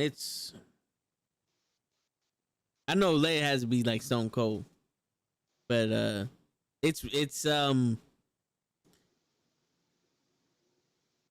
hard for me, man. Like you got Hogan, you got Warrior, you got Billy Kidman. I like Billy Kidman. I used to love the Brood. Oh yeah, the Brood one was dope. Brood, and I like the APA one because it's the violence. Anyone that came out, somebody's gonna get fucked up. It's gonna be wrong. It's gonna be easy. It's gonna be fast and wrong. So many levels. Oh yeah, it was unfair at that point. No, yeah. It's funny, ironically, Kurt Angle's. Oh, I used to. Kurt Angle or the Patriots? Either one. He got that from somewhere else? Kurt Angle got that from the Patriots. Yeah. It was the Patriots, and then they gave it to him, and I was like, makes sense. First time I heard it, I was like, wait, I know that song. Maybe somebody else's. Kane's song was also fire. Unintended. Yes. Oh, yeah, all puns intended. What about you, Sean? This nigga, like Drake said. Yes, Drake the Snake, yes. Drake's a good one, yeah. Even Ramsey McGrew was funny to me. Yeah. It just sounded disrespectful. Like, it should be on a porn, not on family TV. Him and Val Venus. Yeah. D'Lo Brown, you messing with the real deal now. Every time I heard it, I was like, I feel like my neck hurts already from him doing this. Oh, yeah. Oh, it's funny, AJ's and thing, TNA? And TNA. Oh, you are, I am. Yeah, that was a good one. That was a good one. Mm-hmm. What about you, Sean? It's funny, the other day I was trying to remember Low Keys, but I was like, you don't matter that much. Yo, for real. He's a fucking weird dude, but I loved him when he wrestled, but he's a weird dude. I liked him too, Eddie. but he was a weird dude. Yeah, Eddie. Oh, yeah, the Latino. Every version of Eddie's song, except for the very first one he had in WCW. That shit was mad generic. But once he got the attitude, I was like, except for the Latino heat. He can go fuck itself. I hate that. Gold Dust. Mr. Perfect. Yeah. Ooh. Boom, boom, boom, boom, boom, boom, boom, boom, boom. Macho Man, the graduation song. Oh, yeah. I remember I was at a graduation. I'm like, Macho Man? Oh, it's a song for graduation. It's a Macho Man theme. What the fuck are you talking about, man? I know this theme. Yes, that is the Poppin' Circle said. Yo, Drake asked a question. I really want to answer this one. Speaking of The Miz, have you ever watched him on the Real World Road Rules MTV back in the day, especially on the Real World New York? I seen one episode of him on the Real World, and this is when he bought the fake WWE title, and he was wrestling the girl. And in my head, I was like, nigga, you don't know shit about wrestling. Then I seen him on Tough Enough, and then he became the host of SmackDown, and I was like, you ain't real. And then the progression of that to what he is now made me respect him. From him going to that scene to now made me respect The Miz. And that's all I gotta say about that. So why don't you respect Charlotte Flair? Fuck, She went from that to that in 7 months. Show, you got 2 fucking strikes, Show. You got 2 strikes. You want a 3rd fucking strike, bro, because they ain't coming back from 3. I'm just saying, Show. You got, don't ask no questions. Don't ask no questions. Don't ask no questions. That's it. Just pay the money. Yo, if we're gonna talk about some man shit, don't bring up Charlotte Flair. Don't bring up Charlotte Flair up in this motherfucker. All right, we talk about The Miz and how he came from poverty and no legs. He had no legs and he couldn't see. And if it wasn't for those police officers, he would have never found his legs and his vision. All right. I had fucking 32 flies in my goddamn room when I got home from work, Show, and you want to talk to me about fucking Charlotte Flair. Bro, you know what it is? I saw her do a move from the turnbuckle. It's an inverted stunner, some shit. It looked fine to me. Like, he still took inverted Stardust? Nah, I thought it was like an inverted stunner. I thought I heard you inverted Stardust. I'm like, inverted rock bottom or something. A Cody move? You never seen it? Yeah, no, I haven't, and I'm cool with that, bro. I listen, man. I seen him in the real world and all that other shit, and nah, not The Miz. No, I'm asking Drake's question. Okay. He said nope. Yeah, no. You don't even deserve listen, Drake, I'm gonna answer this one simple for you, bro. Fuck The Miz. We're done. Walk away. Yeah, there you go. Yeah, Drake goes, Show you on timeout, my brother. Word, you on time? I'm about to mute your ass. Hold on, how I mute him? There you go. He's muted now. I muted this motherfucker. You know what's funny? It took you that effort to mute him, and it took him nothing to mute all of us. Yo, for real. I can't unmute you, Show. Tell him to unmute yourself, Show. He was eating a burger and he muted everybody. No, he's trying to eat he was trying to get the burger. It's true. Unmute yourself, Show. We can't hear you. I muted you. Unmute yourself on Skype, son. I thought I got unmuted. How the fuck you did this? Unmute yourself. Oh, it's over for him. It's over for him. He's not gonna be able to talk no more. 10 minutes. He's on a 10-minute delay. You motherfucker. There you go. You motherfucker. That's crazy. Like, I saw the sign, you're muted. I was like, what? I don't know where to go to unmute myself. I barely know how to mute myself. Hell no. Yeah, you muted all of us. Oh shit, Mimi's on the delay because she's talking about the pandemic and prison and Bill Cosby. I'm like, yo, she's like the biggest delay. I was like, oh shit. The internet. Yeah. Woo. Well, it's we did touch on all that, so. She on the DSL. Beedoo, beedoo, beedoo. The modem is making noises. Beedoo. Yikes. Word. That's AOL shit. Yeah, you got mail. All right, there you go. She fixed it. Okay. Yeah, you about 3 hours late there, Mimi. Mimi. We over here making fun of your internet already. Word. We already talked about his next victims. I mean, The Miz. Opportunities. Yeah. Yikes. Oh, what? Hold on, wait. Mimi's a girl. So, Mimi, if we wanted to get more females on this podcast, I was telling the guys here that the first message should be, listen, I've been following you home all week, and I wanted to, ask you if you want to be on our podcast because you like wrestling. What do you think about that? that will work, right? No. There's nothing fun like a little stalking Yeah, you know. to get the imagination going. I mean, show an interest. I know the man who can't unmute is talking shit about my delay. Damn. Talk about. Hey man, you threw the alley oop out there, man. This She is just dunked true. it on you, son. Listen, Word. You were like, oh, she said, I'll dunk it on your ass, and she did it. She sure kept the shit out of you, bro. Damn, son. Go back Damn, to son. the rewind, maybe. She goes, ladies love murder mysteries. There you go. That's see. I'm on some what's that TV show? Is it You? The TV show on Netflix? But Yeah, with the stalker guy? yeah. Yeah. I could, there you go. I just take a page from him. Stalker till she loves me. You know? You got to move to Florida to do that with Sasha, though. Hey, as long as it's not Boston. Hey, you've been doing it on Twitter already. Wait a minute, isn't she from Boston, right? She's from Boston, right? Yeah, but I'd rather do it in Florida than in Boston. I mean, that's where she's based out now, so you're good. There you go. That's it. Y'all not even saying Boston right. Boston. No. Fuck Boston. Big Food. Speaking of Boston, there you go. He's from Boston. Boston Big is Food. in the building. Boston. Really? Cat next to green cat. Yeah. But he's Got my cat, gotta go to Boston. yeah. I like ducks. I don't know. Or, I don't know where that came somebody from. makes fun of the New York accent, it's just as bad or worse. Word. Everybody, when they do it, they sound like from Brooklyn. I was like, I don't sound like that. Oh. Oh, They make fun of us. yeah, Drake keeping it real. He said, just don't put no ugly girls on the podcast.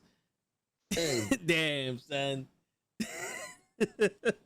My man. Damn, son, where'd you find this? You know what, man? In order to get them on here, you gotta like, that's the eggshell part. Yeah, you know, the stipulations gotta be small. You know, Yeah. the standards got too much. Hey, man, because sometimes the knowledge don't match the looks sometimes. So you're like, even with dudes, like, yo, you're like, you really don't know, do you? word. Like, yeah, man, I'm a Cena fan. All right, so we're gonna tell you, it's like interviews. We've interviewed other people. We see other potentials. So we did not pick your application. Yes, You walk away now. we'll call you back. Yeah. No, No. I'm not telling you straight up. We're not even looking at you at this point because you said you're a Cena fan. Yes. Oh no. Oh yeah. Oh yeah. You're the person first person we're gonna fire without hiring. Yo, I spent 10 minutes into it. I was like, fuck it, dude.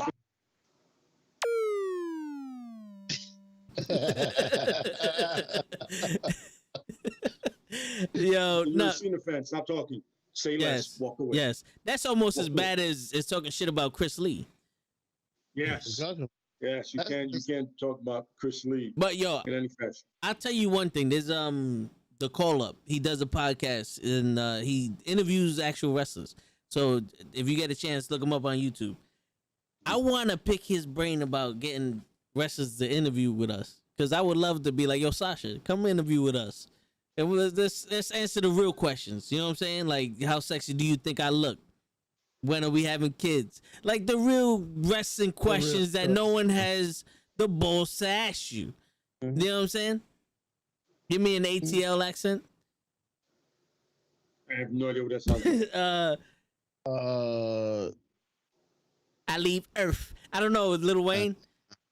You gotta sound like what's his face? The guy that uses big words, psychedelic, funky-licious. What's his name? T.I. T.I. Stop. You gotta sound like Outcast. Sorry, Miss Jackson. Who? Yeah, I like am Outcast. for real. Who is the guy that uses big words? How is psychedelic? Wait, psychedelic is what? Nah, T.I. be using some big. No, Psychedelic is a big word. No, you're not getting away from this one. Psychedelic?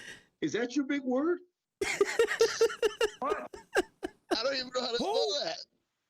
You don't know how to pronounce it.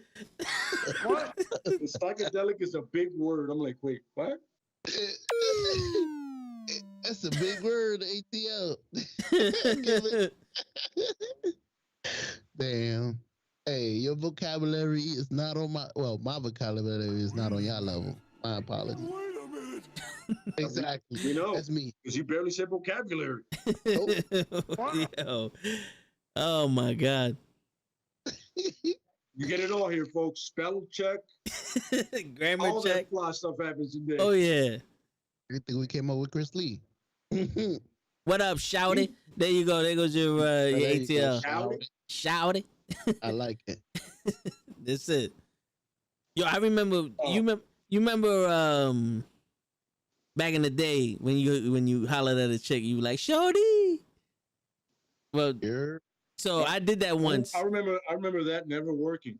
Oh no, it never worked. But I did that once, and the girl literally ran down the block. I was like, "Yo, shorty," and she just ran. Oh, shit. And I was like, "Damn, son, I should never pulled that gun out." I mean, this guy with this thick neck. yo, that's what it was. It's like, yo, you got a thick neck and no hair. You gotta lead with your calves first. This is true. This is true. You want some of this? Mr. Wiggles. Mr. Mr. Wiggles OnlyFans. Go check it out. We're gonna have some calf pics soon. Word.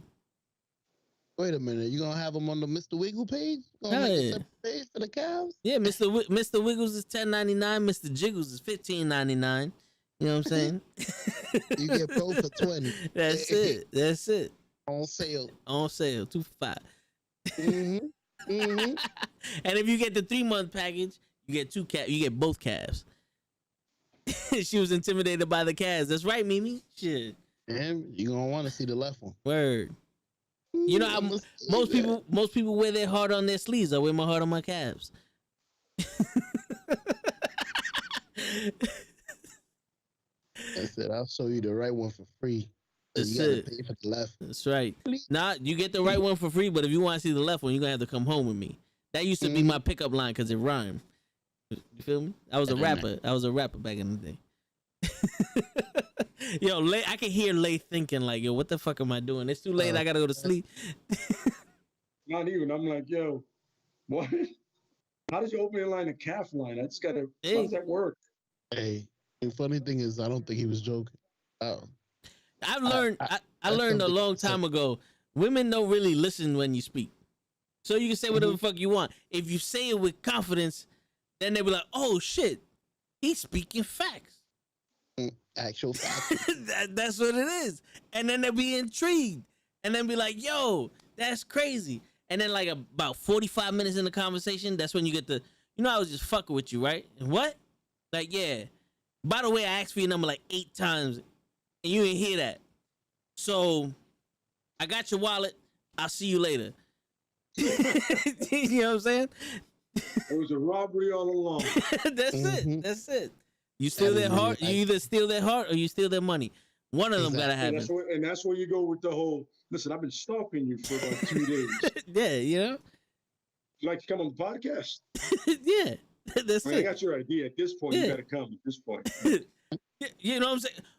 While we're here, be productive about this. Yeah, let's not make this awkward. I know your schedule. I mean, you don't do nothing Monday to Friday. Right. I followed you. Every Thursdays for sure at 9. Yeah. The past 3 Thursdays, you wasn't doing shit. So come on, come on the podcast. Even that date you told your friend about, you were at home. This is true. This is true. And by the way, that dude you went out with the other day, nah, he's a fake. I wouldn't do it. Yeah, me over here said I beg to differ. Nah, I wouldn't commit to that. Yeah, you know, that's not his real hair. I follow his ass too. It works for Southerners that hate shorty shit. I mean, it could. Yeah. It just sounds weird. Somebody who doesn't have that thick ass accent. Or you gotta sound like you in a song though. Shorty. Hey, shorty. And they be like, what? Like, nah, we in a music video. Shorty. Like, oh, okay. And then they start twerking. Yo, I'm telling you, go up to a girl and be like, yo, we're in a music video. They'll start twerking like that. Just like that. Boom. No music, no nothing. True. Everywhere. True. I gotta learn how to TikTok. What are you doing? No, don't do that. It's for kids. Where's the off button?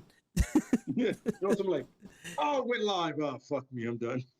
If you have a lot of money, that's when they listen. True. Who's that? Drake said that when women, when you have a lot of money, they listen. I saw a guy that proved that. I think y'all might have seen it. The guy that has a Ferrari. Oh yeah. A girl with normal clothes. So you want to go out? She's like, nope. And the other guy comes out with a suit. She starts talking to him from the Ferrari. He's like, nah, that's his car. I'm his driver. I seen the one where the girl had the man and she left the man to get in the Ferrari. Oh, and then the guy kicked out later? No, I remember this one where the guy takes a dude at dinner. He goes, yo, yeah, you don't need that gold digger. Yeah, that's the one. I was like, the one. That's the same guy I was talking about. Yeah. That's crazy. You gonna leave him for me for a car? Nah. I'm taking your boyfriend. Let's roll. Word. and they've been together ever since. That's She goes, what in the hell kind of women do you know? None. I tried to. I cut all them off. I don't speak to them no more. What? Yo, that whole, I've been following you. Shit got old. I got a life now. I got a podcast. I don't know what they're doing now. I can't trust them. Like apparently you get in trouble if you handcuff them to the steam. So, you didn't. State law. You actually thought that was not a bad thing? No, right, I didn't know about state law. Fucking state law. You didn't learn that to your contract. This is true. Yeah. Sprint had to tell you not to handcuff the girl. Yo, no, it's called kidnapping. And I was like, how's it kidnapping? She's not a kid. She's 17. You told me that's called settling down. Yeah. Okay. I thought that was me showing commitment. I was showing commitment. So I was trying to be different and show you that I could commit to you. Like it's not kidnapping. You're 17. I mean, you're 19. How old are you? What? Yeah, like what's your name again? Wait, let me see your ID. Yeah, I'm in this for the long haul. What's your name again? I forgot to ask you when I took out that street. Word, yeah. Yo, this is broken down into something else. Yeah, man. This is true dating advice. We in trouble when telling you, yo. Trafficking. You in trafficking. That's it. That's Yo, that's what's gonna lead to. You pull a lightsaber on a bitch, she can't say no. See? Zoom. Give me all your money. See, even the lightsaber no. You know what I'm saying? The master. You pull that shit out on them, it's over. It's over. That's it. That's it. No, you take the boyfriend's money and then you take her out on a date with the boyfriend's money. Like, yo, he was a good dude. He would have paid for the meal and shit. I got a question for y'all. All right, unrelated to wrestling, but you know who Molly Mall is? Molly Mall. He's the guy with the Joe Rogan podcast. Anyway, apparently he got money.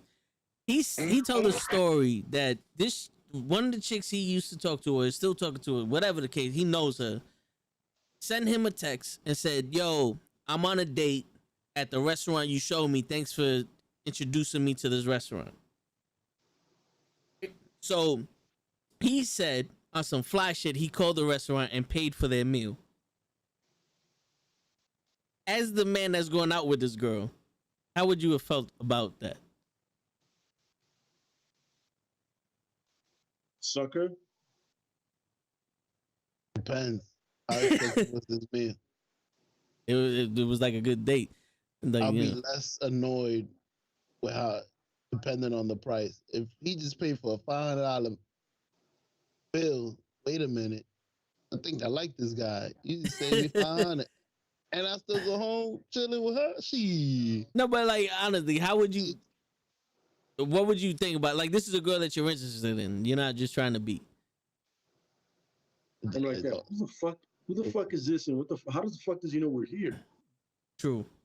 I told So her. I just answer me 2 questions. I'm saying, answer me that question. Now give me your phone. and your ID. No, man, hey, Maybe listen, she man. pays it off. I paid for everything. No. Hey, I'm listen. good. No, hey, listen, bro. Keep your money, Chief. I'm good. Thank you. See, me, I would have been like, in my mind, I'd have been like, cool, I saved some money. Two, Yeah, I'd have like been, me. on some. If I get to beat, that's dope. But after tonight, after tonight, I don't know who you are anymore, honey. You go back to this dude, and that's it. No. No. Depends on how it was. Nah, because that means nah. Show she got a master. You know, she already got a dude claiming her, buying her shit and all the other shit. That's problems. That's problems I'm not looking for, show. Believe me, that's not because I'm gonna have to fuck this dude up just because. Mm-hmm. Like there's only one man in this relationship. You know what I'm saying? You ain't it. That's how I would have took it if I was trying to be serious with the girl. But I would have got what I could and then boogied. But it would have been some you still belong to him apparently. I ain't fighting over nobody. Nah, unless it's. I'm good. I'm good. This is George Michael. Yep. Yeah, you know what I'm saying? So He's dead. and he's And a good. guy. No. And a guy. No. I'm saying unless we fucking, I'm good. I'm out. Oh, you want Oh, to okay. Yeah, that's the Okay, fucking music. It is a seductive sex. Yes, That's yeah. what you It's the fucking music. Oh, okay. Yeah. I thought it was George Michael. And himself. plus, you know, the chick that I got handcuffed to the to the steam, she gonna need something to eat anyway. So I need to save some food to bring it to her. that's right. No malnutrition over here. That's right. That's right. He better pay for her meal too. Yo, I got a question within a question. Uh-oh. Would you, if you was a girl, would you tell him That some other guy paid for it, or I just paid for it? Don't worry about see, it. that's why I would have left, because why are you talking to this nigga? No, I'm why- saying, what- would you tell him? Would you tell the guy if you was the girl? I wouldn't have told him I was on a date with anybody. No. I know what you're saying. No, but Yeah, no, I I know what tell you're him saying. who paid. I would hope you have the decency to, as a human being, but I guess not. It was paid for. But the thing is, Take out his wallet. Nah, I but got it. show. I paid for it already. Let me ask you a question. You on a date, right? Even let's say you on a date with your wife, and the waiter goes, the bill was covered. Wouldn't you be like, fuck you mean the bill was covered? Like, wouldn't you want to do some investigation? I would. Like, wouldn't you be what do you mean the bill was covered? And start looking around like, which one of y'all niggas is looking at me weird? Because I know y'all did it. You know what I'm saying? If the girl plays the part right, I No. don't think you'd be weirded out. Nah, I paid for it. I got the money. Don't Nah. worry about it. I'm Batman, honey. Fuck that. I know for a fact you ain't got no $500 to be going. I took you here. First, here's the big mistake. She must have recommended that spot, and he took her. You know what I'm saying? Like, that's weird. She's like, oh, let's go eat over here. I heard about this spot. Like, hold on. If I'm taking you on a date, no. We gonna go to Buffalo Wild Wings, because that's what I like. You know what I'm saying? You gotta earn that shit. Go to McDonald's. This shit, yo, that was blacked out too. I hate this background. No, see, me over here take it as a random blessing and go home. Nah. If I was eating by myself and somebody paid, that's a random blessing. You know what I'm saying? But then again, that'd be kind of weird if a dude paid for my meal while I'm by myself. That's neither here or there. Well, you know where that's going to lead? George Michael. There it is. But as a true gentleman, I would have to give it up because you paid all this goddamn money for you know? This one is for you. You said, well, state law says. That's right. There it is. No, but I mean, it's just to me it's weird. Like he sold my cast. That's what it was. That's why he paid for it. Mm-hmm. You went to a fast food restaurant with shorts on. He was like, I gotta have those. This is true. Yo, I'm gonna say they were a gay couple because that's just how I felt. But I was at a I was in Long Island. We stopped at a Dunkin' Donuts. We was going to a club, and this gay couple walked up to me and like pointed at me, and the one guy was like, "See, now that's a chest," and he pointed at my chest. And this, I was working out, and I literally did the, all right, and walked out. And my boy was like, "Yo, you don't want none?" I was like, "Not no more. I'm good. I'm good." No, show. Yeah. See, the thing is this, show. They could have covered your Dunkin' Donuts, bro. No, see the thing. I'm not homophobic, but I get tight when dudes hit on me, because that's not the only time dudes have hit on me. But I get tight when dudes hit on me, because it's like, yo, bitches don't hit on me, so you don't get the right to hit on me. You know what I'm saying? Like, come on. I got this. Mimi goes, "It's a thick ass neck for me." I got a thick ass neck. I got some nice ass calves. When these bitches start doing it, then y'all maybe could try it. But nah, not now. Nope. Psych. Fuck that. Oh, yeah. I kind of see the logic there. I get it. Like, yo, nah, they both got to be on par. Yeah, It can't be like, this can't be happening. Yeah. Yeah. It's like, yo, it's like you want some KFC and you keep getting in the mail coupons for Kennedy Fried Chicken. You want Kentucky Fried Chicken, you keep getting Kennedy Fried Chicken. It's like, I don't want this shit. You know what I'm saying? Stop sending me. Yeah, that's what it is. It's the wrong flavor. It's the wrong bird, bro. Yeah, for real. You want chicken, all you get is turkey. You're like, I don't know. Yeah, again, rooster up in this motherfucker. We don't need no vice presidents up in here. No Dick Cheneys. Yeah. There it is. There you go. So we covered wrestling, movies, fighting, love, cheating, Cosby, everything. Yo, today was a little kidnapping, lack of malnutrition for the person you kidnapped. This is true. But I mean, is it kidnapping if they're not conscious? Absolutely. That's the worst kind of kidnapping. I mean, they would have been willing to go if they were awake. No, that's really the worst kind of kidnapping. No, because I asked him, I was like, "Do you like to breathe?" And she said yes. So I figured that meant she was willing to come with me. She said yes. Okay, that's also what, reckless endangerment and assault. Oh, you're racking them up, son. Rack 'em up. Let's get them charges up. That's Let's it. make sure they bury me under the jail. That's it. Hey, there's no COVID under the jail. Prison. You heard the sentences we were talking about the other day. Oh yeah, the 15 life sentences. Like 15 life sentences back to back to back to back. You're gonna get your kids coming in. Come on, son. You gotta do it for your pops. I go, what kind of Bane shit is this? How am I doing my pops' time? Yeah, for real. Hey, make him a better man, show him some principle. No. That doesn't work. No, it's terrible. Hey, he won't fuck up. I'll tell you that shit. Well, he's in jail already. How much more he's gonna get? Word. And show being muted. It's like 8 sentences to do. So wait, it's right. I'm never leaving here. Word. Mimi goes, note to self: drink and breathe nothing around toe tags. Hey, there's more ways to get you than just drinking and breathing. You know what I'm saying? You just look at, well, you can't see it through the shirt, but I can pulsate the pecs. Them shit's mesmerized. You know what I'm saying? I could bounce fucking berries off my chest. I taught The Rock how to do it. That's it. He does the peck pop of love. That's right. Start singing it if you have it on there. Because I had to buy time so I could find the button. All right.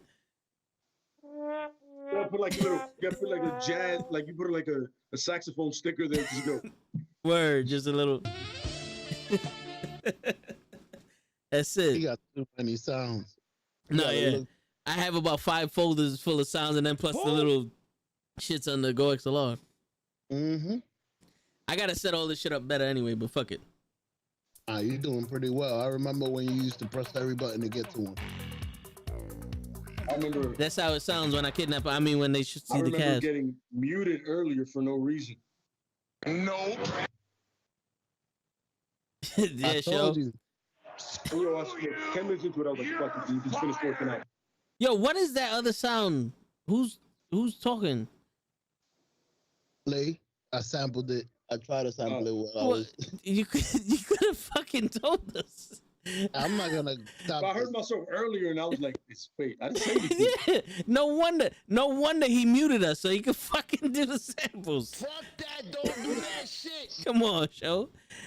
I stay suspicious of everything and Nah, you everyone can't get understood. shit past me. Yo, Mimi, you from the Bronx? This I shit thought is- you was, Oh, I see, thought I there was you go. muted it for me. We like this.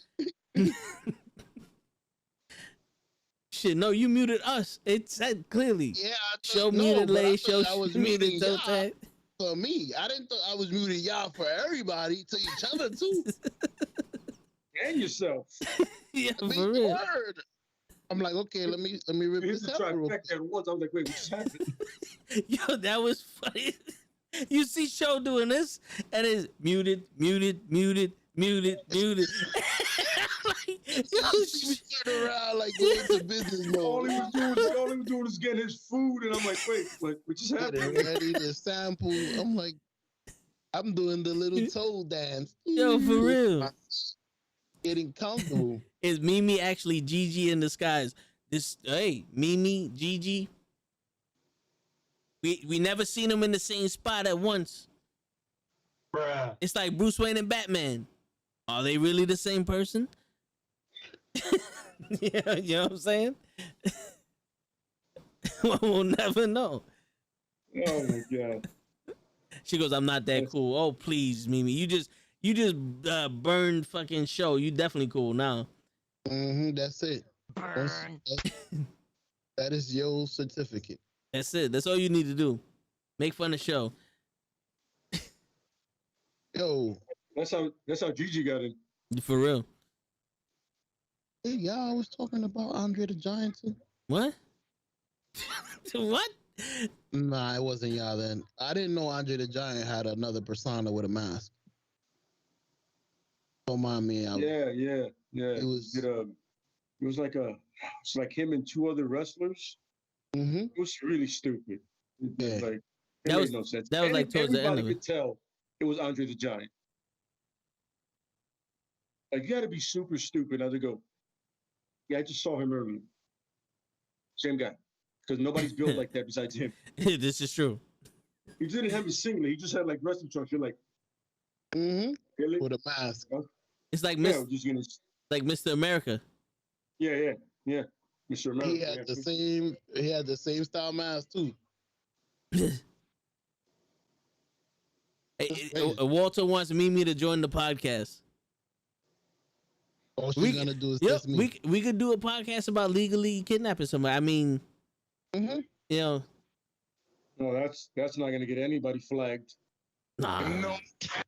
But the thing is it really kidnapping if they're of age? It should be like Adult nap. person napping. Well, if a person's napping, then they're asleep. Exactly. And We if they fall asleep in the street, they're gonna get a ticket. So I'm doing justice work. kidnapping. This is not a kid. That's right. It's 37. And she owe me money because she don't know nobody that's gonna pay my bill for the dinner. Hell yeah, get You in know, the trunk. that might be the new game, Lay. You want a date with a chick, be like, yo, text your boy that you over here. Maybe he'll pay for dinner. Like I ordered the T-bone. That shit expensive. Text your boy. Let's see if he do some fly shit.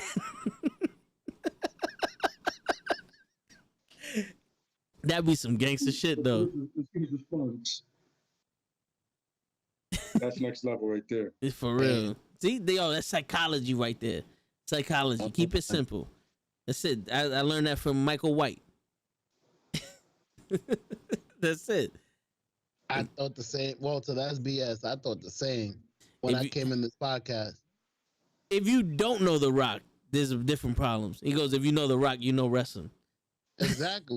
I thought I knew wrestling till I met y'all because I know The Rock. That damn sure don't know Jushin Tangalaga. I don't even know how to say Oh his my name. God. Jushin Tangalaga. Changalang. Changalang. Chang-a-lang. Chang-a-lang. Chang-a-lang. Who you What? fucking What was Bernie that? Mac? What was What the fuck? Houston Thunder Liger. Thunder Liger. That's not even fucking like Japanese or nothing. It sounds Japanese. My favorite part is that, there's a word in there that's English. It's thunder. You didn't even pronounce that. Yeah, Jushin Tangling. Yo, so there you go. Bobby Lashley, Chris Lee, and Jushin Tangling. That's a fraction right there, bro. That's it. That's a fraction. Fraction. We got a fraction, ladies and gentlemen. Chang-a-lang. Yo, Mimi. Officially 3 wrestlers made up. You officially know more about wrestling than Show does. Yeah. I don't know who Chang-a-lang is, but I do know who Justin Thunder Liger is. With Houston. Yeah. Yo, he used to wrestle the Great Motor. Yeah.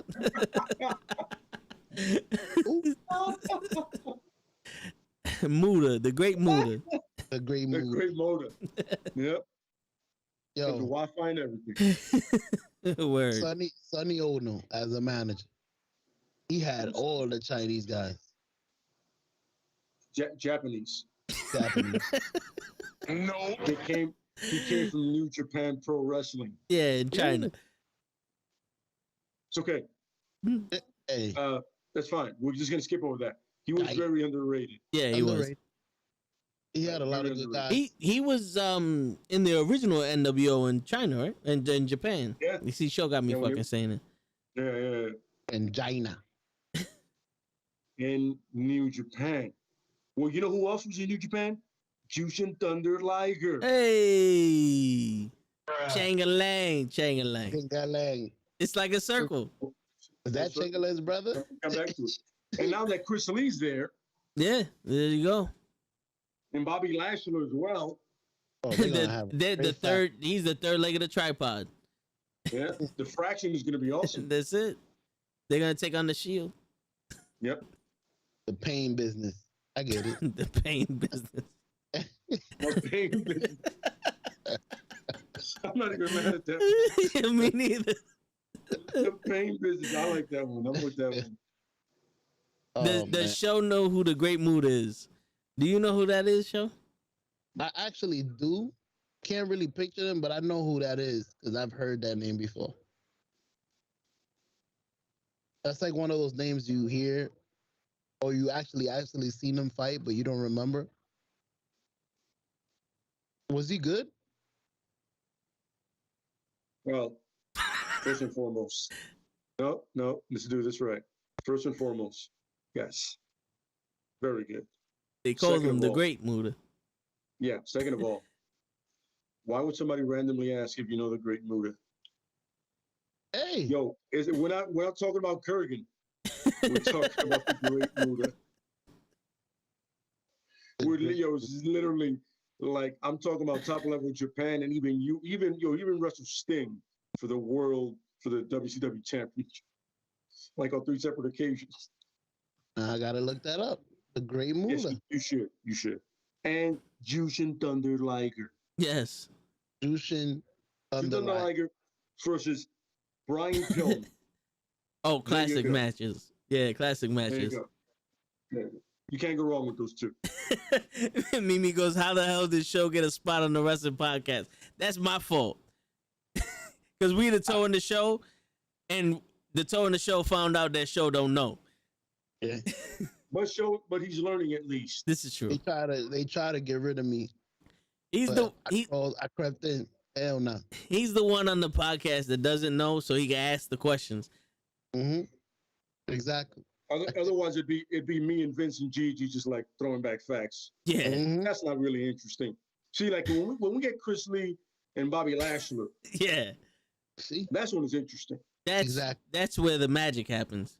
Yes. correcting Show is the fun part of the podcast. Yes. That's like finding you have a fresh roll of duct tape in your trunk.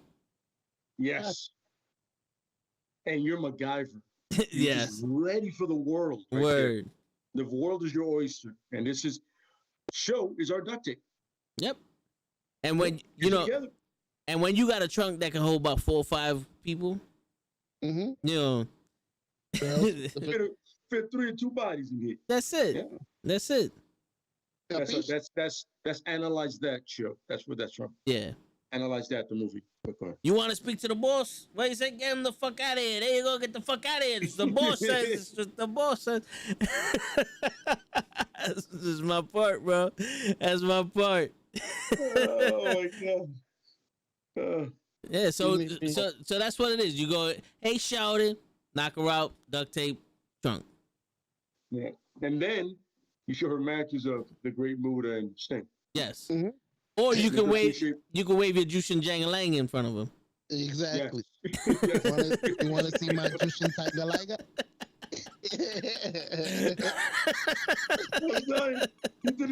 He didn't even pronounce thunder. The only English word in it is thunder. My Tiger Liger. That shit was not pronounced at all. Oh man, Jushin Thunder Liger. Okay, I got it. Hey, my face was good. I'm sorry. It took me a while to learn Penta. I'm like, is it Pentacero? Is it Pentagon something Junior? I'm like, who? Come on, like, how many people is this guy? Yeah, I'm not gonna lie. He does have like 12 names, but still. Like, no, yeah, he does. He does. I like Pentacero though. That's it. Plain. That's it. That's why we just call him Penta. Everything else. Everything else is a bonus. That's it. You gotta remember Penta and what he says, and then you're fine. That's it. There's nobody that's not gonna know Shadow Mia that's a wrestling fan. If they don't, they probably shouldn't be on anything right now. Yeah, they're probably a Cena fan. Yeah, most likely. Have you seen him do the? Am I the only one that's seen him do that little Ric Flair La Parker strut? No. Now he started doing that in Lucha Underground, like towards the end. But he really does it a lot in AEW or anywhere else. Yeah. Yeah. Fire to me. I loved it. I don't know why. I'm like, am I the only one seeing this? The Ric Flair La Parker mix? Yeah, sure. He does it. He does it especially for you. Yeah. Okay, I feel special. He knows you're watching. Yeah. And he's like, I gotta do it for sure. And I've only seen him do it once though. So that's why I thought it was like weird. Fun fact, he got that from Jushin Jangalang. Yeah. See, now I gotta watch Jushin Tingaling. No, yeah, Jangalang, not Jushin Thunder Liger, Jushin Jangalang. Jangalang. Yeah, him and Chris Lee had a handshake. Please look that up. Yeah. Please look up that name. Yes. Yo. And you know what? Let us know what you get back. Yo, how funny would it be if he finds a fucking guy with like a 15-inch Jangalang down there? Just fucking helicopter swinging. The man. Jushin Thunder Liger gear on though. Like he has the gear on. The title of the show is "The Man She Told You Not to Worry About." Just swinging the shit. You made me think about the black guy everybody says on what's up. You open? No, yeah. Jushin Tingaling. They can call him Josie now. Josie Jangalang. I don't think I've ever heard a simple name butchered so bad. How do you spell Jushin? Whatever. But my thing is that it's like Justin. I understand the first word and the last word. Right? I get those two. But thunder right in the middle. How did you miss thunder? It's one of the most common. It's a very common word. Listen, I will get just threw that word away completely. You said, yeah, fucking. Right. I'm gonna say what I gotta say. Everything here is Chinese about a Japanese wrestler. Oh yeah, yes, that's right. How the hell do you spell Justin? Is it Justin? Justin? Oh, wait a minute. It's like Justin. Are you trying to spell a name that you butchered? 3 times already. How do you spell his name, bro? Yo, just put Thunder Liger in there. Okay. You know what? Go with Thunder first. How do Work you on spell thunder. W Thunder. C as in cat. All right, Thunder I'm like all right. Going to bed, y'all hilarious. Don't kidnap anyone. Hey, I can't promise anything, Mimi. man, But have a good Hey. night. Have a good night, Mimi. Just I got know cases. that's right. Have a good night, Mimi. Just know, lock your doors, hide your kids, hide your wife. You know, Just know we really know this ain't you your got them bedtime. greens, beans, tomatoes, potatoes. And just in case, Thunder Liger. That's right. I put thunder, lightning. Oh man, Oh shit, yo, how much you want to bet? Show don't know these people that Pimp just mentioned. Go ahead, rattle it off. I want to see this. The Spirit Squad. I've heard of that one. The Spirit Squad. Is that? No, that's not. Oh, the guys that used to wrestle. The white headband. Funny. Yeah. That's it? I got it right. No. Hey. All right. Let's go. Yeah, that's a victory. Let's go with the next There one. you man. go. I don't care. I don't care. Do you- That's a The show, victory. no. Do you know There you who? go. Do you know who was in the Spirit Squad? I'll give you a guess. He's still wrestling. One of them is still wrestling. Yeah. The Miz. No, you can't win them all. You can't win them all. Hey, yo, he got the Spirit Squad on. Let's give him that. man. Yeah, we'll Let's give give it. him that. Let's give him that, bro. Dolph Ziggler was Dolph in the Ziggler, Spirit yeah. Squad. Ziggler. Nah, I would have never got that one. Oh man. Don't worry. A lot of people don't. 2 for 2. People forget he was in it, son. Oh yeah. Until you like show them a picture, that square ass jaw, like you're like, oh, there he is. Yo, and his brother looks exactly like him from the Spirit Squad. Yeah, man. In AEW, That's crazy. yo, you cannot deny that family line of jawline. Oh You're yeah. The thoroughbred. The American Dad of Joe lines there. like you can take a punch, just not from Hugh Jackman. For real. He did break his jaw. Hugh Jackman broke Dolph Ziggler's jaw Yeah, you remember that he was wrestling Zack Ryder, and then he in came, SummerSlam. and Ziggler told him, "Yo, hit me," and he fractured his jaw. Oh shit! No, I didn't know he fractured his jaw. Yeah. That hit me. All right. Damn. So, who else did he have? What was it Pimp have? That was it. Just for Oh, the just Spirit Spirit Squad. Squad? Yeah. But yo, Ah, Pimp, well, that was, rank yo, him out. keep Let's shooting- see if he keep knows. shooting him out there, man. It's interesting. Yeah. He didn't know the great Muda or Modem. Yeah. Oh, let me look up. You know who Ron Simmons is, Joe?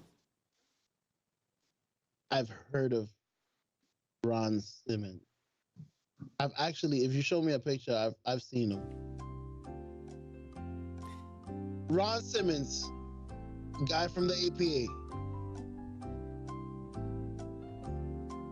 Which one? The crazy black one. I've heard many stories about him. You mean Farouk? Farouk. There you go. Oh. It's not Bradshaw. The other one. There you go. Well, there we go. That's good. Yeah. See? All right. So, I'm quick getting question. better. Quick question. What is Ron Simmons best known for?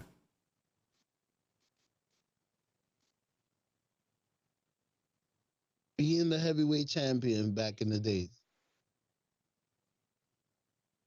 The first black champion, right? Nah, He's you reading. did- He's reading this shit from the Google. No, you guys actually told me that. I asked you, was there any We good did black say it in guys the back last in the one. days? Yeah, See, we did say I'm that, learning, yeah. man. I'm learning. All right, good. You retaining something. Now we just Yes, get the yes. juice and jiggle wiggle in your system, and that's it. I like The Norman this. Smiley, Oh yeah. yeah. Screaming Norman. Ah! That used to be my favorite. Yo, when he was the hardcore champion, he had the Oh, hockey yeah. pads That on and was- shit. That was a shit show. Every day was a hockey jersey. Yo. A big wiggle, baby. Oh yeah. You know Norman Smiley, but you do not know the Great Muda. I probably know the matter of fact, let me look him up. Doesn't that defeat the purpose of what I just said? Because I want to see it. Maybe I don't know. Yeah, see? I've seen him before, but I've never seen I never experienced like watching him wrestle. Like I've seen of him. Does that make sense? Yeah, it does. Yo, he goes, do you know who Brutus the Barber Beefcake is and what he is best known for in the WWF? Come on, bro. That one is easy. He's best known for tagging with Greg the Hammer Valentine. That team was the best. The Dream Team, baby? What you talking about? I would say he was best known for when Shawn Michaels turned on Marty Jannetty. It was at the barbershop. Oh, at the barbershop. Yeah. I thought he was best known for being Hogan's best bitch friend. Sorry, I said that. Much smaller friend. I saw a picture of them together, supposedly being a tag team. He was a little midget next to Hulk Hogan. No wonder they ripped him apart. Nah. We need Hogan by himself. You know what's funny? I was wondering why he wasn't a part of that Dungeon of Doom match with Hogan. It was him and Macho Man. But I digress. Vincent Kennedy McMahon. No, that was WCW. That was WCW. Yeah, so that was probably Ted Bill Turner. Watts. That was Bill Watts. So Kim Russo. I'm not gonna ask you who that is. I'm not gonna do that to you. Yeah. That's old. That's really old. Yeah, he doesn't. Bill Watts is really old. Yeah. Funny thing is, he's trash, by the way. Eric Watts, so garbage. I'm sorry, went off the rails there. No. You actually got me. Eric Watts is trash. Yeah.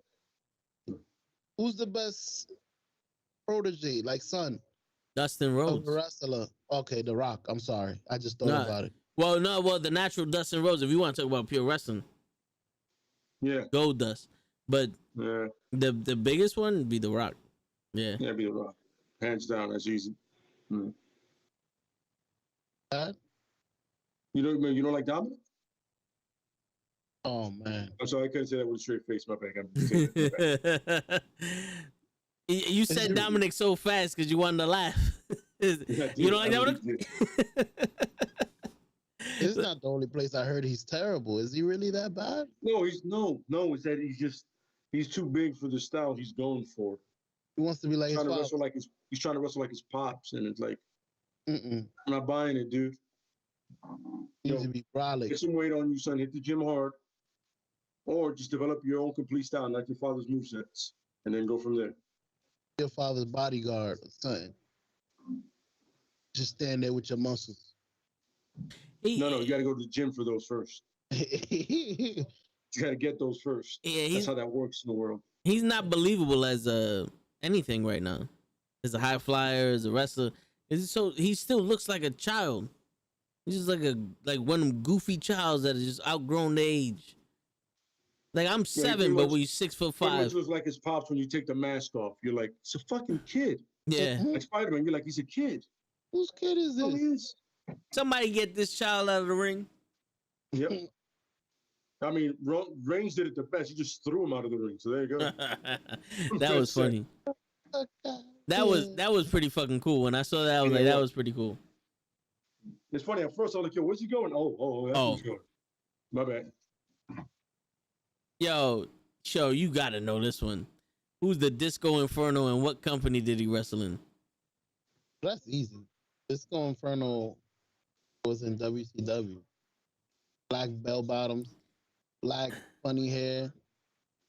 You remember his song?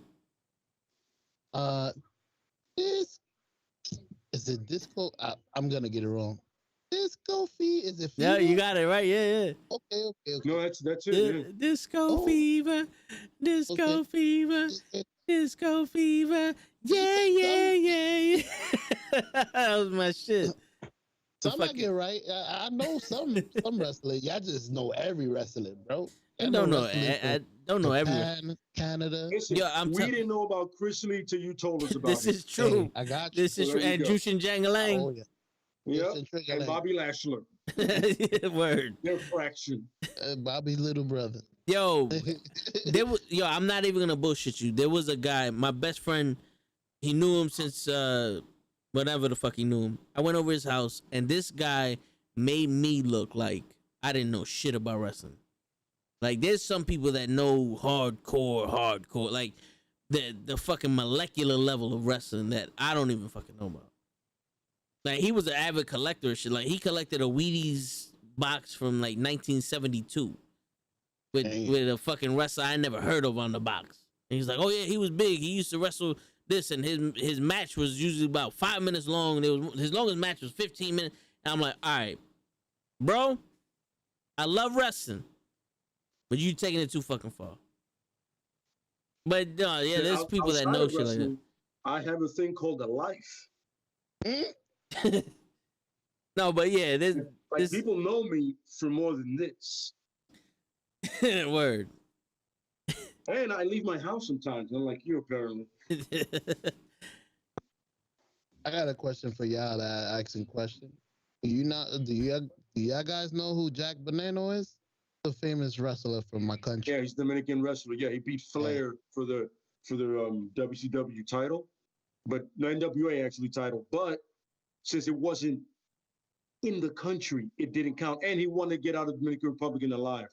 I was going to tell you that. You do know he wasn't supposed to lose that. Absolutely, he died. He just wanted to survive. Man. See, I didn't know. I didn't know who that was. He pushed a thing in DR called Fortimont. It was like this thing that's supposed to put weight on you and make you strong. That shit was molasses. Damn. It was bullshit. But he pushed it hard though. Like that shit for like 2 years, accomplishing nothing. Did you watch the match? Was it okay? I've never actually... I got a chance to go back and watch it. It was good for what it was back then, you know what I mean? But you can tell, like, that was like, Flair was like, I need to get the fuck out of here because the crowd was just starting to build. And it was in DR. That didn't help. They wouldn't. There were machetes available everywhere by that point. Everybody had a machete and ready. You got to get the fuck out of there. He was a real idol over there. You ain't losing. Yeah, I didn't know. I didn't know who that was. Dominican. Yeah. Like if you look it up, you'll see. You know what I'm saying?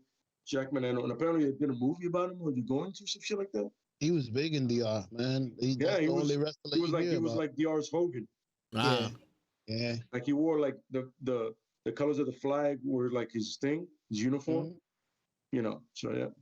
Bro, he was gonna really kill. They was gonna kill Ric Flair if he lost. Yeah, they were gonna kill him if he won the match. They were gonna kill him. So Veneno won it, and then they sent the title after he left.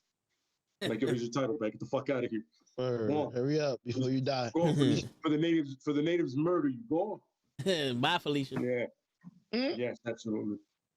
Take your title with you. It's like people when they would not lose to Colognes in Puerto Rico. The Colognes were the Jack Veneno of Puerto Rico. Okay. So pretty much Carlito's father. Yes. Was that person. You know what I'm saying? So it's like it was impossible for them to lose there. Yeah. Same thing. I got another random question. Wrestling. Was it true? Because I know it was true. Damn, I forgot his name. The Iron Sheik. Is it Chief? Sheik. Iron Sheik. He had these two big ass sticks he used to walk around and challenge everybody with. Yep. And only one person was able to do it. Bob Backlund. Yeah, it's true. That's crazy. Because they trained together. See, that was old school training. That thing was actually, that was a real thing that they did. They're starting to do it now again. It's like a mace kind of thing going on. The stories was the Iron Sheik was like him. I think Iron Sheik and Ricky the Dragon Steamboat were like the best fit ones there. But the Iron Sheik would like kill motherfuckers when he trained with them. Because back in the day, it was almost like karate dojos back in the day. You went to wrestle, and real quick, they get rid of the people who were just here for the bullshit. Like, oh, you think this shit is cool, and you nah. We're gonna test. We're gonna get you the fuck out of here real quick. So it was the hardest thing you had to do. Like Hogan said, when the Sheik trained him, he broke his fucking leg and said, if you want to wrestle, come back when you're healed. And then Hogan came back, and that's when they're like, all right, this nigga's real about this shit.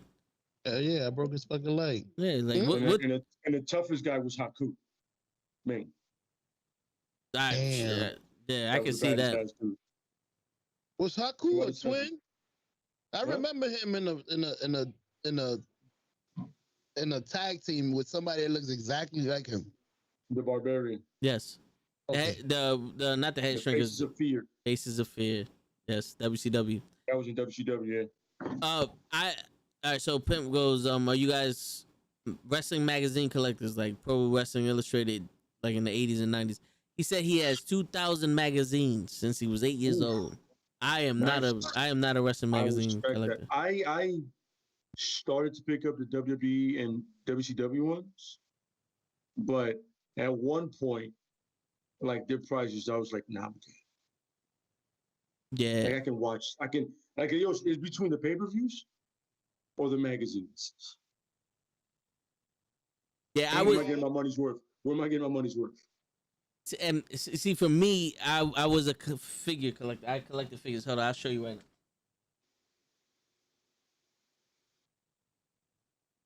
now. These are all. It's a whole bin. My man got a bin protected with his figurines. I have all the figures. Shit. You know what? The fact that Biggie was the first one, and he's always humping the back of his head is amazing. Yeah, you see, I appreciate you. And here goes Chris Lee. See? There's Chris Lee. You got Chris Lee already? Yeah, and Hogan. Of course, you gotta have Hogan. Yeah, gotta have Hogan, and then Panther. Oh, that's dope. Yeah, you gotta have everybody.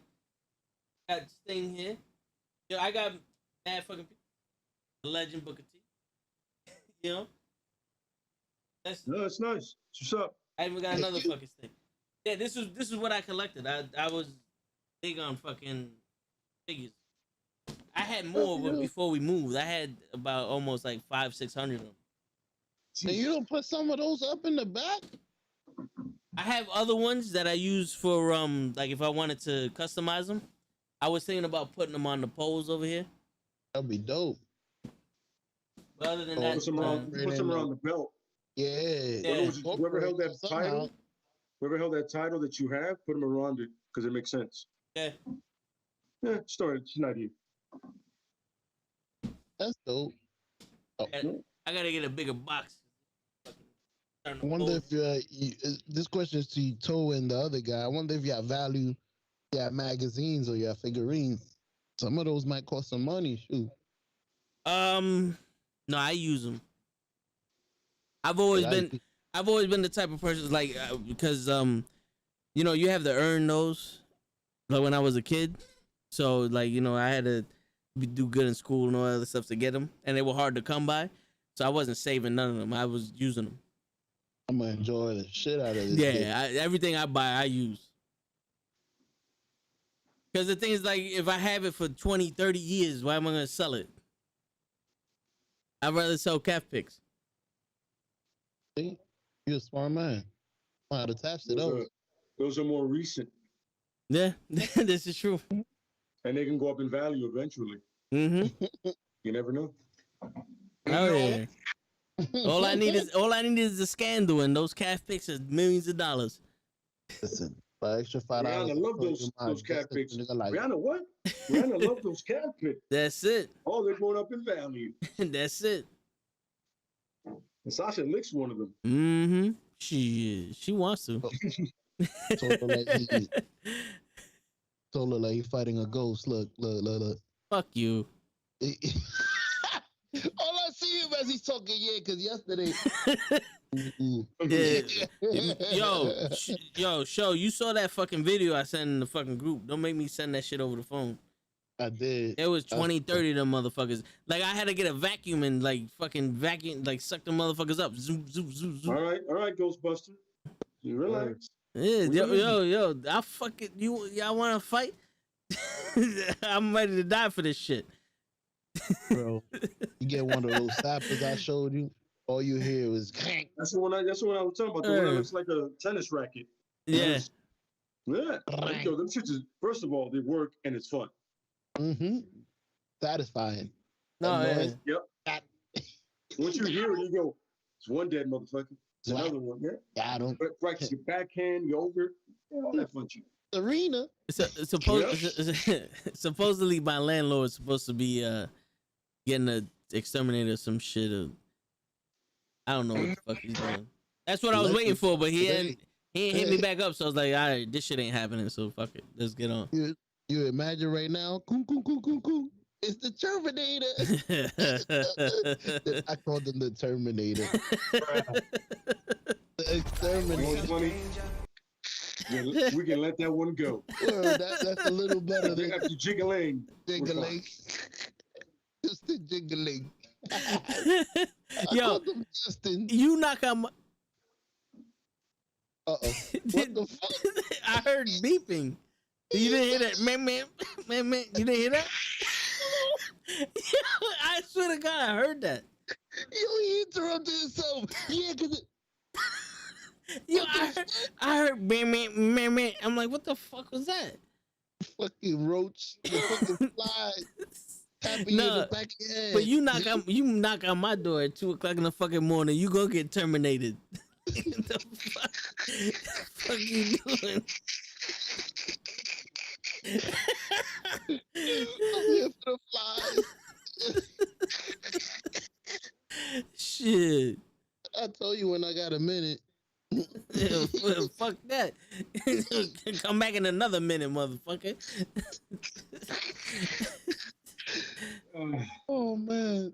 Amazing. This one, the wrestling and fly podcast. Word. It's been movies, everything. I don't even know what to more. name this shit, bro. I'm just gonna be like, yo, the most entertaining podcast you'll ever hear. What's that with a question mark? There's nothing we haven't covered. Word. Everything. Wrestling to how to stalk somebody. Wrestling and life advice. That's right. If you see a man with duct tape, run. That's me. Yo, it's hard to get chloroform nowadays. I mean, hey, he means chlorine. He said chlorophyll. just start throwing shit at him. Now you gotta do the Ace Ventura. That's it. I wonder. I always wonder, does that really work like that? Apparently, it's like a thing that does it. Yeah. Apparently, it's a thing that does it. There's been plenty of kidnappings going that way. Damn. Why not just not breathe for a couple of seconds? I'm gonna hold my breath. You don't see it coming. Over your mouth and your nose, dude. Eventually, it's gonna happen. Yeah, like you think the guy's gonna be like, oh, he held his breath. He broke the code. Quit. Yeah. No, he's gonna be on some. Go down. Yeah, at most that's like what, 40 seconds. All right. So I'm saying, hold my breath. Whenever I'm acting like I'm dying. If he sticks his finger up your butt, you ain't holding no fucking breath. What? We did touch everything. Hey man. He is clearly committed to the kidnapping and he's doing that. The level of commitment that he has is next. I can't even. Wow. This is how I usually check my victims to see if they're really dead. It's a prostate test. Prostate. Oh, He didn't move. He's good. That's where the gloves come in. Yo. Word. Yo, all right. So last question before we call it a night. Yeah, last question. I gotta go. Drake said, if Brock Lesnar comes back, would you like to see him face Bobby Lashley, or do you think it's too late? They passed their prime. Nah, we've been talking about that for weeks. I would say do it. Well, let's do it very quickly, but he has to lose. Brock? I want Brock to lose because I don't want a part-time champion. Say whatever you want about Lashley, but he's always there every week until he gets hurt. True. You have it, make it as epic as possible. Some false pins, some false finishes, and then eventually a solid spear. One, by the way, not WrestleMania 8 spears. One good one for Lashley over. Not Lashley over and all. That's it. Yep. Would you rather see him get put over with the master lock, the hurt lock? Nah, I would want him to do it to like weaken him, and then the spear, because it's Brock. You just can't beat Brock with one finish. You have to combine like 8 of them to destroy him. Or do the Bret Hart So he finish? does that, and then right into the thing. Yo, if he beat Brock Lesnar with the hurt lock, ooh, bro, he would be pushing him over the limb, over the hill. that would make that move. Mm-hmm. No one can get out of it. No one should be able to get out of it. Not even John Cena could get out of that shit. Like, that would be, yo. Yeah, once you see it, it's over. It's like That's the it. jackknife. I've never seen nobody kick out of the jackknife, except for, was this Kevin Nash? No, Well, it's his move. What he doing to himself? not the I mean the Goldberg Jackhammer. The jackhammer. Jackhammer. jackhammer. Well, you know, the Undertaker kicked out of it before he almost died. I mean, that was a fucking jack shit. Yeah. That wasn't a jackknife. Nobody looked good during that shit at all. For real. Jack shit. And I'm gonna pick him up with a concussion. No, don't do that. Yo, that was the visual representation of. Yep. Once it went up, everything turned off. Oh Everybody yeah. Oh shit! He said jack shit. Exactly what that fucking move was. Oh yeah. Shit.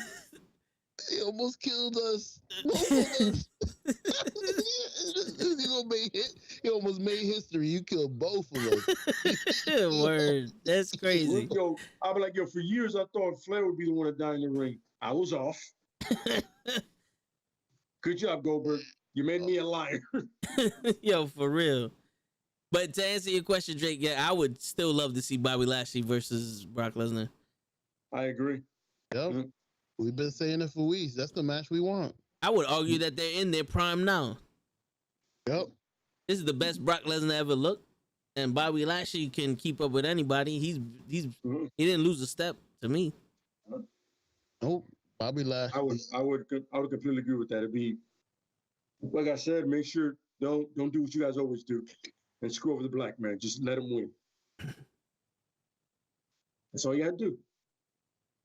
Okay? Brock comes in, gets his $50 million and goes hunts and fucks animals or whatever the fuck he does. I don't know. What he does. Somebody gotta fuck the animals. Yeah, and he tests them out with the thumb. That's it. That's all you need. There you go. I have a feeling he's not gonna put him over cleanly. Like I have a feeling MVP is gonna do a little pull on the middle rope. Or he's gonna call his name like he did to Drew. Brock.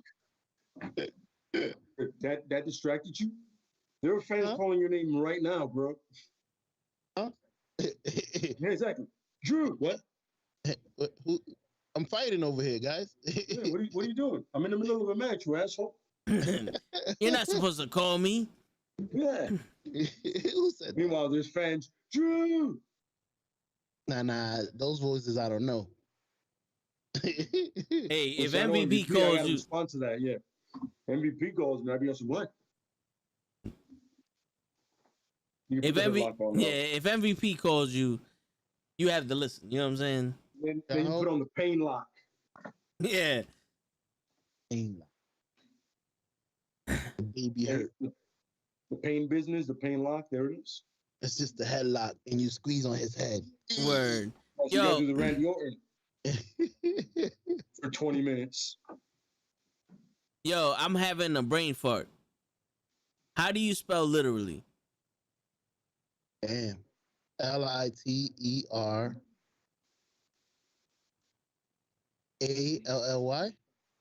Wait.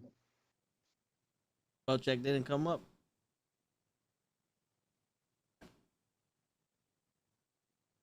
LITERALLY. All right, cool. Because that's the name of this episode. We literally talk about everything. We literally talk about literally. But you should have spelled it wrong. The show spelled this. We literally talk about everything. There's no way anybody can say we're to touch on everything at this point. For real. Jangalang. Jangalang. Jangalang. People in Japan love Jangalang. He's a hero. When will we be back, guys? Good night. Yep. I have a great 4th of July, guys. Great podcast as always. Thanks, Drake. Thank you, Drake. Much appreciated, friend. Yep. Have a good night. Good weekend. Yo, we definitely got to set up a movie review podcast or something. Just the general everything podcast. Yeah. I don't even think we can jump ship to everywhere. All puns intended. I hope you guys not on TikTok. Well, I have a TikTok, and I try to do that silhouette challenge shit. You know, it didn't work. It didn't work out. It's on there, but you know, I don't know. You probably saw it later. It's on my. I did. I saw it, and I was like, I didn't see that coming. The moves on the kid. Oh man, I'm like, wait, really? Okay. No. Yeah, but I don't know how to TikTok. What you had to do is promote the Cavs as you did that. This is true. This is true. I was trying to get the Jangalang shown, but you know. That's the Jangalang. I feel like you got to be more of a Bobby Lashley for that. Oh yeah. True. You can't be a Chris Lee, but a Bobby Lashley, yes. Yes. I have to do more Bobby Lashley shit. Mm-hmm. There you go. Pain business. And on that note, no. It's your friendly neighborhood knuckleheads signing out. Peace, everybody. Good morning. Word. Good morning. You guys have a good night. I'm out of here. All right. Oh, it's on Instagram, pimp. Yeah, I got you right now. I'll see if I can.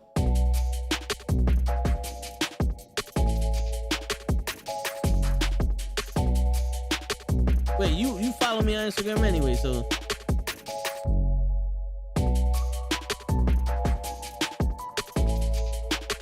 And my socials there. Have a good night, brother.